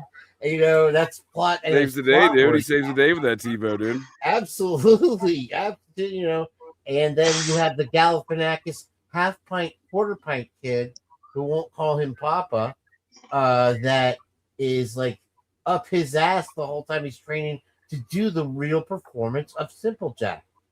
And how many more? I like how he's about to adopt that baby, dude, until the baby starts getting real stabby, dude. It's real stabby. He Galifianakis the fuck out of him, bro. He got Galifianakis like 52 times when he was holding that little Galifianakis. I'm not gonna lie to you, dude. They got me with Nick Nolte Nick Nolte actually having hands, right? I remember that fucking guy. That big got me when it goes boom. Well, he suddenly has, he's got them fake hooks, but he really actually has hands the moment they reveal that, dude. That's a solid reveal. Oh, shit. Yeah, the guy who plays the fire, and he was in the Coast Guard Reserve. He never went to Vietnam, dude. I feel like that's most of these war stories, right? Well, Nick Nolte was all we had left because the guy from Big Wednesday, your favorite there, got lions. Gary Busey, dude. They couldn't keep Busey on that set, dude. He'd been doing too much heroin and cocaine at that time. He's so far whack. His kid's kind of catching up to him now. They would have a worse off time with Busey than they had with Gandolfini, dude. Gandolfini was apparently a nightmare to keep on the set. He was always leaving to go do coke and shit. Oh, is that why he was on? But he would come back and he would have like fucking like a whole Macy's for the cast. So they'd be like, "Oh, that's because there's stories of that dude disappearing for days. From what they did though? You know how they got him for the movie set? They put him in a movie where the girl from Eclipse played a hooker, and he was coveting or looking after the hooker, and he never left the set for that. He's like, "Where's the scene where I get to get my hand up?" But I actually got hit on by my insurance sales rep and everything. And they're just doing customer service, so that's just customer service. I know, but she said, listen to what she said. I was like, "Yeah, no, we could go out for a drink sometime." She goes, "Yeah, I would love it." I'm like, What do you normally drink? Did you say we love you a long time? And she was actually Spanish and Mexican or whatever, because they're out of what's Texas, the version of that for me love you long time? And I go, "Listen, bro, this is unbelievable love connection." I was on the phone. I was like 822 with Chuck Woolery, and I go, "What's your favorite drink?" Like kind of. Hey, wait a second. This is on the phone, dude. What do you like? In person, do you drink Galifianakis or margaritas? And she goes, "No, actually, old fashioned." Jage, an old fashioned is also a hand job. I got an old fashioned tale for you. I almost fell out of my Galifianakis right there. I couldn't believe it. I was drinking a round of old fashions with a couple of my fellow garbage can dudes on an invasion in San Francisco one time. And my dude, Kevin the Big Human, did not like his old fashioned I'd ordered, and he spit it out. Listen, dude, it's one of my favorite silver plated sissy pistol drinks. When I go to, I love it. when I go love to- it. I love whiskey, dude. So They're bourbon's my fantastic. favorite. Yeah, you muddle a little bit of fruit in there, put some But Lucy Morning my Star on dude top. Kevin the Big Human was not a fan, dude. He hands his drink to the nearest person next to him. This girl standing next to him in the bar. He's like, "Hey, do you want this?" She grabs it right out of his hand. She takes a drink out of it, spits it out. But first she goes, "What is it?" He goes, "It's an old fashioned. It's whiskey." She goes, "I'm a whiskey whore." Then she takes a drink of it. She declares herself a whiskey whore, takes a drink of it, and then spits it out. And then her friend says, "You need to learn more adjectives, dude. You need to learn more adjectives." An attractive female declares themselves any type of blank whore. It's a good moment for the night. It's moving. Oh, forward. it got even better when after her friend watched her dumbass friend spit the drink out, she tells her friend, "You need to learn more adjectives." That was her advice, dude. Wow. Was she an English teacher? They were nice gals, and she was That's obviously the thing, right? There's a fine line because nobody gives a shit if what Marie Tubulio or whatever decides to declare. I love, sucking 18 fucking. You wouldn't believe how many. Easy, guy. It's a family program, sir. Yeah, we got Elvis here. Oh, I'm sorry. He didn't say anything about that. He just told me about viruses that I can't talk about. And I'm sorry. I've been very good about that. And, if you have, little Miss Peaches, who hasn't said shit all night, gets up on top of the bar, pulls open the blouse and says something along those lines, you're going right to the strip club. Am I right or wrong? Is this an ex-girlfriend, Taylor, or is this a dream, or is this your insurance agent? 4 or 5 ex-girlfriends. I dated 2 strippers, JJ. 2 strippers. You should probably go to that comedy show in Austin, too. Game would do well there. What is that for clowns? You try to get on the Kill Tony show. I could probably be a pretty good clown. It would be more like a clown on who was that guy that did the Schindler's List? Eric Andre. If I was you could just do the bit where you're talking like your memory is a movie, but you don't. But you think it's you, but it's a movie. I'm Donnie Brasco or something. Yeah. Tell me about the time you moved to Florida to follow your ex-girlfriend Mary, dude. Did you notice that with Ray Liotta, every girlfriend or wife he ever had in any movie was Karen? It was always Karen because they liked that hard R they wanted to drop there. I mean, I'm not sure that in the what was it, the Man-Eater or one of the Silence of the Lambs movies, they had him eating his own brain right there in DC by the National Monument of Phallusness. Did you ever see that one? Is this a story about an ex-girlfriend, your insurance agent, or a stripper? Where are we at with this one? No, you know that she's a lesbian. I might need to switch insurance companies. Can I get a number for this agent you got there? Are you talking about Anne? No, Anne, I track, there's a few people in this world, I could just say garbage can, dude, and they will crack up, man. It's like the funniest thing they ever heard. I mean, garbage can. And then so with Anne, every time I call, I'm at my best. My A material comes out when I'm like nervous that I'm not going to get what I want. And cross so your T's, dot your lowercase J's. I hear you. I totally underline my U's, and it's like, so she's used to that. She knows what's coming. You got an umlaut in there. You're not interjecting the umlaut into the conversation, are you? I mean, there's not really anything preventing me from getting on the what was that ship that Tesla and I believe it's the Einstein USS Enterprise. No. Heaven's Gate. It was in the it was an experiment in the 50s where the sailors wound up infused with the metal when it came back. They say that was 1492 Columbus sailed the ocean blue. Sure. Well, it was really just a degaussing thing. It's funny that you say that, JJ, because my ex-girlfriend's dad had a place called The Castle in Rancho Santa Fe. It wasn't a nightclub like you would think. So this is an ex-girlfriend tale. Well, we led to it. I'm sorry. Sorry about the tale, the story. But Their I'm code sorry. to get it- Hey, I'm Was that a sorry. Canadian? Sorry.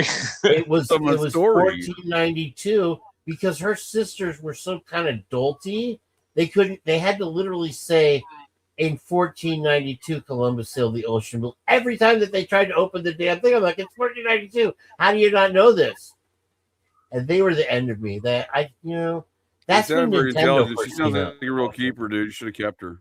Oh, she was very sports oriented. And I told the whole tale of the Is that a laundry room. euphemism, sir? Is that a euphemism? No, you missed it, bro. You pussed out the other night. You went full Galifianakis, and Clint and I went hardcore fucking Phantom of the Opera, Supernatural. You got a little Mikado in the mix, perhaps? A little Mikado? No Mikado, little Coco, little Nut, little Bing Bing, little Belmont, little Galifianakis, a little bit of I don't think I was a little there. Coco the monkey, and I'm glad I we missed dropped this the event. Dude, laundry. what's going on right now? I had 4 gallons of Loco that night, and we just went wild. Turned the Loco. lights down. He passed out the DMT, and next thing you know, I'm ketamine in a K-hole, holding Your pants 3, around your ankles. Classic cane tail. Classic cane Listen, tail. when the call girls get there, like, we want our money, and I'm like, hang out for 5 minutes. Let me show you something. They end up You paying thought me. they were call girls until Grady Judge got his hands on them. Did you see him roasting them trans hookers?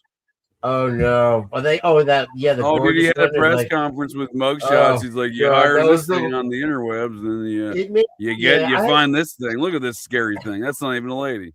Yeah, I'm like, holy shit, dude. Here's This guy's the just roasting these problem bitches. with trafficked women is that they're That's in forced the to do county it- over from you, right? That's Polk County. Not here. Florida doesn't count for shit. I'm talking about in the rest of the country where they have actually trafficked truck stops where the serial killings all go on. There seem to be a lot of that, dude. I kept paying attention across the U.S. all the missing posters. A lot of missing. Well, here's the posters thing: and there stuff. is no missing posters for these trafficked girls because they were in foster care until 18. When they turned 18, they got kicked to the How do curb you because know so that's much the about law. this? Because I had a Catholic priest who lived 3 doors down from me at the place with the noise that came. It sounded like Sasquatch came from the golf course. You remember Clint that went around? You had me on the alibi until you about- invoked Sasquatch, sir. I was going to say solid alibi, but then you started talking Sasquatch, and I'm like, I no, was no, just- dude, don't do dude, that. I Don't was do trying that. to play video games. I just wanted to play fucking Call of Duty. That was it. My girlfriend kept bothering me with all this fucking supernatural shit, and it was real. And so he Don't was ever make a statement to the cops that where you invoke stories about Sasquatch. Listen, I've had cops let me out of the car because I was talking too much. Just get the fuck out. Shit, Just go man. walk home. Back to that dude, Kevin the Big Human. He got busted for DUI one time. Woke up in some random person's front yard in rural Ohio, and he told the cop that was knocking on his window that he got abducted by UFOs and dropped off there. Dude. That didn't go over well, man. That didn't go over well, dude. So yeah, balcony UFOs in Mexico City, 25 pesos, and we put you better down there. Love you a long time. Yeah, I had a passengers the other day. It was a weird pickup that were from Mexico City, and they actually left me a $15 tip, to be honest with you, because I picked them up in front of Target past closing, and they thought the world shut down once Target closed. Oh, thank you. And I was like 20 minutes late. To be fair, it kind of does. Uber Dude. That map. is the indicator. Find me life in any town where the Walmart's, once it closes, dude, that is the indicator that shit is shut down. Yeah. And I have thought of before the whole stupid. I miss 24-hour Walmart. Bro, dude. I used to love. I never. Walmart. Yeah, I don't know if I ever entered a Walmart before 1:30 a.m. once in a while. That's the time I would go there, dude. It'd be empty as shit, dude. I love that. Absolutely, and they were getting the new stock in. Fuck yeah, dude. I thought of many times not trying to beat Walmart at their own game, but to try to embellish. Let's just go them, beat Walmart, dude. Fuck their own game. Because have you ever tried to buy like building materials type of stuff, these types of things, bathroom favors, or not large favors, volume? bathroom, Clint does some of that stuff. I feel like I'm not a very much of a construction guy. And so if you go there and you try to buy a faucet, right, they won't have the little fucking swirly ring that it's supposed to have with it. experienced this hundreds of times. And I was like, dude, do the not Walmart and then put, a little advertising that you have all the stuff that you can't get there. So that way you don't even have to order it from Amazon. You just go right to not Walmart and you have that. And I'm open 24 hours. And we got way better workout than the 7-minute guys. That's a solid business plan, sir. And as long as you get Sasquatch involved in it. Oh, dude, Jake, I hate to put this idea out there, but I had a great idea for the because I'm lazy is why I actually thought of this. Okay, first let's go back to 2024, and I have come up with an idea for a business called the Bathroom Store, where it's these shipping containers that you have, and you could take. Pretty sure that's a thing already, but please continue. Is it really? This would be cool because you could take these shipping containers, split them in half, or whatever, cut it, put a wall, you could have a shower, you can have a toilet, a urinal, or whatever, and you can have it. They have this technology at Grand Central Station in the library area of New York City, where the ghosts are being seen right now. There's breaking news that it self-cleans itself after every customer, like a chemical wash, right? Right. It can't be in the tunnels, the Jew tunnels of New York City, sir. They wouldn't have it. It's under the streets. It's the anger. Yeah, we're going subterranean. I get it, dude. But the angry Jew tunnels are not going to appreciate your business model. It's the plasma. And those guys. You're talking about the real deal. Yeah, no. Yeah. They got the tunnels, dude. They got the tunnels. It is real. I'll tell you that. And it's his Icke. But anyway, I digress. The Ghostbusters. Here's the deal about inventing anything, sir. The Chinese will just steal it. I invented some shit. They stole it, dude. It happens. You invented shit? Dude, I invented shit, dude. I am the disembodied blue avian spirit of David Wilcock, an inventor of shit. You've got more of a dad bod. I wouldn't say you're disembodied necessarily. I mean, don't be so hard on yourself. But the honest truth here is with the Bathroom Store, it's nationwide before you know it. Because you've got homeless people. You can have a $2 t-shirt in there in a venue. And just you get a bathroom card. Objective to the homeless or high listen, it's for everybody, JJ. That's what the beauty of the Bathroom Store. The Bathroom Store doesn't judge. Okay? And you can go and let me ask you a question, JJ. And I asked this. How do I finance this Bathroom Store? This is a great opportunity. How do I get on the ground floor? Do you know how much it costs to take a shower at a truck stop, JJ? Well, since I am the inventor of shit, I'm asking the wrong guy. No, but I actually was, I like to talk to people in line because I could be really annoying if I wanted. And there was a long line at the Speedway where I was getting gasoline, and so I saw a police officer, not an officer, like a detective, I thought it was, and I said, "Sir, do you have a problem going to the bathroom when you're on duty?" And the fucking guy looked around. Like, I mean, I didn't realize the phrasing. You probably thought you were trying to jerk him off, dude. So here's the wait, hold on. There's actually a potential into this. I meant to say, would you prefer to have a cleaned out storage container that is shiny and gold and just swipe a little card and go in, or would you rather experience the 7-Eleven bathroom? I mean, even the Speedway bathroom. He definitely thought you were trying to bang him, dude. He looked around. He said, "What the fuck is this guy talking about?" And then I looked at his name tag. I'm telling you, as a cop, dude. Wait for this. The fucking name tag said NSA. It said, "Hey, it was NSA." I definitely made the list that day I'm telling you, dude, if someone came up to me like that, if I was on duty, I would have thought you were trying to bang me. I'm like, no, dude. I gave you the fucking weirdo trying to bang me. Hey, he's going to tell his friends like I was at the fucking gas station. That's what I really said. I try, my memory reinterprets shit, but I actually did say, "Would you like to go to the bathroom with me?" Like to go bang the bathroom. You may not have said that like explicitly, dude, but implicitly, that's definitely what you were saying there, man. No, I mean you should have seen that. He looked like. Can I take this random survey while you're taking a shit? How do you like your toilet paper at the 7-Eleven? Is it preferable at other 7-Elevens or just 7-Eleven the best? Dude, that guy thought he was being Galifianakis with Ashton Kutcher at the fucking camera himself, you know. Oh, Ashton Kutcher making a prequel to the First Blood movies. He's got a guy that fucking could be a cloned Stallone. I mean, bro, this guy. I don't know if I clipped out the article. I'll share it with a minute with Clint.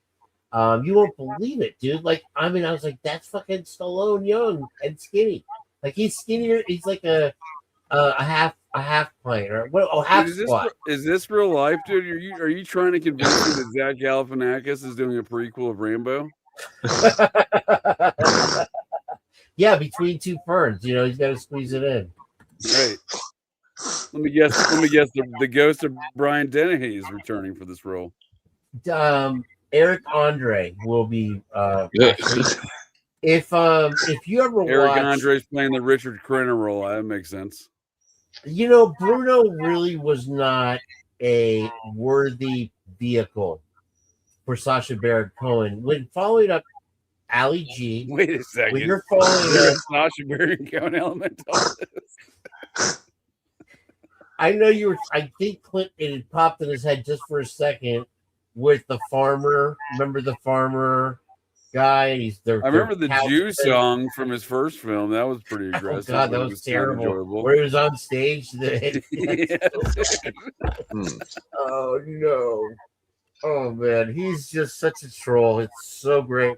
I mean, he was in the Ricky Bobby movie for the sake of Pete. And no way, dude. He had no way.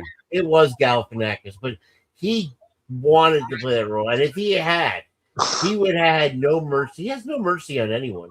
And then he lets you in at the end. That's the beauty of Cohen. That people don't really appreciate. What were you guys talking about before I got here? This has been one long rant. I got to get to sleep here. Are you literally leaving right now? I'm out of here. You guys are trying to clone me. You can't leave. Yeah, you came in here and wouldn't let either one of us get a word in edgewise. You're like, all right, see you later. Oh Lord, I'm delirious, bro. I fucking I can't get enough of these. I remember the name of the girl that Galifianakis me at Uber because from high school. It turns out that I only had 2 rides that night, you know, and one of them was your mom. No, I'm just kidding. Because you know when. Oh, Gerald Hall, dude. One of them was Gerald Hall. Actually, it was Mia Farrow's sister, Prudence. No, Gerald Hall's screen name is your mom, sir. I asked her if she went to Countryside High School because she lived directly next to it. She was one of these unsocialized Muppet Gen Zers. Okay, right? So the fact that I spoke. Oh, I thought this was a fish club. This is current day. This is modern era. This is. Remember we were talking about the Incredible Mr. Limpet the other day, and if Ralph Furley was actually the better landlord than the Ropers. And, well, I think it's in many ways it's kind of like Star Trek: The Next Generation, sir. It's far superior to the original, but will never be as recognized. You want to bring Jordy into this, pal? I will Galifianakis the shit out of you if you fucking bring up Jordy. I've been trying to say you have Malkovich, and B. John Malkovich. I've been trying to get it because your phone listens to you. You dated John Malkovich, dude? That's weird. Only the trans Malkovich. I didn't Malkovich before I Malkovich when Galifianakis. But I've been trying to feed it to my phone to see if it'll go viral. And then I had. Did you just ask me how many zombies could Rob Zombie eat if Rob Zombie could eat zombies?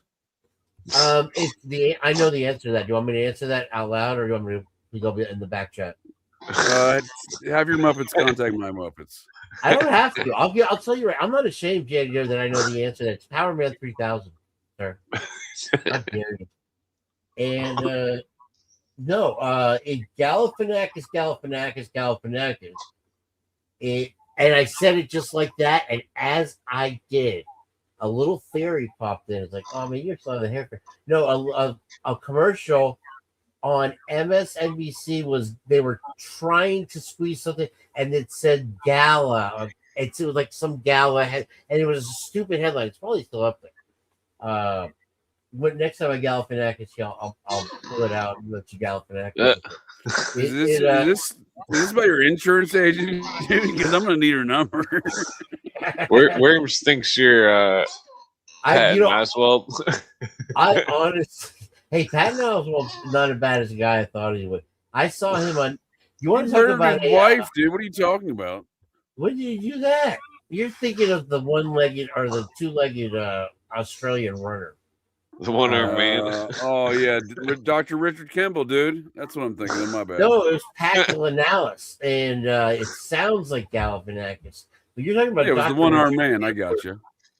The best role played in that henhouse, outhouse, doghouse, and whorehouse movie was played by the doctor that was the upper friend of Richard Kimball. He was from Holland. Dr. Richard Kimball. That's very good.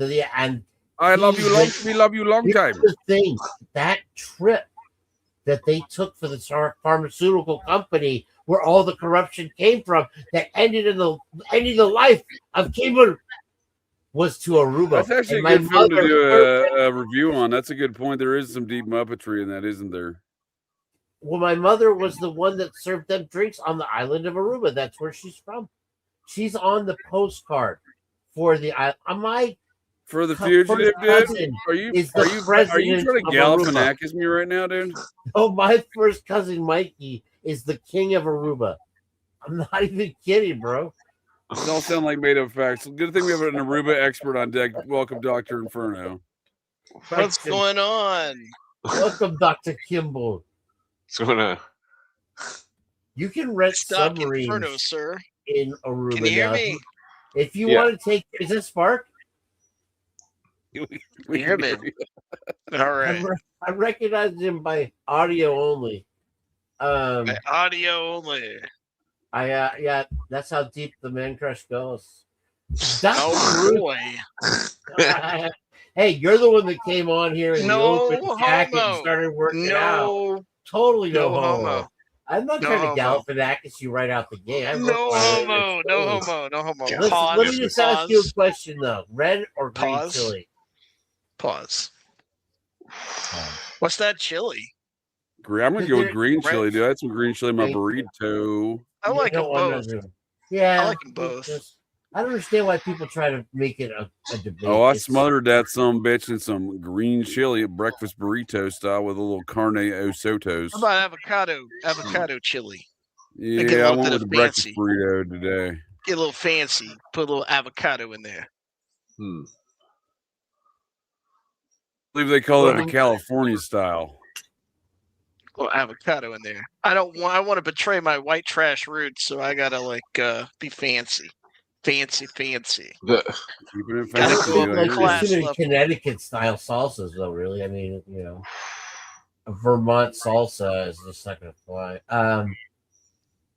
The electric vehicles. We were talking about that right before you came in, and how they don't function in like Vermont and cold temperatures, right? And so I don't know that we were ever discussing that, but that's what we went to talk about. Well, it was an underlying. It's because of the battery. You inferred these things. It's because the battery cells, right? Correct. Is that why they don't function? Yeah. Well, more than the Galifianakis of it, that portion is Prius to when you look at the totality of the Stadio d'Olimpico. Those batteries are $30,000 to replace. From what I understand, you have to dig your way out of snow just to warm up the battery to start your vehicle. Now you've got AI that once you've warmed up the vehicle, you've dug it out, you've gotten in an argument with your wife because the dog got out, it won't let you drive. Or let you. Somebody's got their wife. Somebody's wife got them on a leash. Yeah, Somebody's wife Have you ever Somebody's met glad my wife? Where's the pants? Where's the My pants? wife. Okay, listen, my wife. She used to love to come to the door naked, right? Problem was she was always coming home, and I mean, Probably I didn't something I know don't what want to to do. hear. Is this a penthouse forums or something, dude? What's No. But she, she liked it. She put a mirror on the ceiling because she liked to laugh during sex. With me. Have you tried some Thorazine there? Maybe some Thorazine? I told JJ the other day that I don't even do the pharmaceuticals. If I need to have a holiday, I just do a nice frontal lobe removal. And I got a solution shit. for you. Blue Avian Sex Magic, sir. You get on the Blue Avian Sex Magic system, you're good to go. Oh man. I'm kind of old fashioned. I just like hits. It's old fashioned. It's enough. Old fashioned. There's so many meanings, so many frothy. Like the drink. How many of you guys Julius have Ebola wanted sex magic? Homeless sex magic? No, Julius Ebola sex magic. Homeless sex magic. That's what those homeless people do. You solved the homeless epidemic. Does anybody remember the series of homeless videos? They're very in-depth, very heartbreaking. It's starring Rufus the Stunt Bum, and they did oh man, you're talking about bum fights, are you? Bum fights. They had 12 and they had the Braveheart reenactment where they were every bum from every. Oh, they painted them blue. And they painted them all blue, and they were lined up, and they literally attacked each other. I think that's where the lawsuit came from. Because they will never take our freedom. They will never take our shopping carts. And wasn't that the dude who went on Dr. Phil looking like Dr. Phil? Yeah, the bum fights guy. Yeah, and they had Bling Bling who did the MTV Cribs, but he lived under a bridge. Oh shit! And that's fantastic. I haven't seen that one. The end of it, he had a spray painted gold shopping cart. All right, he had the. Oh man! They walk him through, bro. He literally did have. Dude, he's got that drip, and it was on the water. He's got the gold rim, the shopping cart, and he would rap. Hydraulics on the shopping cart. He did hydraulics on the shopping cart. He's like, cart. "This is where the magic happens." But yeah. But Rufus the Stunt Bum was the one that got all the money. Rest in peace. Rest in peace. And yes, rest in peace, Rufus. We love you. But you remember they would throw rocks of crack at the bottom of the pool, and so whoever got down there first would get it. I was always waiting for one of them to drown. They came real close because none of them could swim, but they would still just jump right in. Is that a shocker, sir? Is that a shocker? That's fucked up. You guys think they experiment on the homeless? I mean, here's the thing: you had the Joe guy, big time, dude, big time. And then you had Have you ever seen the Softwood Underbelly episodes where that guy gets that Mark Leda guy gets all those homeless people in there? They account some really Dave McGowan-esque stuff. They talk about serial killers stalking them and everything. It's almost like it's not a program to kill, honestly. Yeah. I think, and so they also had the crossover episode with Girls Gone Wild. Soft White Underbelly. I hate to endorse that guy because he's a creep, but I've never even heard of this dude. It's like some. I mean, it's got like 1 million subs on that channel. I have something. Oh, maybe I have heard of it because I've already clicked on it. You must have told me about this before, and I've done forgot it. Yeah. I'm just saying, you listen to some of the accounts, the harrowing accounts of some of those homeless people. Right. No, here I'm going to go ahead and let the cat out of the bag on this one. I have told Jade Dave Matthews Band's tour bus driver, dude, is one of these people. Yeah, he's interviewed Gigi Allen, a lot of people. Here's the thing: you have big cities like a lot of sus people. No, but they say this guy. He's not living. He says he's living on Skid Row, though, dude. Why is Dave Matthews Band's tour bus driver living on Skid Row? I mean, this is the music industry here. Let me finish my point, though, Galifianakis. I'll Galifianakis you once. And you will not Galifianakis. I will return Galifianakis. You all see your Galifianakis. Nobody can bring back a Galifianakis. And I will raise you a Galifianakis. Shame. I had a let's just say acquaintance, associate who, sometimes you can kind of develop sort of a symbiotic and make it look like a friendship thing, but they don't have any friends and they'll do anything to be able to hang out with somebody that can actually Galifianakis with them. And take you to strip clubs and stuff like that, and then you get a Galifianakis piece or two. And I did. Is this and about your insurance agent again, dude? I'm gonna need her number. No, friend. this was a dude, but he told me that him and his brother would occasionally drive through St. Pete and just take some shots with their 35 or 22 at the bumps. That was their thing. So I know for a fact that there were bump shots. Well, the thing is, his brother was more Galifianakis than he was, and but they were both Galifianakis and Galifianakis. And I believe the term is felonious psychopaths, or I believe the term is that's a gentle. That's a gentle version of this here. That's a weekend. You can have that kind of surgery over the weekend, honestly. And he had a shed though. Dude, I was about to say, you keep saying that's gentle, dude. I'll come hunt you, dude. You want to see how gentle it is, dude. I mean, I'm not gonna kill you, but I'll hunt you. Bro. I'm not. You know what I mean? I'm not Rufus Hunt Bum. I'm fucking.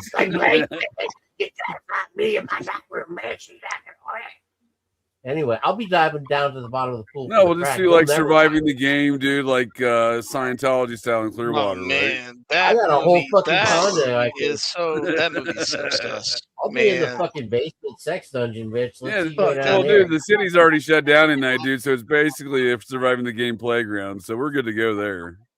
Yeah, we'll give you a head start. You remember my tour of the Scientology? Are you the Gary Busey character, JJ? I was thinking more of a Busey Rucker Howard combo, but yeah, I think you're. Have you guys seen a little dog go through your Scooby? But yeah, that would be a you can be Charles Dutton if you like.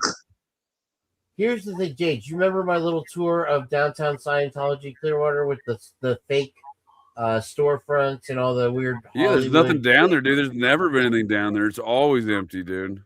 Yeah, always you should empty. pull up that thing there, Clint, and play it for me, because they literally, I was saying, and there's so many cameras and so many things. Why don't you send Clint a link? This was right prior to the A good man to have around in an emergency. Was that the right link? This was just prior to the speed runs that they're doing with the minions at the Scientologies across the world. This is worldwide, you guys. And so I was going from door to door, walking down the street. This is still a public street. And because I wanted to see what the sign said. And so there were 0 people in any of these facilities, which at night, at 12 o'clock at night, makes perfect sense, right? As soon as I said that, the next 5 buildings at midnight had just one guy, like acting like he was a receptionist, just sitting there, and he was looking at me like, "Why are you making me do this, you son of a bitch?" You know, it was like, just because I said it, it happened. Is that weird? I don't know if I can follow all that. I was this about your insurance agent again? Because I'm still waiting for a number. Listen. My rates have gone down progressively every time I pay late. So you just the ones that are the worst. They're the ones that try to say they got the worst. The ones that are the worst. The Jews. Oh shit! I hear this sinister laugh from JJ. What else you got there for us, Shitler? What else? I don't know. Let somebody else talk for a while. I'm fucking. I've been. Can't be saying he's about to pass out. Honestly, I've been passed out for the last hour. Oh, this is all a dream, dude. This is all a dream. Literally called my insurance agency. You guys hear that though? Wait, hold on. Where's my fucking phone? Please stay on the line. You are on the phone. This call may be recorded for. Damn, gonna dox his information on the fucking live stream. I have an old fashioned in my hand right now as we speak, and if Ann had answered, these have. I'm gonna ask Gerald Hall. Give me some show ideas, Gerald Hall. What hour is it there, bro? What insurance agent is up at 4 in the morning? Give me some show ideas, bro. I'm more of a Van Wilder. Hell, I even want slash, Gerald Hall to be a guest on my non-existent podcast again. Oh, For shit. my my podcast.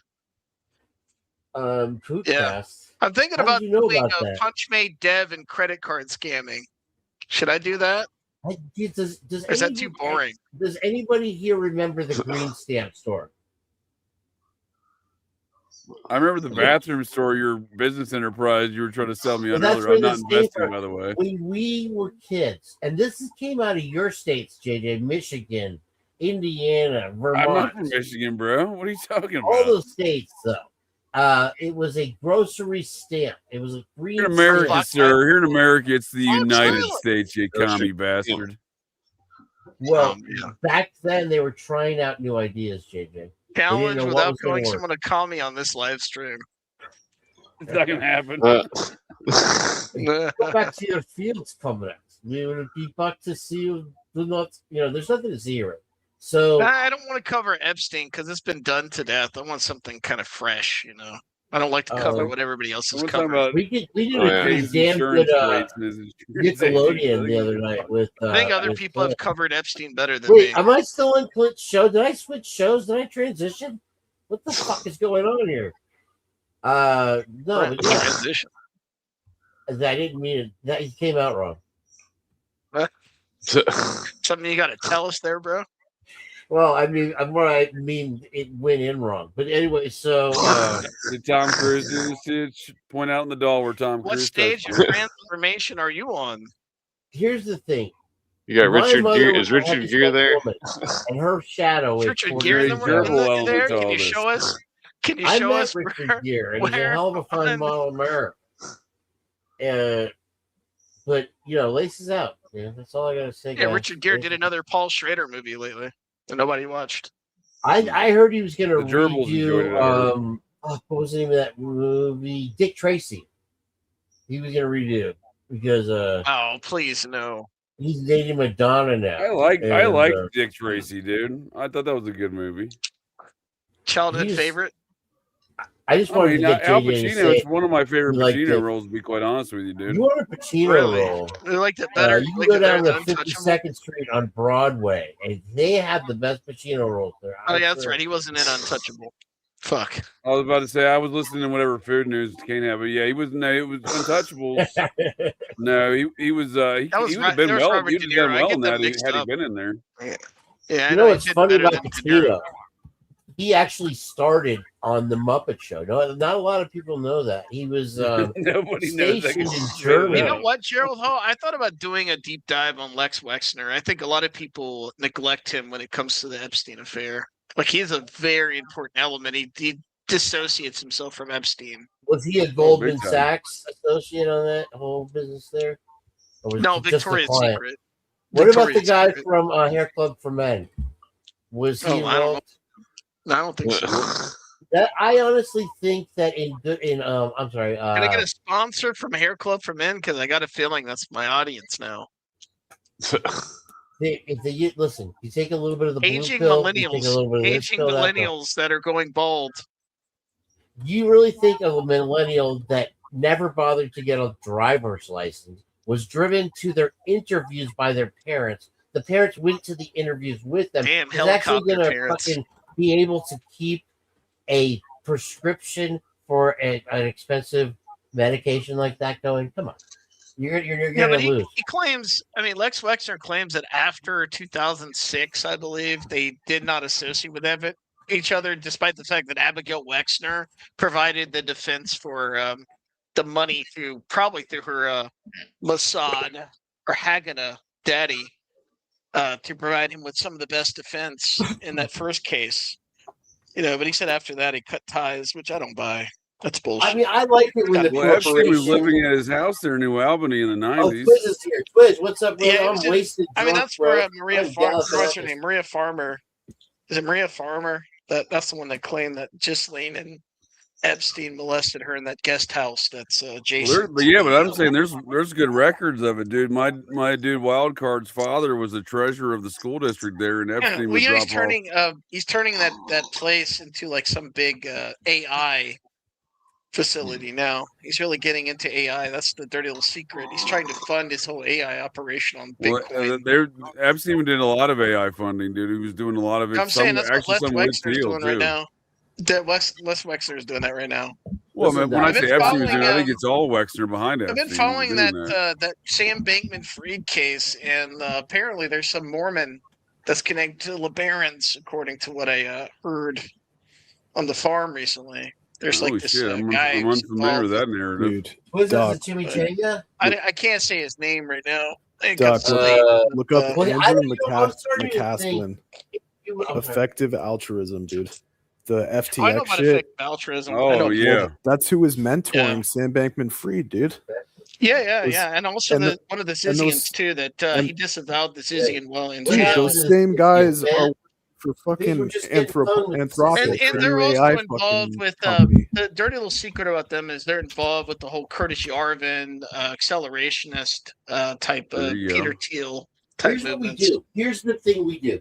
Didn't let the Thomas AI Massey's daughter work at Jane Street Capital in around the same time I as don't know that anything Zizian? about Thomas Massey. dare you, I don't know sir. nothing about Thomas You Massey. guys are gonna like this plan. This is a Galifianakis of Galifianakis' plan. We let them run this AI right out to the fucking edge of the sky like they want to, right? What do you mean, And then we people? convince them that they can put their soul and brain right into the hard drive. Boom, we get them to suck right into the computer. Yeah, that's boom, right. walk Mitch right on. Snowblood, Curtis Yarvin, tied into Thiel and probably that effective altruism shit as well. Doc, let me just tell you. alt-right pipeline as well. 3 girlfriends ago, I worked at one of those facilities where they cryogenically freeze you. Now we got to cut a couple of heads around people, and it was a lot if of you fun. could not let me just tell Doc real quick so I can get off because it's already late. Oh man, dude, so the do the sorry, bro. I'll shut up from here on out. No, I'm just 2 sensitive. seconds. Listen, Just 2 listen. seconds. Just 2 seconds. Word in So edgewise. the fucking Doc, the reason why you should cover the JP Morgan side of the fucking Epstein files is because it proves unequivocally that Diamond lied on his deposition that said he never had a meeting with Epstein. There's like 3 different documents that prove he had intimate meetings with them. In one of the emails, it says that he requested heavy snacks for the meeting. So like it's important. So it's important because you ask who the fuck is Jamie Dimon.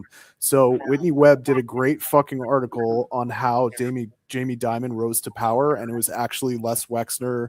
Like it's like Jackson Stevens kind of kingmaker figure. Yeah.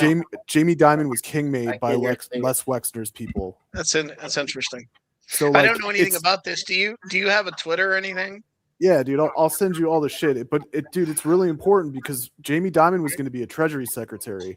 Like, this is a guy that was being groomed for decades. I mean, it's like his background, his family were bankers, right? And they got taken over by like American Express.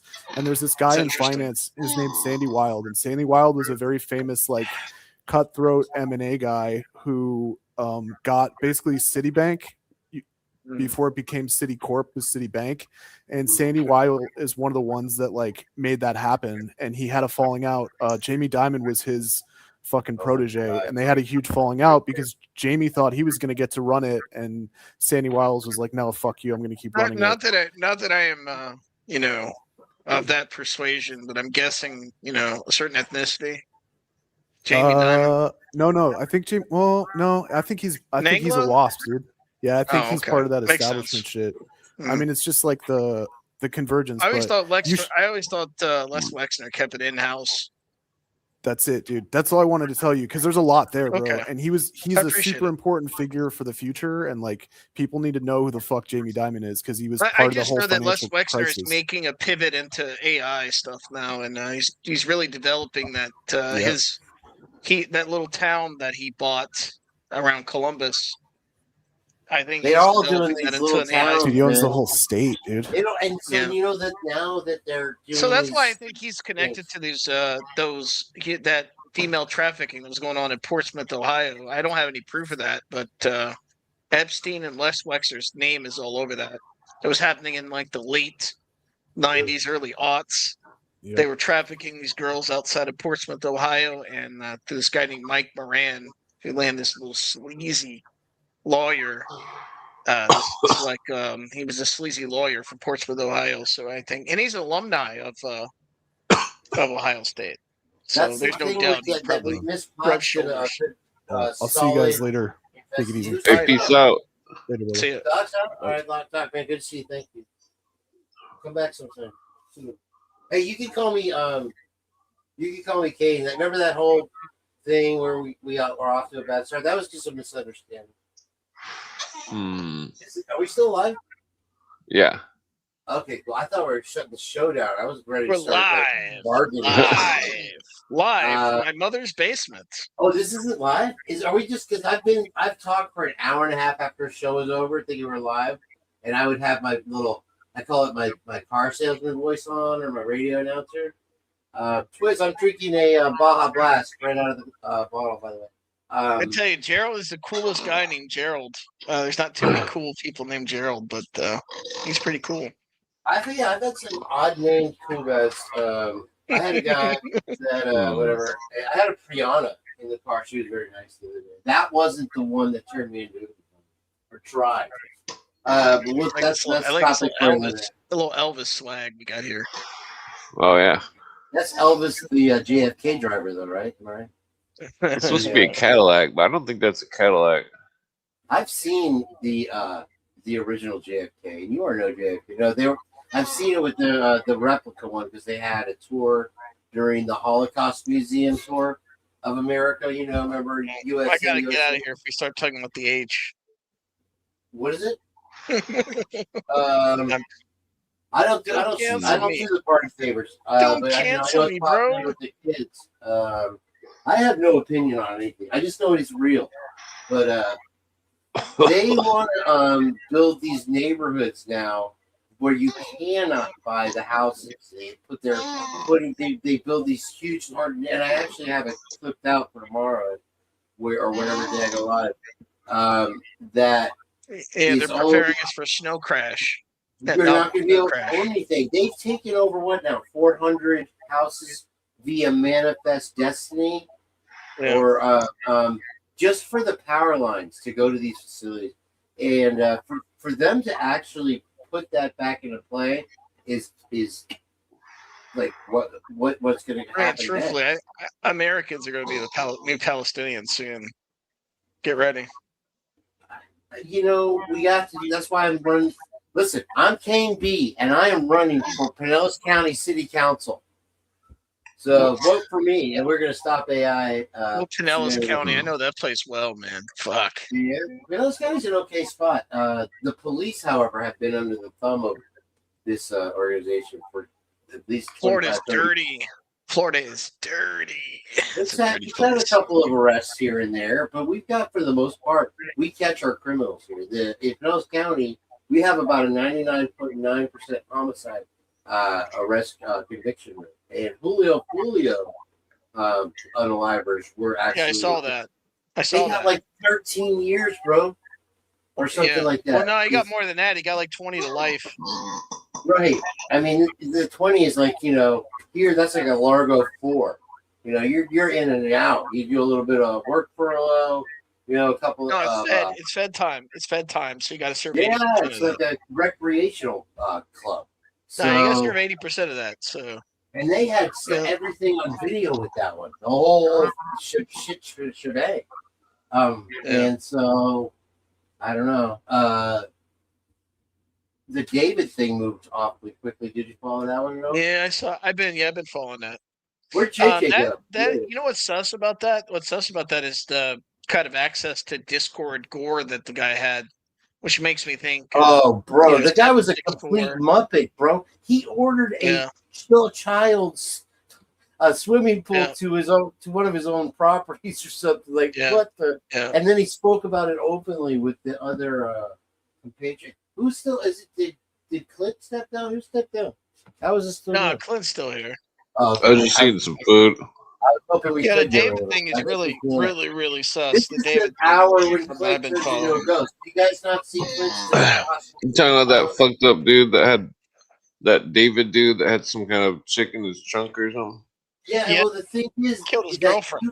All these cases are moving so quickly nowadays, it's almost impossible to keep up with He him. had all these people these people covered up for him too. He went on one of his Right. friends went on a well, interview they show openly recently. discussed it Basically in that fumbled bathroom, right? the whole thing and One of the probably hottest ruined his defense as well. Yeah, those people are disgusting. You remember when you had the black boxes and you push the buttons and try to get the in between channels and see a boobie here and there? I think the David thing's kind of the new age Black Dahlia thing. The old dead hooker in the trunk routine. I've seen that before. There was a case similar to the LA thing PD back in the day. fumble the bag when it comes to evidence, though. They always seem to fumble. Well, that's because Mark Furman's gone. Good old racist. R.I.P. Furman. Mark Furman was to investigation what JJ is to snipe the sharpshooter. And just kidding, JJ. You're a great crack shot, I'm sure. I was eating. I didn't He's a hear big that. fan of Daryl F. Gates. Daryl Gates, she's a legend. And Marsha Clark, you don't forget, leave her out of the whole thing. But we have a case where a guy was Marsha Clark, dude. That's my third favorite Scientologist. And did you hear who converted to Scientology this week in honor of Scientology Conversion Week? Caesar the dog guy. He decided to be a Scientologist. I saw that. I actually saw that. Are you serious? Okay. You decided to put your brain to the side of the world. I just jumped right in the book. If I was a celebrity, I would celebritize in sorry, I just unplugged my. I mean, I'm kind of a big deal. I'm not. Yeah, the David guy had been grooming. I mean, you're running for Pinellas City Councilman, dude. You're a big deal, buddy. The David guy had been grooming that girl online since she was 13.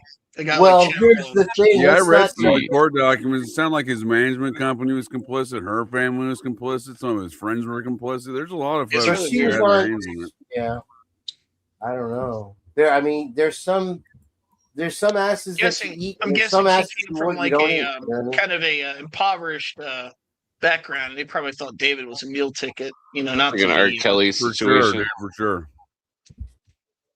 And that's probably why they looked the other way, because he had money. So, I mean, imagine, though, this grown-ass man. It's still sick selling your up. 13-year-old off, right? No, it is sick, but, I mean, a lot of people, unfortunately, do it. Well, that's in that industry. Imagine pulling up, grown-ass man pulling up. Even if he had all that money, I wouldn't let my daughter, be with, like, a grown man like David, man. That's just really, really... People have their morals twisted in America. Wasn't Priscilla 14 when Elvis met her, or 15? Yeah. That's another. I think people don't want to explore that. That's what I'm saying. In that industry, it seems normal, but to general society, it's like, what? That's gross. Yeah, I don't think illegal. Want to explore that. You'll be surprised how many famous people met girls at a certain age. Well, look what happened to Courtney Love. For sure, dude. For sure. What's his name? With Nugent. With the Nugent. The Nuge. The Nuge, yeah. Speaking of Courtney Love, I think they're zeroing on her now. She's really feeling the heat. Like, she's avoided all the Epstein biz, right? She's circled in the Epstein Black Book. Yeah. Well, I'm just saying, though, like, she's probably killed multiple people, not just Kurt. For sure, dude. She's the most famous, like, serial killer that's never been caught. David Grohl, didn't he pass away? No, it's another dude. No. David Grohl still that. Can't think of that band. I think he like died in Detroit or something. David Grohl's friend. What's funny? All those like grunge rockers, man, died like really mysteriously, except for like the guy with the screaming trees. He seems to be the only decent person from the grunge era. The Green Beret that used to be part of Soundgarden and Nirvana, he's still alive. He does the Joe Rogan experience now. I mean, the Jeffrey Epstein experience. And then you got that Steve Albini. He escaped unscathed, even though he was like fraternizing with people like Peter Sotos, who never gets mentioned. Talk about a processing and the Farrell House connection there. Oh yeah, dude. And Albini, he's the one who produced their Heart-Shaped Box album. Yeah, and he also produced, I think, a sludge rock group called Ohm and a couple others. My Life with the Thrill Kill Cult. That's one of the Wax Track records when he did. Yeah. Oh, that's bizarre. Right. And I think that whole industrial metal, not industrial metal, but industrial music scene, people never tell you about Peter Sotos, the sicko. That guy is a literal sicko that I think might be a candidate for one of those smiley face people. All right. But people never Yeah, look in that it direction. seems circulating around that crowd for sure with Well, I mean, he owned a Reggie record shop. Giamatti He or owned a whatever. record. He owned a record shop in Chicago where all those people hung out. All those industrial Chicago. people hung out. Oh, So- dude, yeah. I think you told me about him before. I'm reading about him again. He looks like a real Yeah. creep, doesn't he? He is a creep. So he was arrested on child porn charges in '85, Yes, huh? because of like something he published in his Pure magazine. He Well, had that's what I was these gonna say. magazines That's the about, same shit Albini was crime. doing, though. Albini was writing about pro child porn stuff in his. They're zines. really into snuff. They're really into snuff. It seems like Yeah. all those industrial people are into snuff. It does seem that way. Strange stuff. Yeah, it's fucked up. Strange stuff. So he was included in the Apocalypse Culture book. Okay, Yes. Yeah. interesting. Which Adam Parfrey is really sus as well. Oh, dude, I just came across a picture of him in process. Parfrey doing conducting a Yeah, process definitely. ritual in process. Parfrey tried to revive the Process Church, and Yeah, him and Nicholas Streck and Boyd he Rice. was really Michael involved with Monaghan. Peorage and all those people.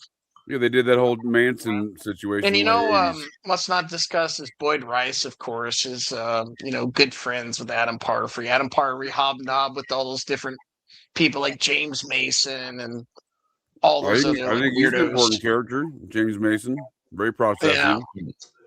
Not so much anymore. I guess to the internet, to the Atomwaff and stuff, since like that's in the news now. The whole spree killing. It seems like every other month there's a new spree killer. It does seem that way. Yeah. It's the I mean, new all these serial kids killer. they're just using that stuff. The FBI is all using, and of course, you got the researchers that are saying, "Don't look towards the FBI. They're totally innocent. They are here to FBI didn't do nothing. Didn't do nothing, man." No, literally, they don't ever do anything, do they? They never accomplish shit. No, well, they're pretty good at grooming autistic kids online. I'd say they're mediocre. They do achieve some success there for sure. I think they fail a lot too. I mean, just looking at the way they handle the Whitmer situation. I mean, the thing is, they empower all these wannabe psychopaths and edgelords online and just put a battery in their back. For sure.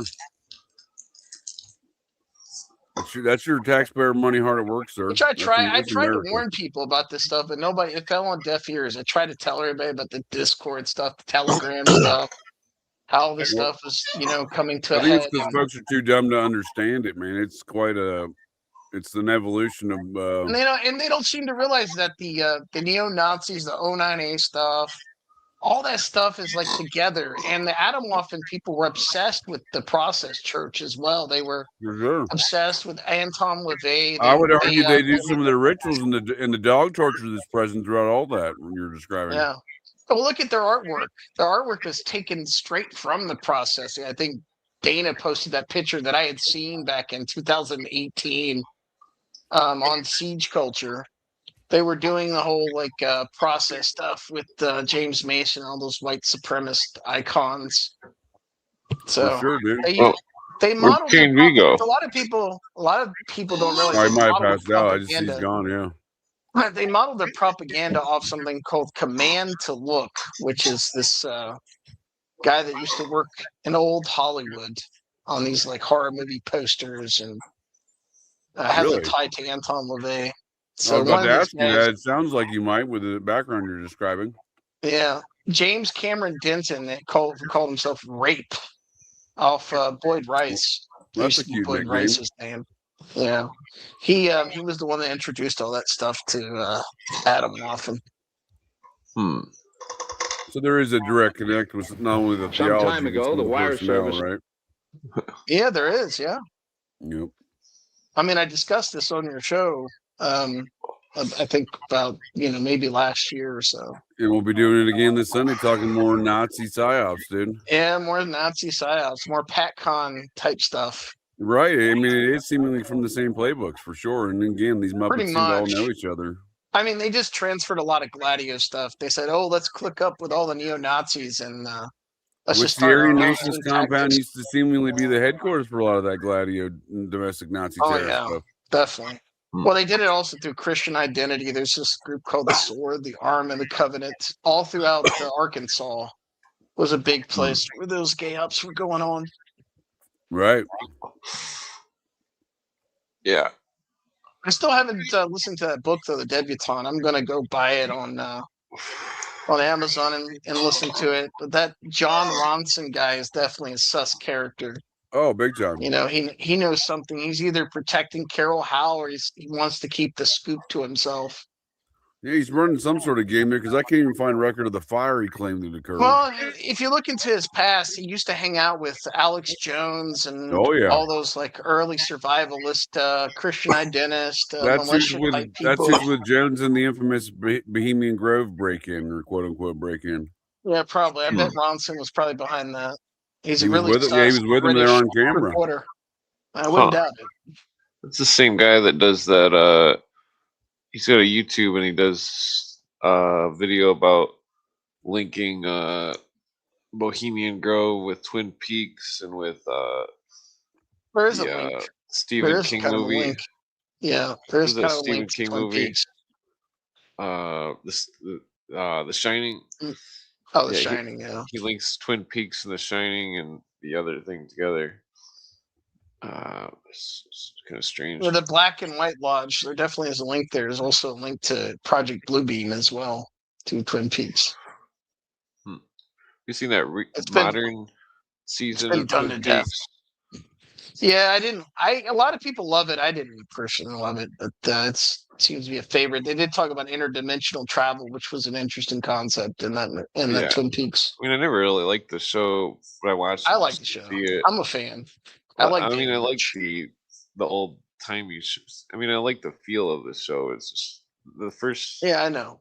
I like David Lynch. Though, it seemed like they were at Area 51 or something in the show or something. It was, I don't know. It seemed weird. It reminded me of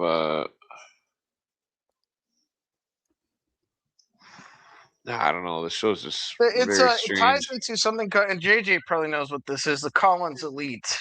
Collins Elite were probably demonstrated in the show Twin Peaks. The Collins Elite was this weird UFO disclosure sector of the FBI that they claim doesn't exist on any official it's the records. whole Majestic 12 stuff and the Division 5 of the FBI, right? Yeah, it goes back. It goes into the ultra dimensional beings or whatever with John Keel and that whole thing. I think that's from like the Eisenhower administration, isn't it? Isn't that what it originates from? I believe so. Yeah, it's been around in the UFO. But it probably for a is while. the brainchild of Edward Lansdale. Oh. Edward Lansdale wanted to fake a UFO invasion to save democracy. Right. Good old Edward Lansdale. Lansdale. It's the same excuse of fighting communism, dude. It's always the same nonsense, Pretty right? much. Yeah, pretty much.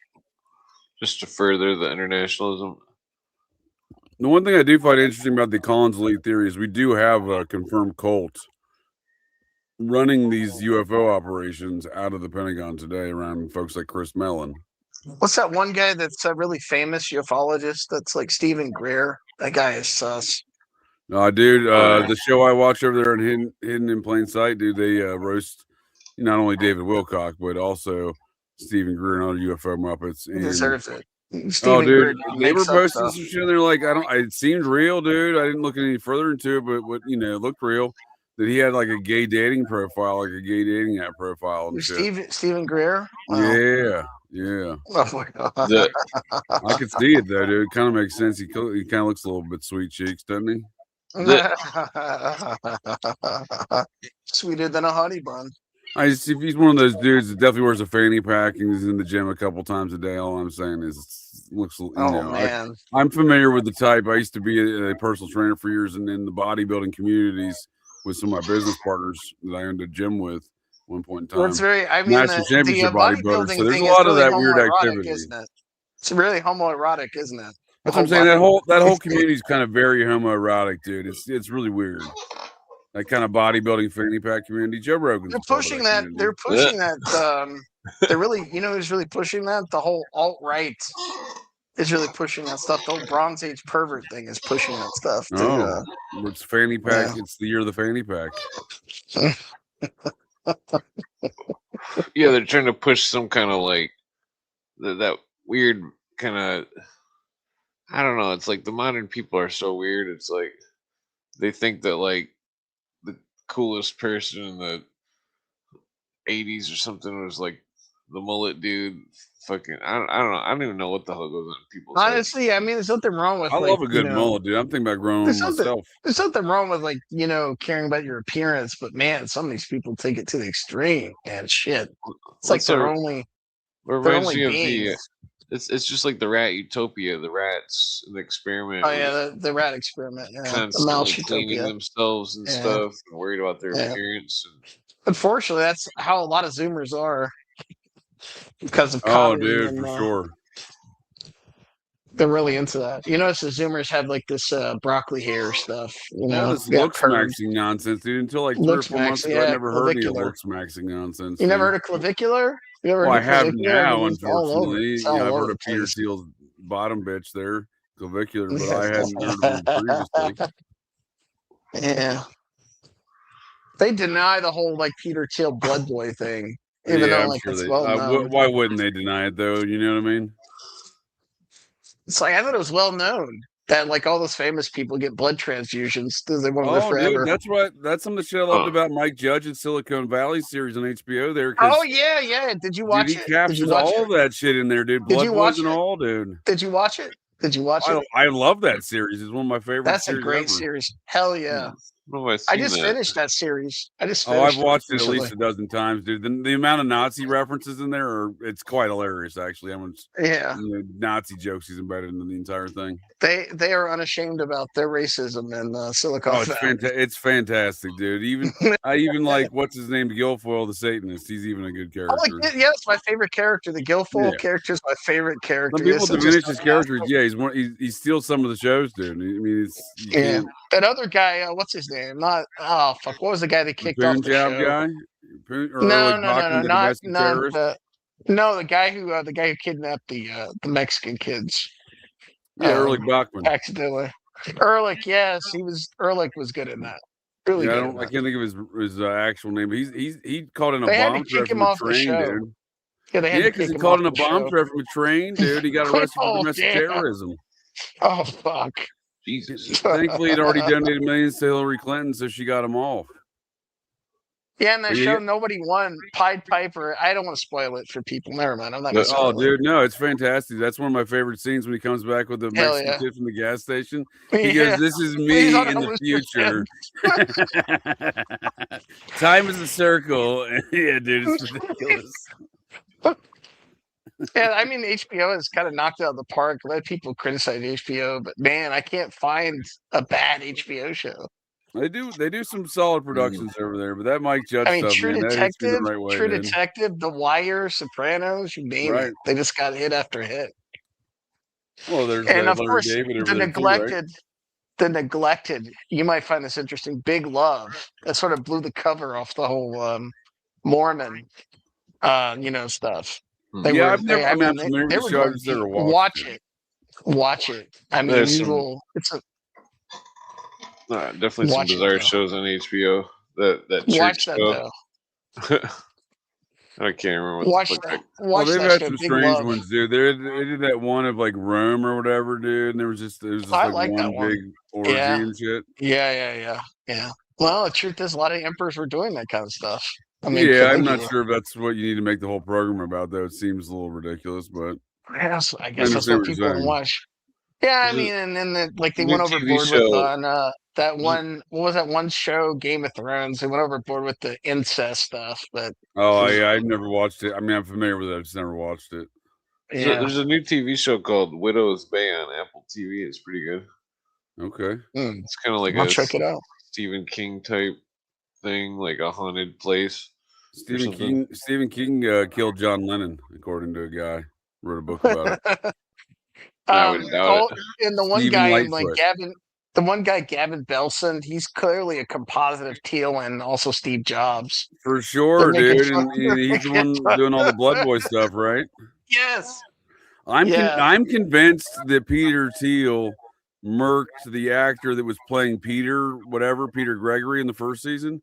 He died of an aggressive cancer that got diagnosed in the off season of the between season 1 and season 2. That's how aggressive it was, dude. Suddenly he's got cancer. Suddenly he's dead because I think Peter Thiel got so butthurt about how he was being parodied in that show by that guy. Elon Musk watched it and said it was unrealistic because they didn't show Burning Man in the show, because Burning Man is where all the Silicon Valley people kind of hobnob. For sure. I was just talking about that with Twiz earlier today. I was talking about how that's a Silicon Valley. You know what's funny is they could bring back Silicon Valley now with all the Zizian stuff, with all the effective altruism, all the Curtis Yarvin stuff. I mean, damn. I wish they'd bring it back. It was such a great and accurate satirical take on Silicon Valley, and I suspect Mike Judge was familiar with a lot of that stuff because at one point in time, before he made he worked as a software movies, engineer, right? Yeah, and I think in Silicon Valley, in fact. Yeah. Mike Judge. I mean, damn, he's watched that series. I haven't watched about a year or so. It's he's almost prophetic. He's almost prophetic. He really is, dude. He really Idiocracy is like Idiocracy is playing out right now. Well, I mean, he's also prophetic. You were talking about the fucking shitless nature of the Zoomers, dude. Look at Beavis and Butthead. Oh yeah, it was more like geared towards Gen X, but yeah, I can see it with the. Oh well, I'm not saying that's what Gen 2, but they basically are the embodiment of the Zoomers. Yeah, I think you're probably right about that. I can see that. One thing I learned from Mike Judge is how soulless corporate culture is, man. How soulless. Well, he did a great job of that in Office Space as well with that stupid restaurant and all the blame. Yeah. The stapler guy, Milton. Oh, dude. Did you see the he captured the elements of corporate America so perfectly in that film, dude. I think that's why it's such a cult classic. Yeah. Did you guys see the Tales from the Tour Bus TV show? It's got Mike Judge. No, I haven't seen that one. I'm familiar with that one. Oh, you definitely. There's 2 seasons. One of them's about like funk or something, and the other one's about country music. But nice, I'll definitely check that out. Yeah, they interview all these roadies and stuff, and like they got all these crazy stories about these famous people. That's awesome. The country one was really entertaining. I mean, they were both just really good. Yeah, I'm looking at the lineup, dude. They got a lot of good people on here. See some old school Johnny Paycheck. We got a couple George Joneses. Oh, Johnny Paycheck. Their stories were wild. Oh, really? That David Allan Coe was wrote a song for Johnny Paycheck. If he did not sound like not Glenn Campbell, is that Zach Galifianakis is back with us? Oh, welcome back, Zach. I had I really had to do a couple Vance McCacken. Morris Day in the Time, dude. Oh shit, dude, they got Morris Day in the Time. Morris Day in the Time. I actually wrote Jungle Up for them. Was that maybe that's Steve Miller? But that makes sense. Where are we at, guys? Have we gotten back to the alien shit yet, or how serious are we going? We touched upon it. We talked about the Collins Elite a little bit. The Collins, the vampires.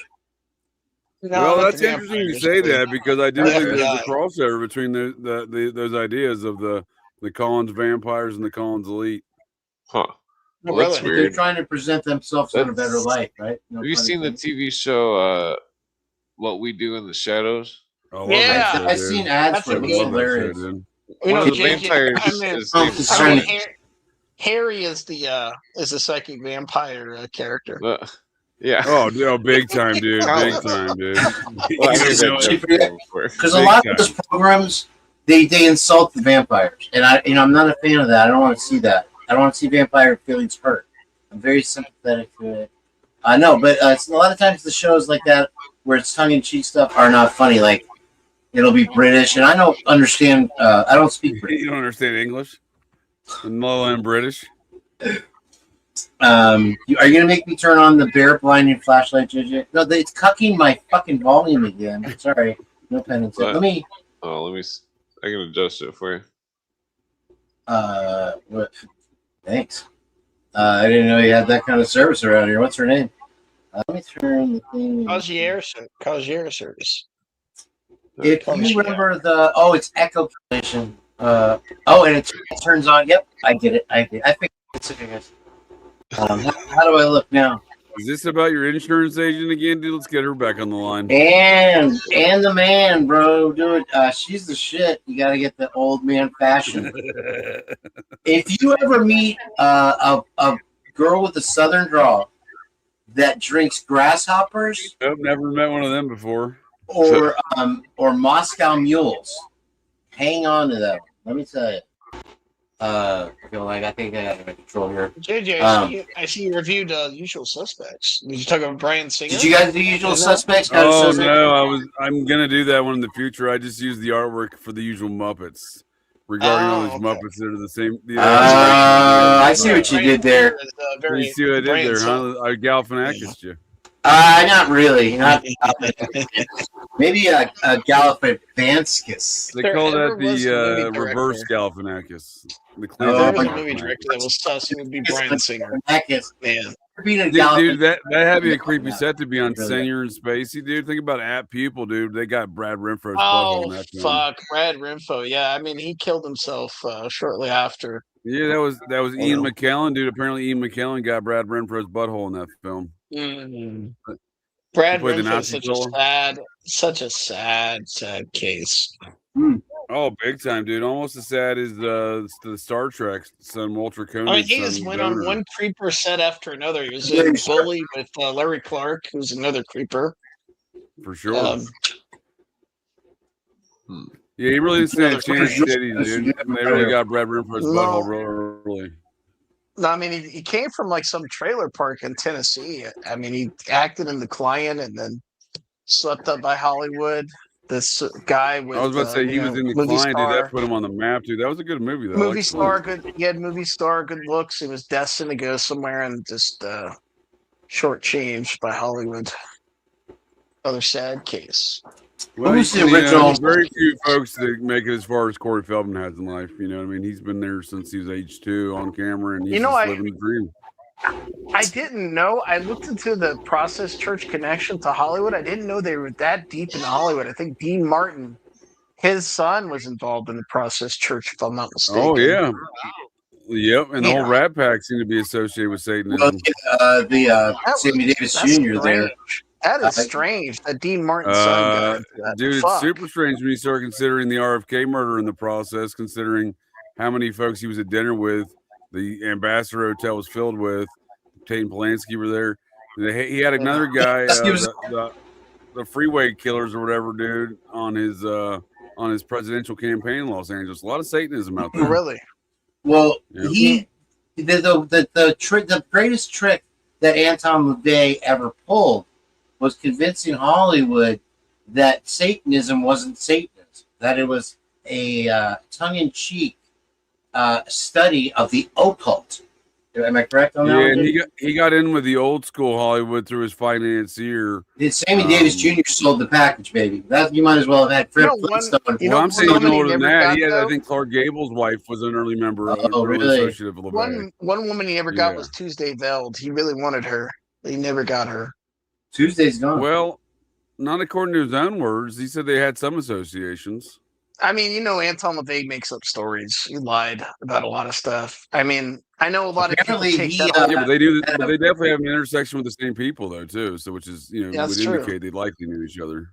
According to the Robert the Dog people, he had a realization at the end of his life. Not Tuesday Weld, though. Well, yeah, but Mansfield's got deep connections into the Yonkers cult that produces the Son of Sam later. She's involved in rituals. Her husband's a politician there. Her Didn't work out for her, though. Didn't work out for her, did it? Well, I think that's part of these feuds. So she and Tuesday Weld allegedly hated each other.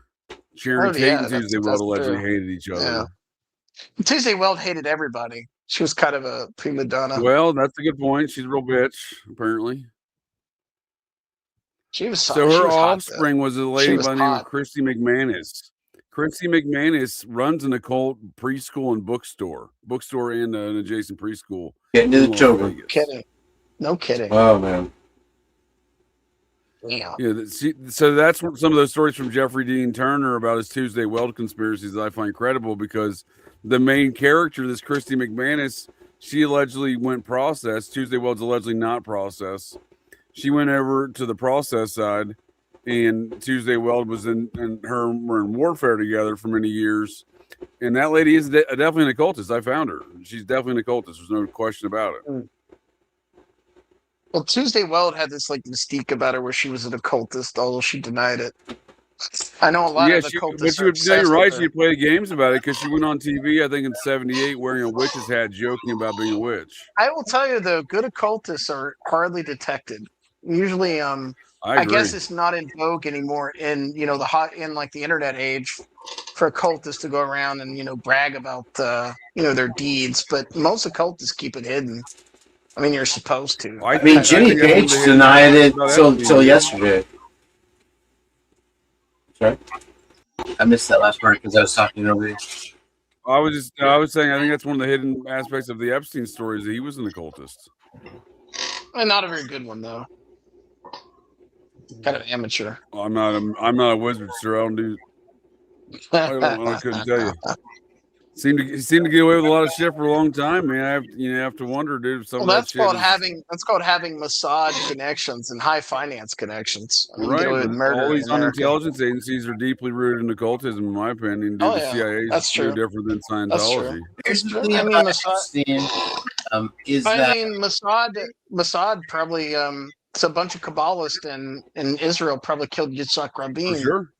I did that whole pulsar. Well, Robert Maxwell was a Scientologist, and he's up there in the Israeli Army intelligence, right? No, I'm unaware of that, but I'll take your word for it. Robert Maxwell, didn't he have all like the ranking generals of Israeli intelligence? Being his he was supposed to be MI6, but he was really going probably doing double service. They all do. They all do. A lot of spies do. Well, you know what? I don't think there's any spook of that level that does one side. Right? You talk over me, and I break both of your Galifianakis right here on the live stream. That's exciting news. We got the Kane's insurance agent online. I think that with Epstein, he made it look like it was a hobby of his, something that he enjoyed doing, and then he was able to get people close to him to share in his interests. Isn't that a creepy way weird, but true? Well, Epstein was really into science and cloning and preserving his sperm in some sperm bank, like Elon Musk and the rest of Silicon Valley. Sure. Really into designer babies. Right. You wonder how far he got as far as changing the world with the eugenics or whatever stuff it is. The OxyClean guy. Look at that. They're bringing back eugenics now. I mean, I think the looks maxing and all the rest of that stuff is kind of neo-eugenics. Bro, I mean, you have all of a sudden an entire generation that's over 6 foot tall. You telling me? And they tried to say, "Oh, it's in the McDonald's. It's all these bullshit, motherfucker." Every girl is fucking towering. I noticed these things. I'm a short guy. I'm 5'7" years old, and that's weird. I'm 5'7". Short king. 5'7". Short king. But honestly, this entire generation is actually very intelligent as far as aptitude goes. My mom always used to say I had a lot of potential, but also very tall, very fit. How many fat people do you see anymore, bro? Depends where you go. I see quite a bit in the Midwest and the South. Is that a real question, dude? I see. Well, bro, I mean, here's the thing. I was trying to set JJ up for the great big fat person joke, but he missed out. He's a little slow in the uptake today. But seriously, as far as this Gen Z thing flies, there's not an overweight. There's not a muffin top. There's no gauges. There's no nose bull ring. There's no Prince Alberts. There's MCATs. There's SATs passed. To be fair, though, at least they don't mess with alcohol like previous generations. Yeah, right. Great point. Yeah, they completely almost shut down the liquor industry in one decade. Yeah, but I don't think it's supposed to be a health decision. There's obviously some monetary decisions involved with that because no one can afford it. Well, they're saying it's the humiliation ritual of buying women drinks to have them piss on you on their way out the door. And also But to it's their credit, because and also What kind of because parties they do you attend, Kane? What is going on in your life, bud? I mean, I'm into I like that part of it. That's me, though. Big Daddy Kane. I would get off work at the graveyard, digging graves all day, and go for a quick cup Nice with little the golden shower at the end of your day. Hardworking man getting a golden shower, ain't nothing wrong with that. Actually, there's a you lot gotta of things get wrong with that. clean, It's and it's disgusting. got good pressure. Florida doesn't have a lot of pressure. My friend used to be a grave digger. Yeah, Willie was a grave digger too. Pressure washer. He said that he used to live at the house in the graveyard. He said the door would slam open at night. Oh, hell yeah. I had elevators Shit would do fly that in off the front of me shelves. in several different locations. He's like I'm cemetery talking about man. crazy shit. Well, it was an old folks home. Cemetery man. Yeah, Yeah, I thought no, it was it's pretty real fun. spooky. You ever seen that? You guys ever seen that movie Cemetery Man? There's not a movie Cemetery Man, is there? Yeah. I've never even heard Rupert of Everett. I mean, good. that's not like Wait, somebody what year? typical hero, I Cemetery think it came Man. out in 94, 96, somewhere around I there. want to be like Cemetery Man when I grow up, Dad. It was like about That's a fucked guy, up. Rupert Everett, and he lived in a cemetery where the people would come alive after he buried them. Rupert the Stump Bum? Was he like a ghoul or Oh, something? that's crazy. Yeah. No, that's- he isn't, but the people around him are. People that got buried. I Remember saw the this one- one. It's called Pet Cemetery. No, Jake. It was oh shit. Where's I've Twiz? never seen this. That's Good. how what's his Then name? again, I don't know Anyway. if my taste translates to this stream. I don't know. I like weird movies. Oh, is Twiz here now? Is Twiz up I here? like 90s movies and 80s movies. The best of the zombie movies was the original Dawn of the Dead. What was it? Robert Zemeckis. How And dare you, sir? The best zombie movie is Red Ah, Zombies Romero. from a film. This I was Romero. just Romero. trolling JJ because my Dawn of mic the keeps Dead. going in and out and in and out. More Well, times than I keep adjusting it because it goes No. really high. well. Okay, let's find one spot because it's doing Come it on on now, my. come on now. Here, I don't want to interrupt Clint, JJ, so let's not go there because it's doing it on my system settings on my computer, and nobody makes me bleed my own blood. Oh, you might need a whole new system. I dude. can Don't say adjust that. your You might need a whole new settings. I'm system. adjusting it to level out with JJ. Can you open and Acting out. close my CD tray too? Can you do that trick? I remember that. That was fun. Still have a CD tray? Damn. Listen, bro, you never know when you're going to need Kane to likes to live an fuck analog your life, wife in a dude. tight situation. You know what I mean? Kane only I mean, dreams nothing in against digital. that, He but lives an goddamn. analog life. God damn. What'd you mumble, JJ? I'm sorry, sir. What'd you say? I said you dream in Said- digital. You like to live that analog life, dude. You're analog maxing. I am a big believer in that our technology Analog maxing. was maxed out at 2,000 even. We had the It looks flip like JJ phones has that discovered almost sent a Zoomer picture. slang. I got to stop this fucking volume thing, or I'm gonna rage quit JJ's fucking mic. Your volume is perfect. David Wilcock's maxing, sir. That's what I'm doing. I'm up to David Wilcock. Not JJ has discovered Zoomer slang. He's adding maxing to everything. Guys. What happened? You I said sound like JJ a has Twizzler. discovered. He's discovered Zoomer Yeah, slang. I do have a Zoomer as a child, so my son does keep you up to speed. on the Your current child like knowledge. puts maxing dropping on that everything. knowledge, son. Yeah, Got the Riz, got the Drip, got the maxing, dude. You Got got all the that Riz, stuff. Ohio Riz. You got that Ohio Riz? Oh, dude. I don't think yeah, Ohio the has high, any dude, Riz. got that drip. Dude, got that Ohio drip. Are you trying to riz up? If you want to I get forget some the lean, name Ohio's the of the place to bitch. be at. They I'll tell always you try that. to riz up. I don't I'm sell trying to Molly rizz up anymore. Mr. I'm Kane telling B here you. is running for Pinellas City Councilman, dude. Pinellas City Council. That's right. I might go for You got my vote, sir. county I'll be your manager. representative. I'll be your campaign It's manager. a name on a check, JJ. That's going to be for my city slogan. councilman, dude. No, I'm It's only just a representing name on a for check. city councilman, dude. No other office. Should I carry cyanide pills with me just in case?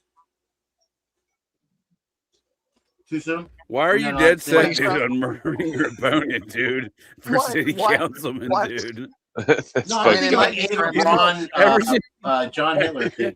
Damn. Are we going out like fascist and like Have you met the Dude, 2026? the moment King said he was running for city councilman, dude, his next step was plotting his opponent's demise, dude. No, let me tell you about a He went story. straight to dirty politics, dude. Straight to dirty politics. This girl, she worked at Subway. I forgot her name. I have it clipped out for tomorrow, JJ, if you happen to catch it.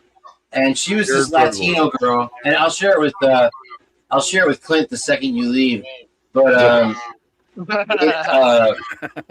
she's like giving one of these chin up MS-13 looks to the JJ to steal any of his Kumton. To the I don't want to see her MS-13 anymore anyway, sir. I don't want to see her. Well, no, she's like 11 years old, 12 years old. It looks like, but she's Whoa, giving I definitely don't want to see that. mugshot. Don't be sharing that This either. is his girlfriend story by any means. No, she went. Man, I'm out of here. Hold on, you guys. Dude, I'm out. JJ said he wanted to push it in your schools when you guys left. So hold on. Hello there. Hi. Hi there. No, when I stopped snorting, Okay, and I stopped snorting. Sergeant Ford is working. But yeah, no. The girl goes into Family Fitness, and she's getting the Black Card Tour, which is $2 more for that membership. It's got tanning. It's got baby oil. About your insurance agent's life, dude. This is not Anne. This is the cuck queen of Ohio, and she goes on the tour with this girl who's showing her. And you see in the video, the girl's like, "Oh, over here, we have the luxury facilities," and over here. And you see all of a sudden, this girl grabs the freaking tour guide by the hair, rips her down to the ground, kicks her, punches her 8 times. Okay? And then just they start to like gather or whatever because the girl kicked her way out of the fight, the girl on the ground. And so they kind of get their senses back together. And you see the Spanish girl who was kicking the ass do one of these. And they walk out the door together, right? And so when they interviewed the attacker, they said that she said, "I don't know why I did it. I guess something told me I had to get her, and I got her." That's literally what she says. Bro. It's crazy. Yikes. And you still keep her as your insurance agent, dude? Well, here's the thing, dude. They let her out on. They were going to have a $5,000 bond. They let her out on $20. And she's still she upgraded her membership at the gym too. So I mean, really understandable. But no, that part I don't know. But they did let her out. They lowered her bail to almost nothing, or bond. Sorry, to almost nothing. Do you know this person? I don't know how we got no, here. Right now. These are the articles I do in between the cat videos on the Verge page. Between them once or twice. But yeah, there's no lead in, dude. You just came out of you Galifianakis, dude. What, is she alive or dead? You guys want the article? I'll pull the article, damn it. If fucking Clint would stop fucking with my fucking volume, no, it's fine. It's fine. I'm not angry. Is she a zombie, dude? Is she a zombie? It's a dude. MS-13. She gives you the chin up at the fucking mugshot. You're like, damn, this bitch hard. What the fuck? Here, check it out. I just put it. I don't want to see it, dude. I don't want to see your 11-year-old MS-13. I won't. Listen, I'm not going to give you the mugshot. I'm going to give you the words so you can read for yourself. Here's the clip right here. Satanic wedding ceremony ever performed. Oh, there she is. Look at the picture showed a nude woman lying on the altar behind the guest, whom you see now, the Reverend Anton Zandor LaVey. That nude woman was founder wife and high priest of the first and his church. daughter's also in that photo. Anton Zandor LaVey uses as somewhat of a credo this timeless quote: "Remember, evil backwards." Looks like a weirdo. Oh, that's where George Bush got evil George. Somehow that never occurred to me. Never occurred to me until one of my disciples brought it forth, and I imagine it's quite true with many of us. How often do you have to shave your head to make it shiny like a devil? I have to put Vaseline on it as well to keep it shiny. I shave it once a day. Can I give a plug? Is that the odor you're giving off now, Vaseline? No, that's... You'd have fooled me. That's musk. That's musk. That's the goatee scent you smell.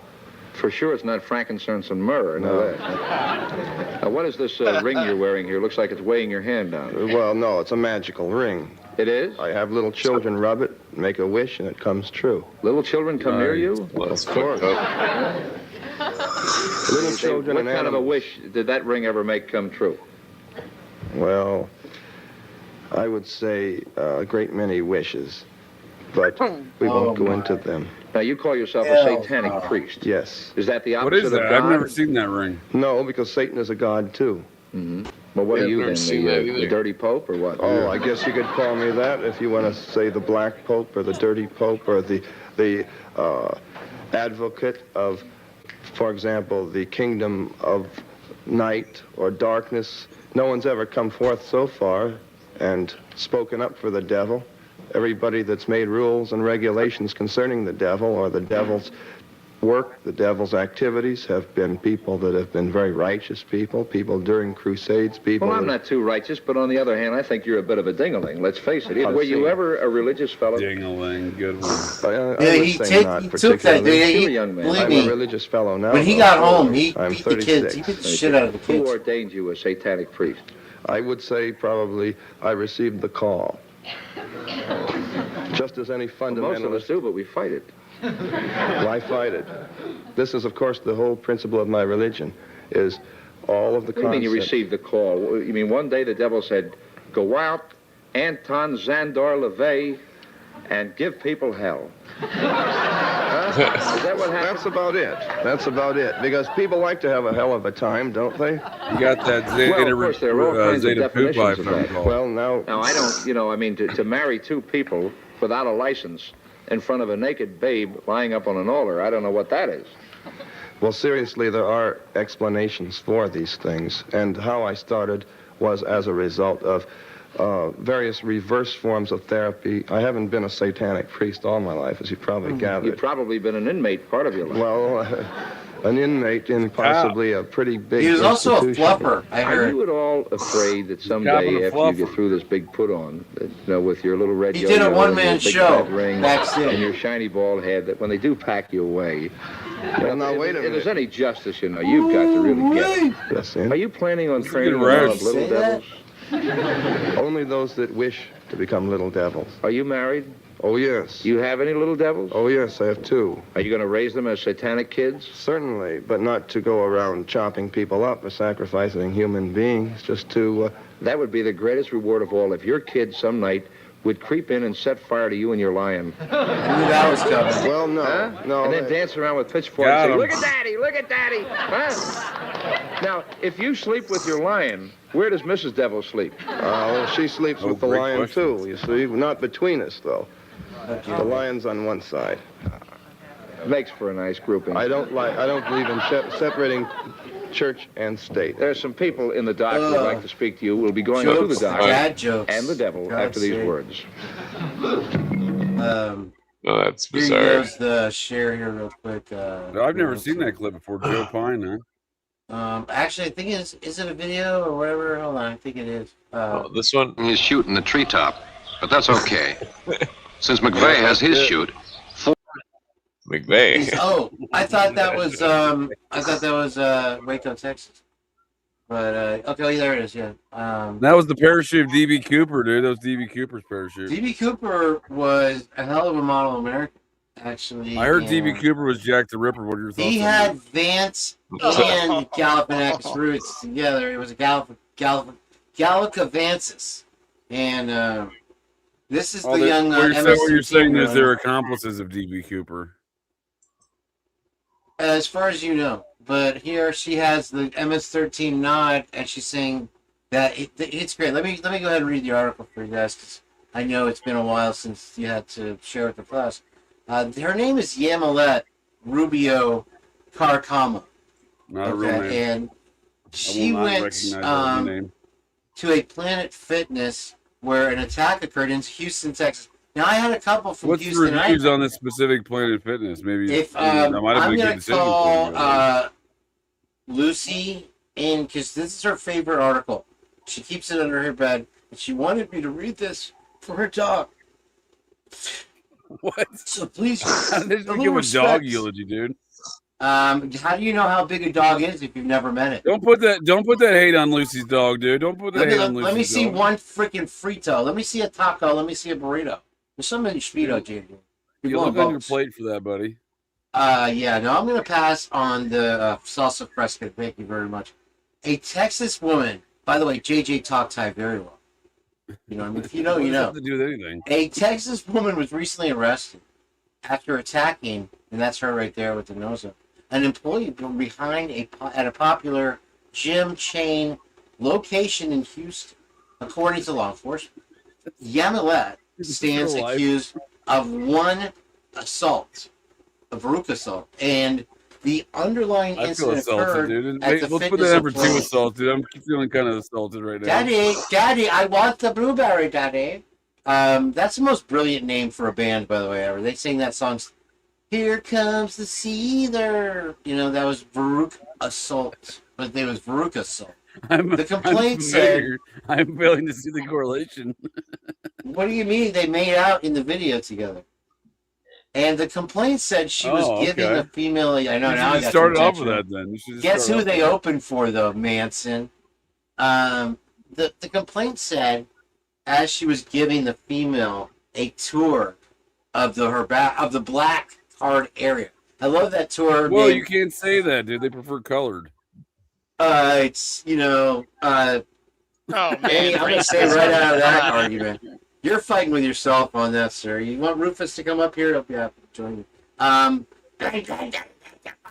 The complaint said she was giving the female... It just sounds so like it's going wow, chicka wow now. Giving the female a tour of the black card area. Yeah, say that wrong, you might be in trouble. But how do you have a black card area? Planet Fitness is the $10 a month fitness club, right? Yeah. Where they like literally diapers on the equipment and all that kind of. That's why I advocated looking up the reviews to make a determination. This may have been a good choice for her based upon. Is that why they call you the diaper sniper? I just wondered. The diaper for a sniper. friend. Deputies were advised. Okay, so she was in the black card area, an area with specialized massage machinery. The female attacked her. How did you get interested in this story in the first place? This is fucking the story of the damn week decade week. This is the story of the city county, bro. You don't even know.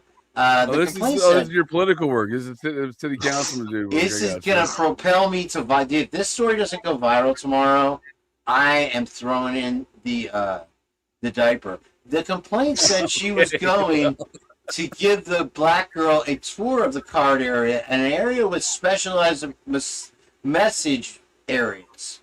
The female area attacked the Galifianakis, causing injuries. Here it is. So, with the help of surveillance footage and other... Now, here, check this out.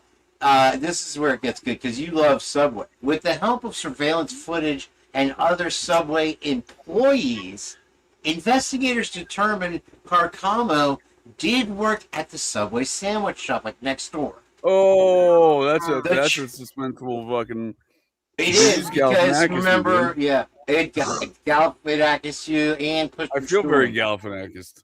Thank you very much. I told you you'd like this. And so this is right up JJ's Galifianakis. And with the help of surveillance footage and other Subway employees, the charging document goes on to describe the defendant's outfit in detail. Check this out. Pieces of information culled from the gym's surveillance footage and some of her behavior during the ill-fated tour. The female was seen walking around the gym carrying a weight, sitting on the bicep curl machine, and walking towards the front. The complaint reads, a still shot of the same female was supposed... wait, I'm not... Wait for it. What am I waiting for? Where's the payoff, dude? Where's the payoff? It's getting there, Charlie. Hold on. I'm starting to believe that nobody's getting their mail here. The female was seen walking around the gym. I have to read every detail for the folks at home. And a still shot of the same female was uploaded in a white shirt. Can you make me big? I don't have to, Charlie. White sock. Okay, so she was wearing, I don't know why the clothing was important, but it says she was wearing a white shirt black pants, white socks. Hey, quit and jiving white me, Crocs. turkey. Maybe Quit it was jiving just me, turkey. the alliteration rhyme. Those were the clothes that she had on. Now, the female was seen walking around the gym carrying a weight. All appeared to be going well from at least 4:50 p.m. I love how they can get this time right to the T. 4:50 p.m. until 5:40 p.m. according to the law enforcement. Then, the defendant and the victim continued their tour of the black card lobby, quote unquote, at around 6:30. Moments later, however, the calculus shifted. The complaint, int, was pointing in different directions. Am I doing that? What happened to the article's gone? The article's gone. Article down. Article. I just got Galifianakis. We've all been Galifianakis real hard, sir. Real hard. Anyway, she goes on to get out of jail free card. And that's what happened. Was Doc back? Or was he never gone? Someone tell me. Well, I might be a little bit. Is this? What game is this? I never. Oh, it's a gym game. Yeah, they break it out of the gym, and is that the black card area right there? This game was way ahead of its time. I'm drooling. That's so good. Wow. I'm pretty sure it's the Total Recall video game. No, I'm pretty sure that's the black card area of the Planet Fitness planet. And It's not a tumor. If you remember, my drama 3 teacher was in Total Recall. Why would I remember your drama 3 teacher, dude? I barely remember my drama 1 teacher, buddy. I've had a lot of drama lately, and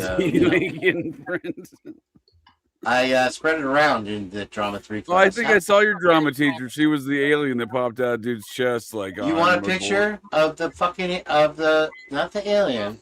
Let's be nice. You guys want porn? There's porn. I'm sorry, I did not mean to show. Whoa, dude. No, I'm kidding. Yeah, that's your teacher, huh? You want to know she the looks truth? a lot JJ? like you, dude. Is there any relations?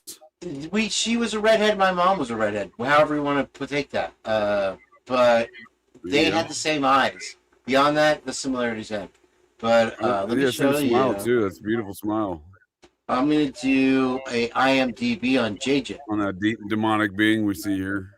I am. Oh, there's you driving me, turkey, dude. What are you doing? You driving me? You want a piece of this black card area, bro? You're gonna have to put in the time, just like everybody else. Just like I did. I'm filing a complaint with Xenu, Jesse You think Jackson, I'll come into your job Martin interviews King. with you next time, where you're trying to get on the Buffalo stance with Nina Cherry and all this shit? It's not gonna happen, Phil. I only understand half of those words, and the half that I do understand, they don't think make you sense have a together in couple the salt and sequence pepper doesn't. CDs back there somewhere. Don't lie to us. Cast. Someone call Flash Gordon. We need some backup. Dude, Flash had a habit. I'll tell you what. That guy was a wild man. What I understand. This is a real-time shot of Kane drinking window cleaner before he came on tonight. Dude, I picked the wrong day to quit sniffing glue. I'll tell you. Okay, let's get the cast going here. Total Recall. You want to see my drama teacher who I learned from, Cage? Oh, they have IMDb has a blacked out thing of her. It's like everybody else's picture, except for yours. Where is she? Yeah, pass the window cleaner, Clint. Oh my god, I did not know that Stephen King was in Total Recall. Holy shit. He's the co-star, dude. He's right there with Arnold. No, well, they have his picture. I don't know why I didn't. Damn, that's funny because that's all she talked about was being in this damn movie. And then IMDb has like 100 cast members, just like a stick figure. She played the Martian fart of Schwarzenegger's Martian fart. When he was going through security to get the digital ID, yeah. Mm-hmm. Here's an Ace he could Ventura walk right fart. through and like a piece of electric dynamite, like, hey, get over to the strawberry river, JB. And it was like, she takes the helmet off, and her eyes go like, she's a very good actress with the eyes. Because she had this ability to look different ways with the eyes. Like, I can do it pretty good sometimes. Like, if I go, like that, and, like, I look the other way, like, look. See? So only actors can really do that. like Daniel Day-Lewis. I don't know if that's for that. accurate, dude. I'm pretty sure your insurance agent can do that. She sounds like a champ. Hey, you would be surprised how many directions my insurance agent could go. But that's neither here nor that or a third. We're not going to lament that. What are we doing tomorrow? As far as we're going to be practicing jumping out of rhinos' buttholes, Jim Carrey style. Oh, that's gross. That was a really bad scene. I have to say that Get to the Pet chopper. Detective 2, not a good movie. Here is my here is the, and you're gonna love her name, bro. Awesome. I'm gonna share with the class. Don't worry. Get to the chopper. This is my and I swear to God, this was my drama 3 teacher, and you'll love her name, Ginge. Let me show you. It's not a. She wasn't. Is it Tony the Tiger, dude? If it's Tony the Tiger, I will love her name. Do you remember the guy here in Tampa Bay, the guy Tiger King? Yeah, dude, Tony the Tiger. No, that's Galifianakis. This is my actual Harold Baskins, lady. Dude? This was her. Do you Harold see, Baskins? guys? Do you see? Is it there? This Trippy. was my drama Whatever 3 I'm seeing teacher. right now is pretty trippy, Look, show dude. JJ the name, Clint. That was her. Read the name under her name. Yeah, dude. She looks just like you. Well, look at what her name was. Fat Lady. Her name was Fat Lady, JJ. I hate to ruin the joke by explaining everything to the how many sleeps before JJ gets the jokes? But yeah. Oh, dude, I'm fading fast, buddy. I'm fading fast. Yeah, you just sucked all the life out of this fucking live stream. It was fun while it was fun while it was Galifianakis. It really was for a minute. Yeah, maybe you can rewind it back to your weird tales of your MS-13 journeys, dude. The back area, man. If you don't want to go, yeah. No, I have another article. A woman let this guy into the building, and then they found her on the roof. That was the end of her. The roof. And You yeah, talking about I don't Elijah know why she Lam, did dude? That article was. What did you time travel? That was like 2014, bro. Did you hear that they booed Seinfeld off? They tried to boo him in protest. What? Who protests Seinfeld? That's like, oh hey, that's funny. Johnny. You know, let's. You know what, JJ? Like you did have an influence on me today. I had only tortilla shells. I eliminated the bread, so you can take Johnny away. Yeah, if you take the tortilla shells rectally, dude, you'll save a lot more weight and time. Well, the time thing, I thought I was getting more carbohydrates than you were. Is that is that Troublemaker Jonah? How did you get up there? What's he shooting out of that gun anyway? He got there. You know, it's sadly enough, I was that heavy at about this time a year ago. Yeah, it sounded. Yeah, no, from the top, yeah. Remember the bike ride live, Siege? And the disembodied ghost spirits? Oh, you weren't here for that. What's going because on you right now. are old. And tired. So that's fun, yeah. I'm on a Mexican, whoa. JDO. Oh man, that's one of my favorite. Thunder. The Hulkamaniacs, oh yeah, brothers. Damn it, Hulky, why don't you get off the damn state without a American? If you're not doing what was his name in Spider-Man again, JJ?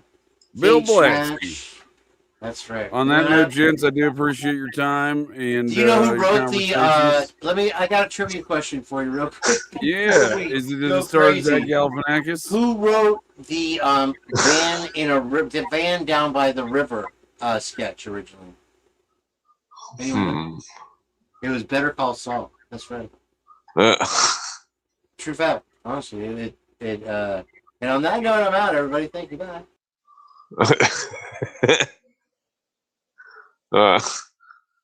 I'm probably gonna pass out too, I guess.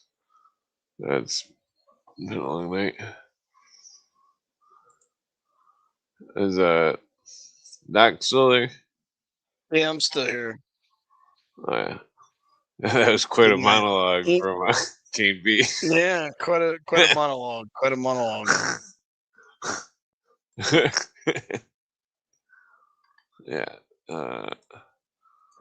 Let's see here. Duck hunt. Yeah, I think I smoked too much weed. Duck hunt. Yeah, freaking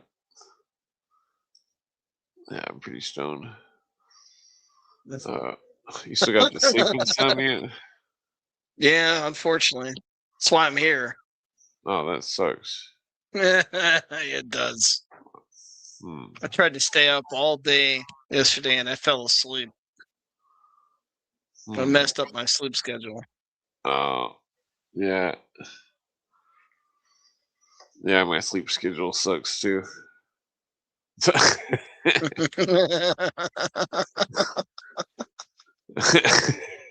happens. Did you edit this? No, this is off the old internet. Oh, okay. Back when it was still cool. Yeah, I miss those days. I miss the old internet. Yeah. The wild west of the internet. Yeah. You could see anything on the internet. There's definitely a lot more research back then. It seemed like now it's more. It seems like it's. That's more drama. It's more drama now. More gatekeeping and drama now. Yeah. Maybe people have researched everything. Maybe there's nothing left to research. I think that people aren't putting things together. Maybe people just don't want to do the research. I don't know. They have their own pet interest. I thought about what would happen if the whole world just kind of abandons the past. I think that's happening right now. I mean, in people a way, have it could be beneficial, I guess, but in other ways, it would be bad. People have amnesia now of the past. Everything gets memory holds. Yeah, because you don't want to repeat mistakes. Well, people are repeating them. Yeah, that's looking forward to the next election cycle. It's going to be interesting. No, I mean, if something crazy doesn't happen, like China invades or something. No, that's not going to happen. I don't think Russia or China is going to invade America. I think anything, Americans are leaving America. Oh yeah, it'd be interesting to buy a place in Japan or something. Yeah, the real estate's pretty cheap there, actually. I've thought about doing that. Yeah, it seems like a lot more cheaper than here in America. That's for sure. Yeah, I've never even been able to get a job with my college degree. Oh yeah. Oh, that sucks. Yeah, it's ridiculous. Yeah, we're still going here. Gearhead, still going. Still going. I'm about to log off here, though. Yeah. Found anything interesting lately, though, Clint? Anything interesting? I think I need to make a Cthulhu anime. You found anything interesting in your research lately? Let's see.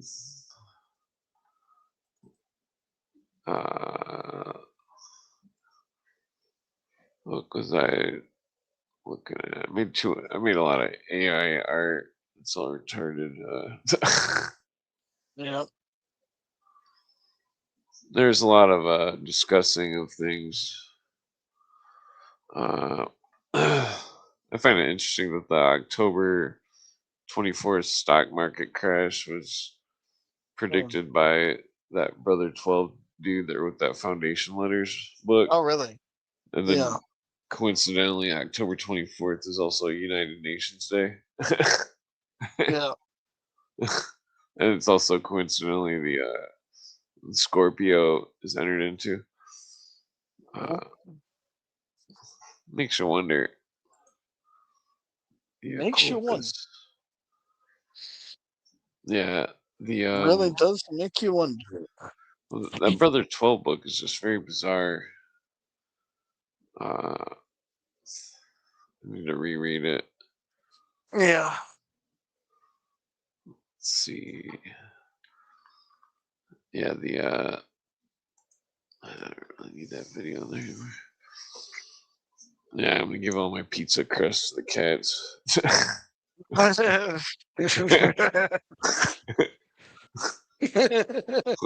The wild cats, they won't let you pet them, but they always want food.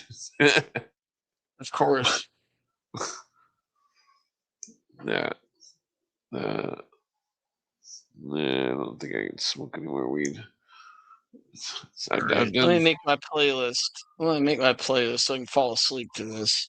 Oh yeah. What yeah, I've been watching Ronin Warriors when I fall asleep. Yeah. Running Warriors. I'm not familiar with that one.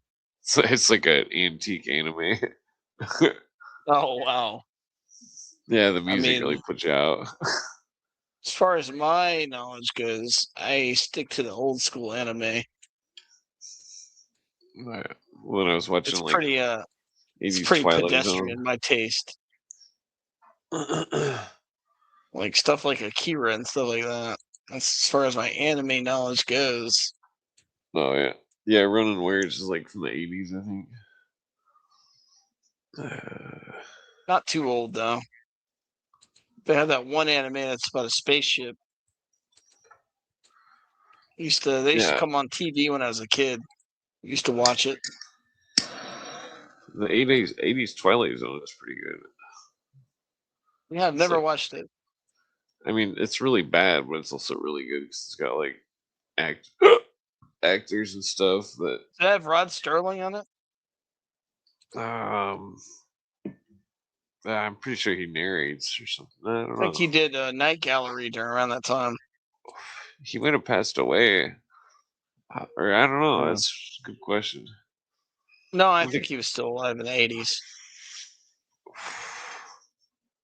Yeah, the show you can see a lot of episodes where they just flat out stole the idea from 80s Twilight Zone for a movie. There was like a bunch of them because I was watching it and I was like, man, they've ripped off every episode of this show. There was a show or there's an episode where it was like, how did it go? It was like these people were like stuck outside of time, and that they were like walking around the city, it's empty, and they're like, oh, and like, and then they come across some kind of time workers or something, and they're like, oh, this is 3:35, and you're supposed to be at 3:38. But it was like really similar to like it reminded the whole episode reminded me of like a DMT trip or something. Like, Oh man, you escape time and you're like in some kind of limbo temporarily, and it's like, oh, you better get back to your time. Yeah.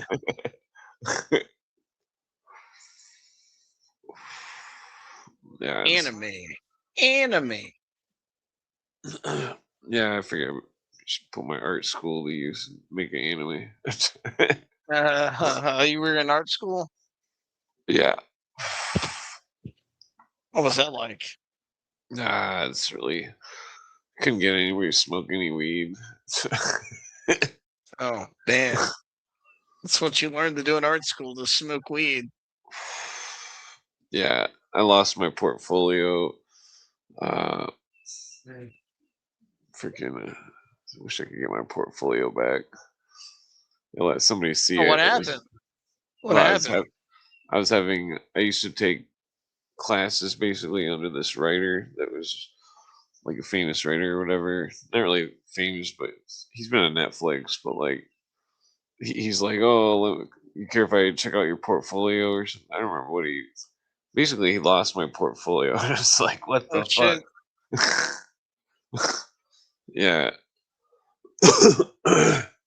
Oh man, you're supposed to make copies. Yeah, I mean, I've been thinking about making a new portfolio of like make like 10 badass paintings and like You should try to like go to the digital world and put your skills to use there. well, I mean that's where I thought about the anime thing because I could like draw everything out and just have AI color it and stuff and Yeah.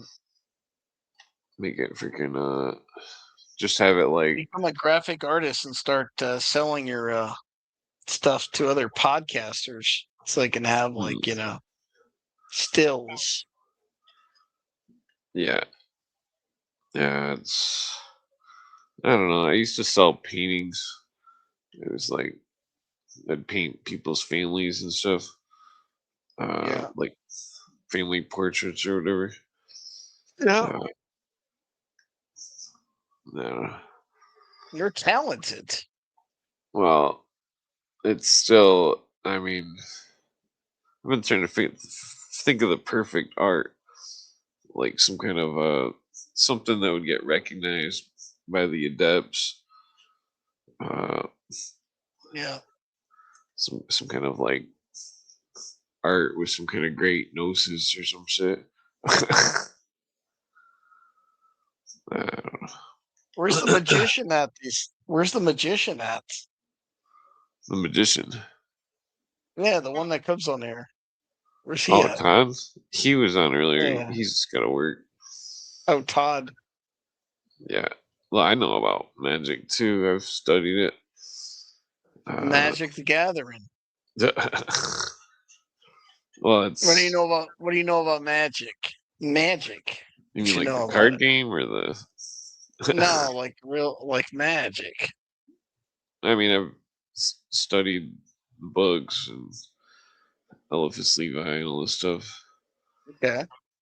Man, it's just to me, it's like it's all just psychology, but like the witch doctor stuff of the Amazon, it's like that stuff is real magic. I think that the magic. You think the more primitive a person is, that's the higher, more potent their magic is? Well, the psychedelics.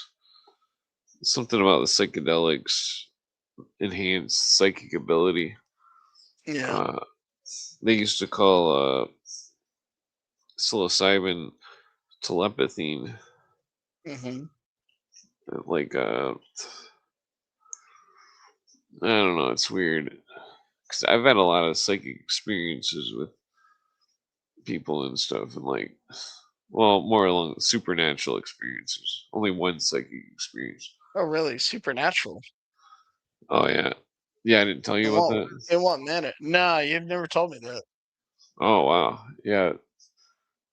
We used to like trip a lot, me and my friends, and we would see entities and stuff. Weird stuff would appear. That's pretty cool. Yeah, I drew some of them. I drew them down after I seen them because it was spooky. Like usually it'd be like I don't know. Like sometimes you'd see like it'd be like the room would be dark, and because we would do the DMT and stuff. I don't trip anymore, but like back then it was like we would like sit in the dark and smoke it, 3 hits of it each or whatever, and like see it would last like 5 to 7 minutes, and it would be like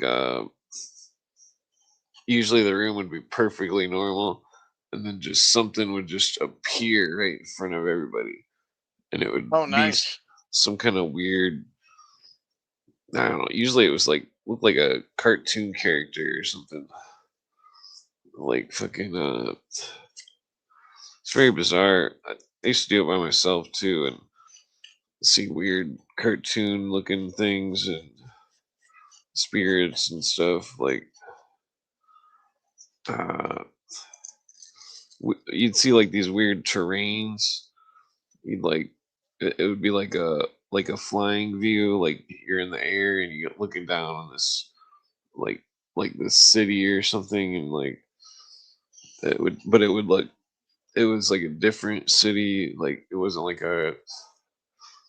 I don't know how to explain it. It was like I felt like you were like time traveling or something. Like you could see the future or something, or some kind of weird far off land or something. I don't know. It's other times it'd be like uh it would be like weather where like you wouldn't see anything, but it would be like patterns and stuff floating in the air, and it would get really thick, and like you couldn't see anything. Like you could see was these patterns and weird shapes and stuff, like colors. Uh, I don't know. The creepiest thing I saw was the 7 foot tall things. They were Oh, black. nice. They were like they had a perfectly round head, and they were like And big they didn't have a white face. eyes. They didn't have a face though. Just white eyes that were big Hmm. and round, and at the bottom they were Yeah, flat. like No so they were like pupils. they're like shadow people. They were spooky as hell. Yeah, like sounds like shadow people. They're like the Sounds like Watcher Slender Man. type spirits. Well, they didn't Sounds look like like. Slender Man. Well, their heads though was perfectly round, like a smiley face or something. Hmm. Like Sounds like still sounds like Slender Man. well, I've seen other stuff that definitely looked like Slender Man or something, but like not like the tall things were like really spooky. It looked like that Primus album or something. It was like really, Primus. yeah, they got like these clothespin things that are like Yeah. floating in the ocean or some buoys. Uh,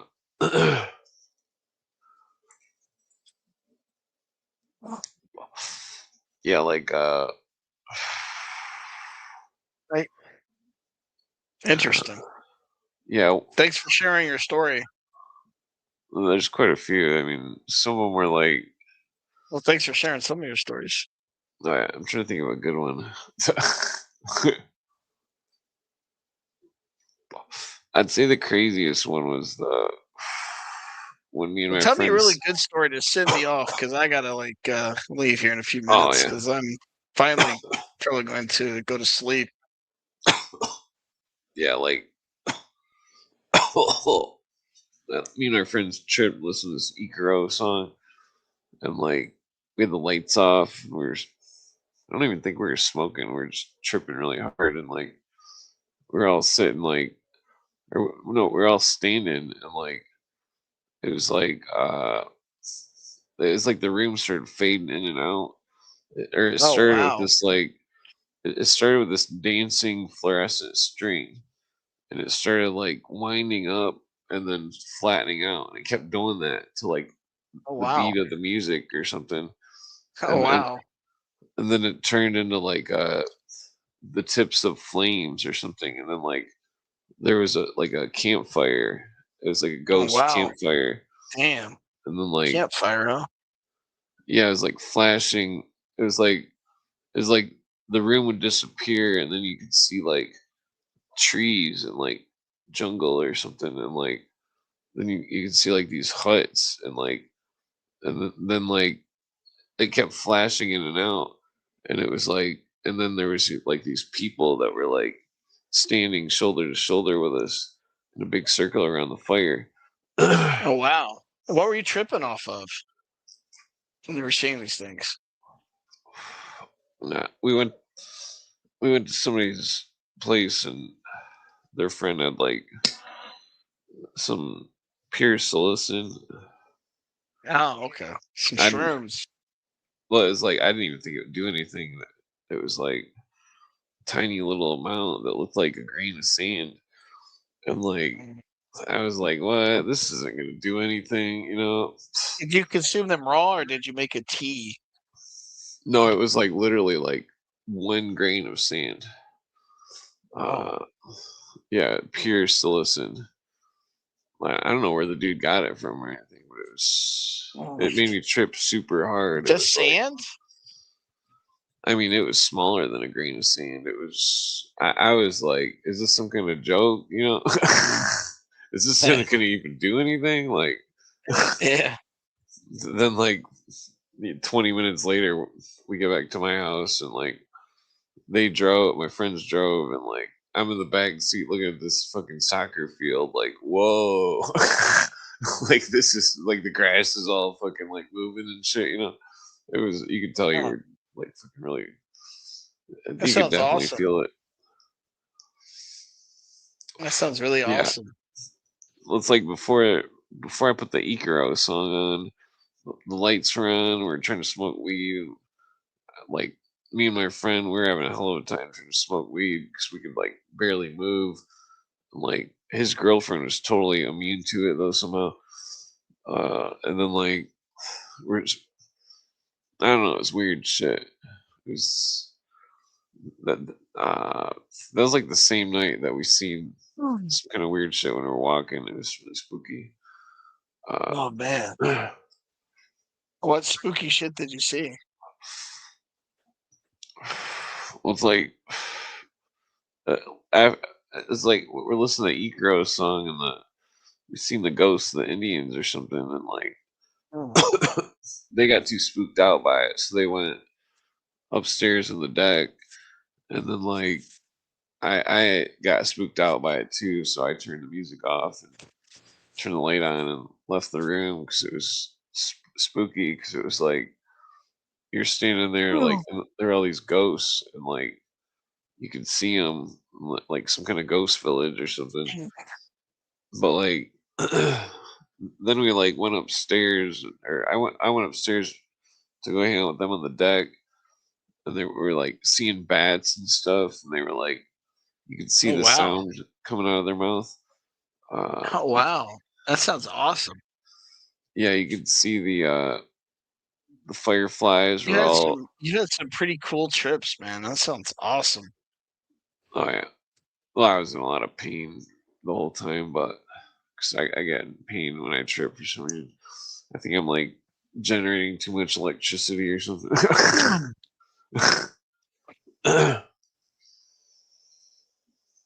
I gotta get off here, man. It's been nice. Alright. Thanks for sharing your story. And We'll take it easy. Yeah, I'll tell you the rest alright, of the man. story later. It's All right, man. It's kind of a long See ya. story. Later. All right. Yeah. And I've survived till the end. I am the last at the party. Well, it's not really a party. All right. Well, I guess we all send it off with a rap. Thought I had a new rap beat here. Where'd it go? I guess I got this one. I don't know if Doc has a channel.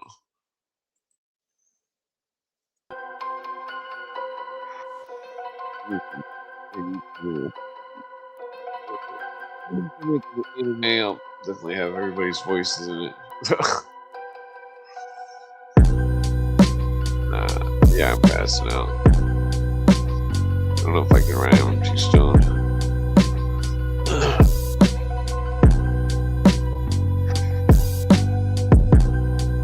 Yo. Yo.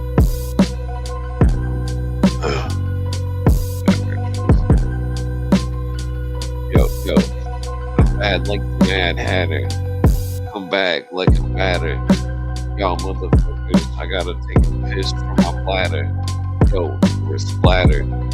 Back like it don't matter. Yo, motherfuckers heard the laughter. The next chapter. Y'all motherfucker, my hat's burned. Come back like y'all motherfuckers. I don't know.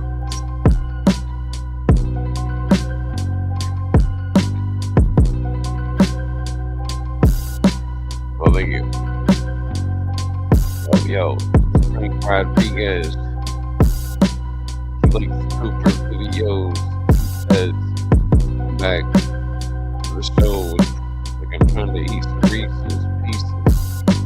Yo, with some prestigious talking shit like Kathy Lee and Regis. Chilling with the shit like, yo, you can't defeat this. You weekend. Coming back every weekend. Chilling like, yo, I wreak the havoc. Come back like I speak the savage. Y'all motherfuckers Yo, I don't know.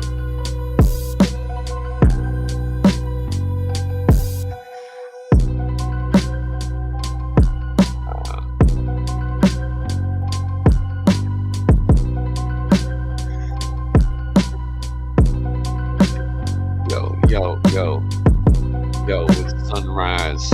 I've got dumb eyes. Smoking weed. Yo, cause it's coming from flies, from skies. Like, y'all motherfucker realize. Y'all motherfuckers. I don't know. I got let's say.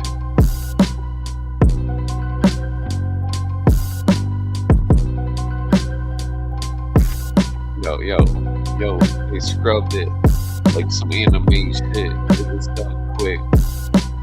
Come back on the microphone, then I plummet like I dropped it. Come back, drop kick, straight up to your optic. Y'all motherfuckers smoking weed like tropics. Y'all motherfuckers, I ain't no alcoholic. Yo, come on, I got an empty wallet. Yo. I saw it and I seen it. Go through on some street shit. Talk shit like I gotta eat quick. Pass out. It's my last shout. Coming back down. Tobacco mouth. Yo motherfuckers. Yo. I rap. I don't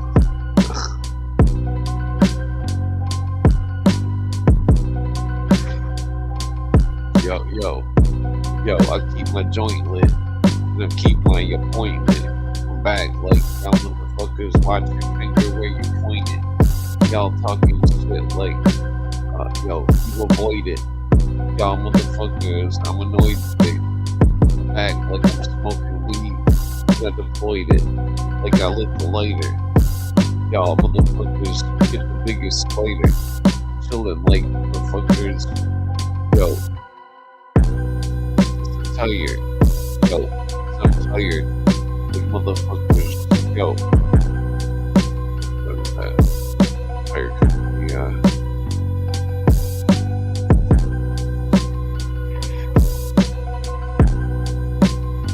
yeah, yo, I'm tired like good here, like look here, come back, yo,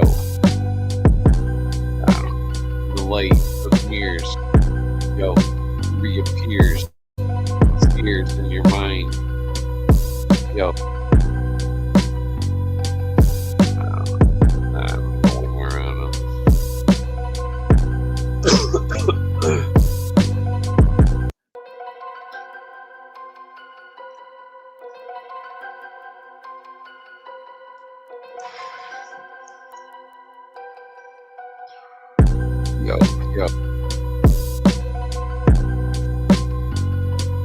Yo, I rap with the balance. I'm hand painted. I'm back with the challenge. Yo, I'm challenging. Motherfuckers know that I'm averaging 10 for 10. I'm the best to win. Yo, trying to eat some food that's Mexican. Chillin' my, cause yo, I'm the next of kin. Y'all roll through with some bling bling, then the next shit. Come back, gotta exit quick. Motherfuckers, do the next shit. Yo, I'm playing Tetris shit. Come back like motherfuckers. Nah. Yo, rapaholic. Yo, pick up the microphone, then I'll fall quick off the pedestal. Y'all motherfuckers, get ready, go. Spaghetti flow, like Eminem.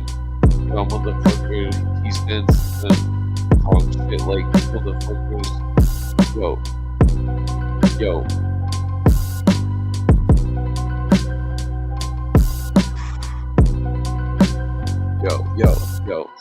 Rhyme about shit, quick list, writing up this position.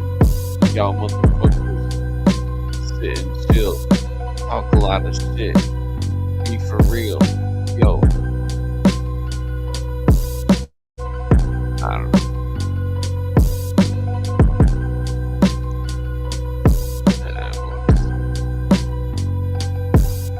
yo, I going to sleep on the deep end. Almost the weekend.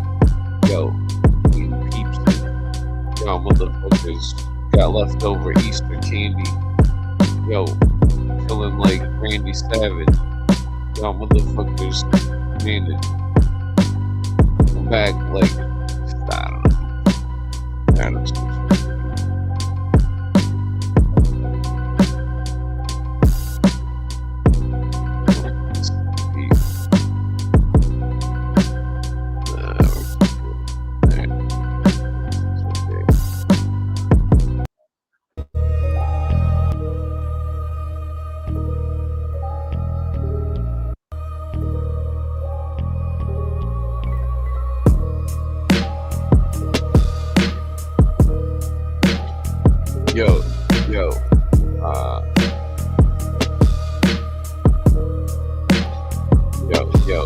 Yo, call the lobotomist, 'cause I seen a hippopotamus, and I seen the devil at a pit that was bottomless. Y'all motherfuckers, hit the gas, know where the throttle is, drink the full bottle quick. Y'all motherfuckers, watch this shit, rapping quick. Y'all motherfuckers talking with your lips flapping quick.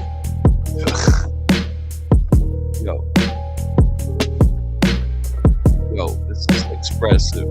Come back, like I throw up. Wow, not digestive. Y'all motherfuckers. I don't know. Yo. Come back and question. Don't mention. Smoke weed like it's a blessing. Quick.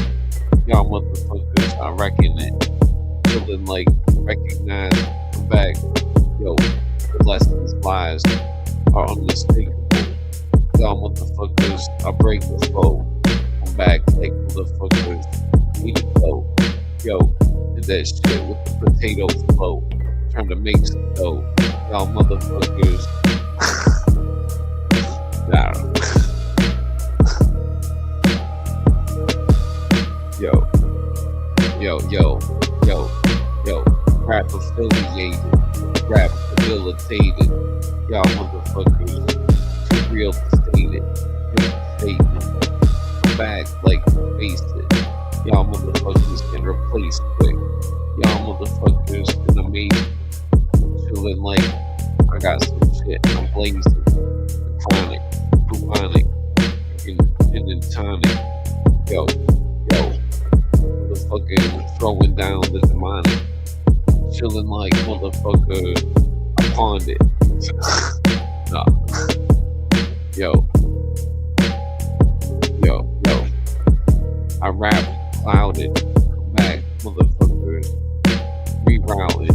Feeling like y'all motherfuckers doubted. Y'all motherfuckers. Yo. Road scholar. Yo, holler. Road scholar. Trying to make $1. Trying to buy an Impala. Yo, to make a fat bitch swallow.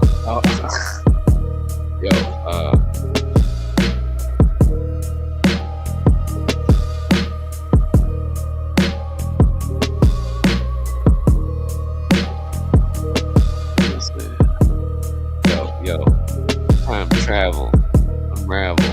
Yo, eat some food mixed with gravel. Yo, I'm like a camel, wearing camo. Y'all motherfuckers chillin', I'm a mammal. You a reptile, and I got the next style. Chillin' like, yo. Chillin' like I got fabric like styles. I'm watching next files. Yo.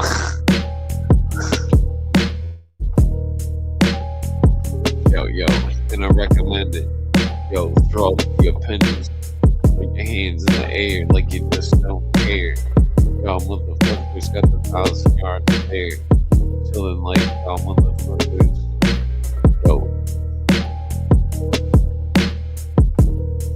I rap and I don't dare to quit. Just smoke weed and I'm impaired and shit. Chillin' like wearing shit. Y'all motherfuckers. Yo, I don't know. I got no rhymes. I'm rhymeless. track.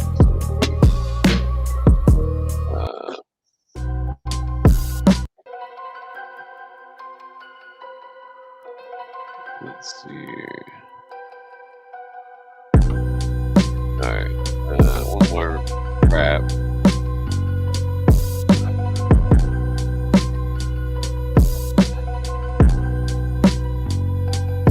Yo.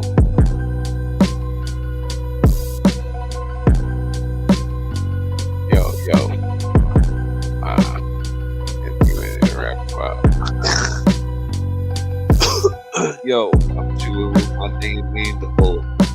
Yo, motherfucker. I heard your mom jumping off the handle though. And I heard that she's a cannibal. Yo.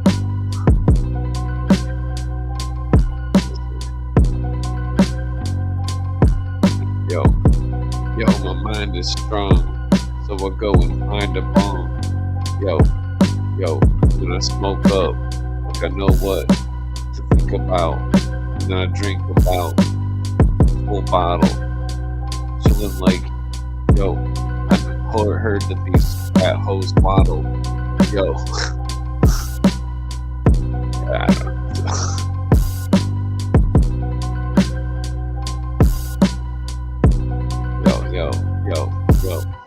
Yo, puff and past it. I'm like a dinosaur. I'm back like Jurassic. Look, get your ass kicked.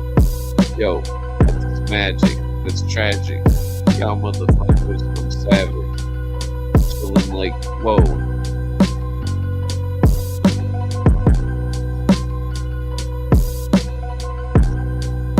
Yo. I sit and vegetate. Speak words that perpetuate. Motherfuckers heavyweight. Like Mike Tyson. That might bite some. Come back like motherfuckers chillin' like I got a right lung and a left lung. Yo, and I'm standing next to them. And I'm motherfucking, and I'm right too. Come back like I'm striking, just like lightning too. Yo, cause I might just grew up an alcoholic freak. Y'all motherfuckers, yo,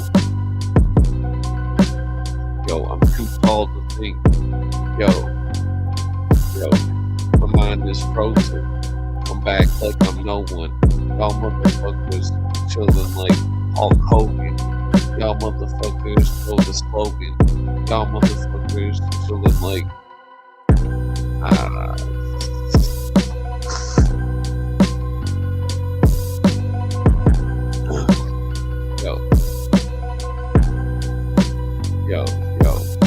Yo, I'm bad like Randy Savage. Doing backflips. Y'all speaking motherfucking Japanese with half lips. Talking shit like a half of clips. Yo, I'm famous. Chillin' my brain is motherfucking brainless. Because when he wrote the joints. And I burned out my flame quick. Yo. I'm about to pass out. Yo. I don't know. Okay, yeah. What's this thing? Yeah, there's a KGB video of an alien playing a bitch who played it on here before Yo. I heard you talk about KGB, feeling like they hate the beat. So I rap about it, coming back, like motherfuckers. I don't know. Alright, I'm going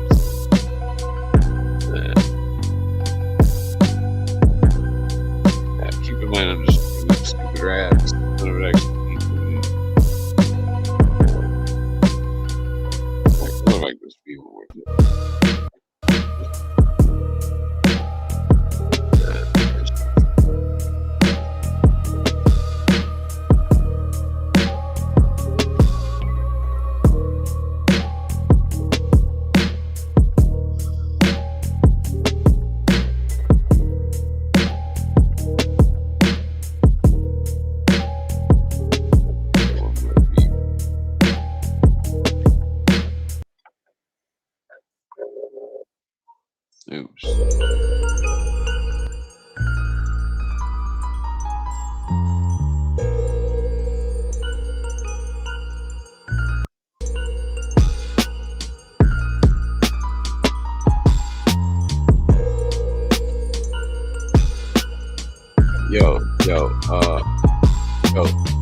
waiting for the aliens to visit. I heard that it's implicit. Feeling like trying to find some wisdom. Keep it Detroit like some piston. Fuck you, motherfuckers. Getting pissed on. Like motherfuckers. R. Kelly. I don't know.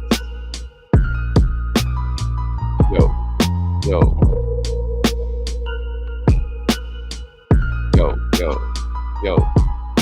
I dream it, and I dreamt it. It was spent quick. I come back with rap flows relentless. Trying to get thirst and I quench this. I drink some motherfucking Hennessy so endlessly. I come back to motherfuckers believe. Talking about trying to dream. Yo, got a team. Feeling like a rhyme and scheme. Y'all motherfuckers.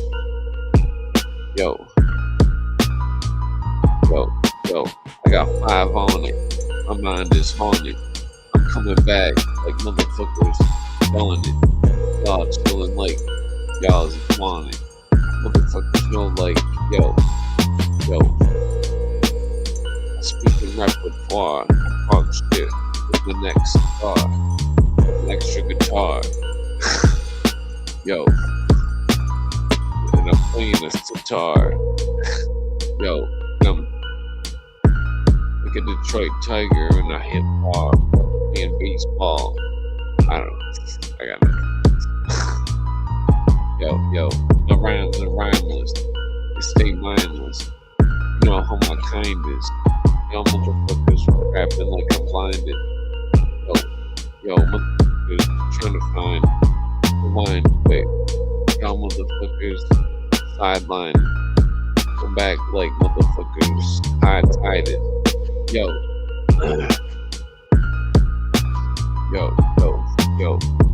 Excited. I'm chilling like I'm tight. Motherfuckers riding. Feeling like I'm surviving. Alright, that's not crazy. Alright, peace out.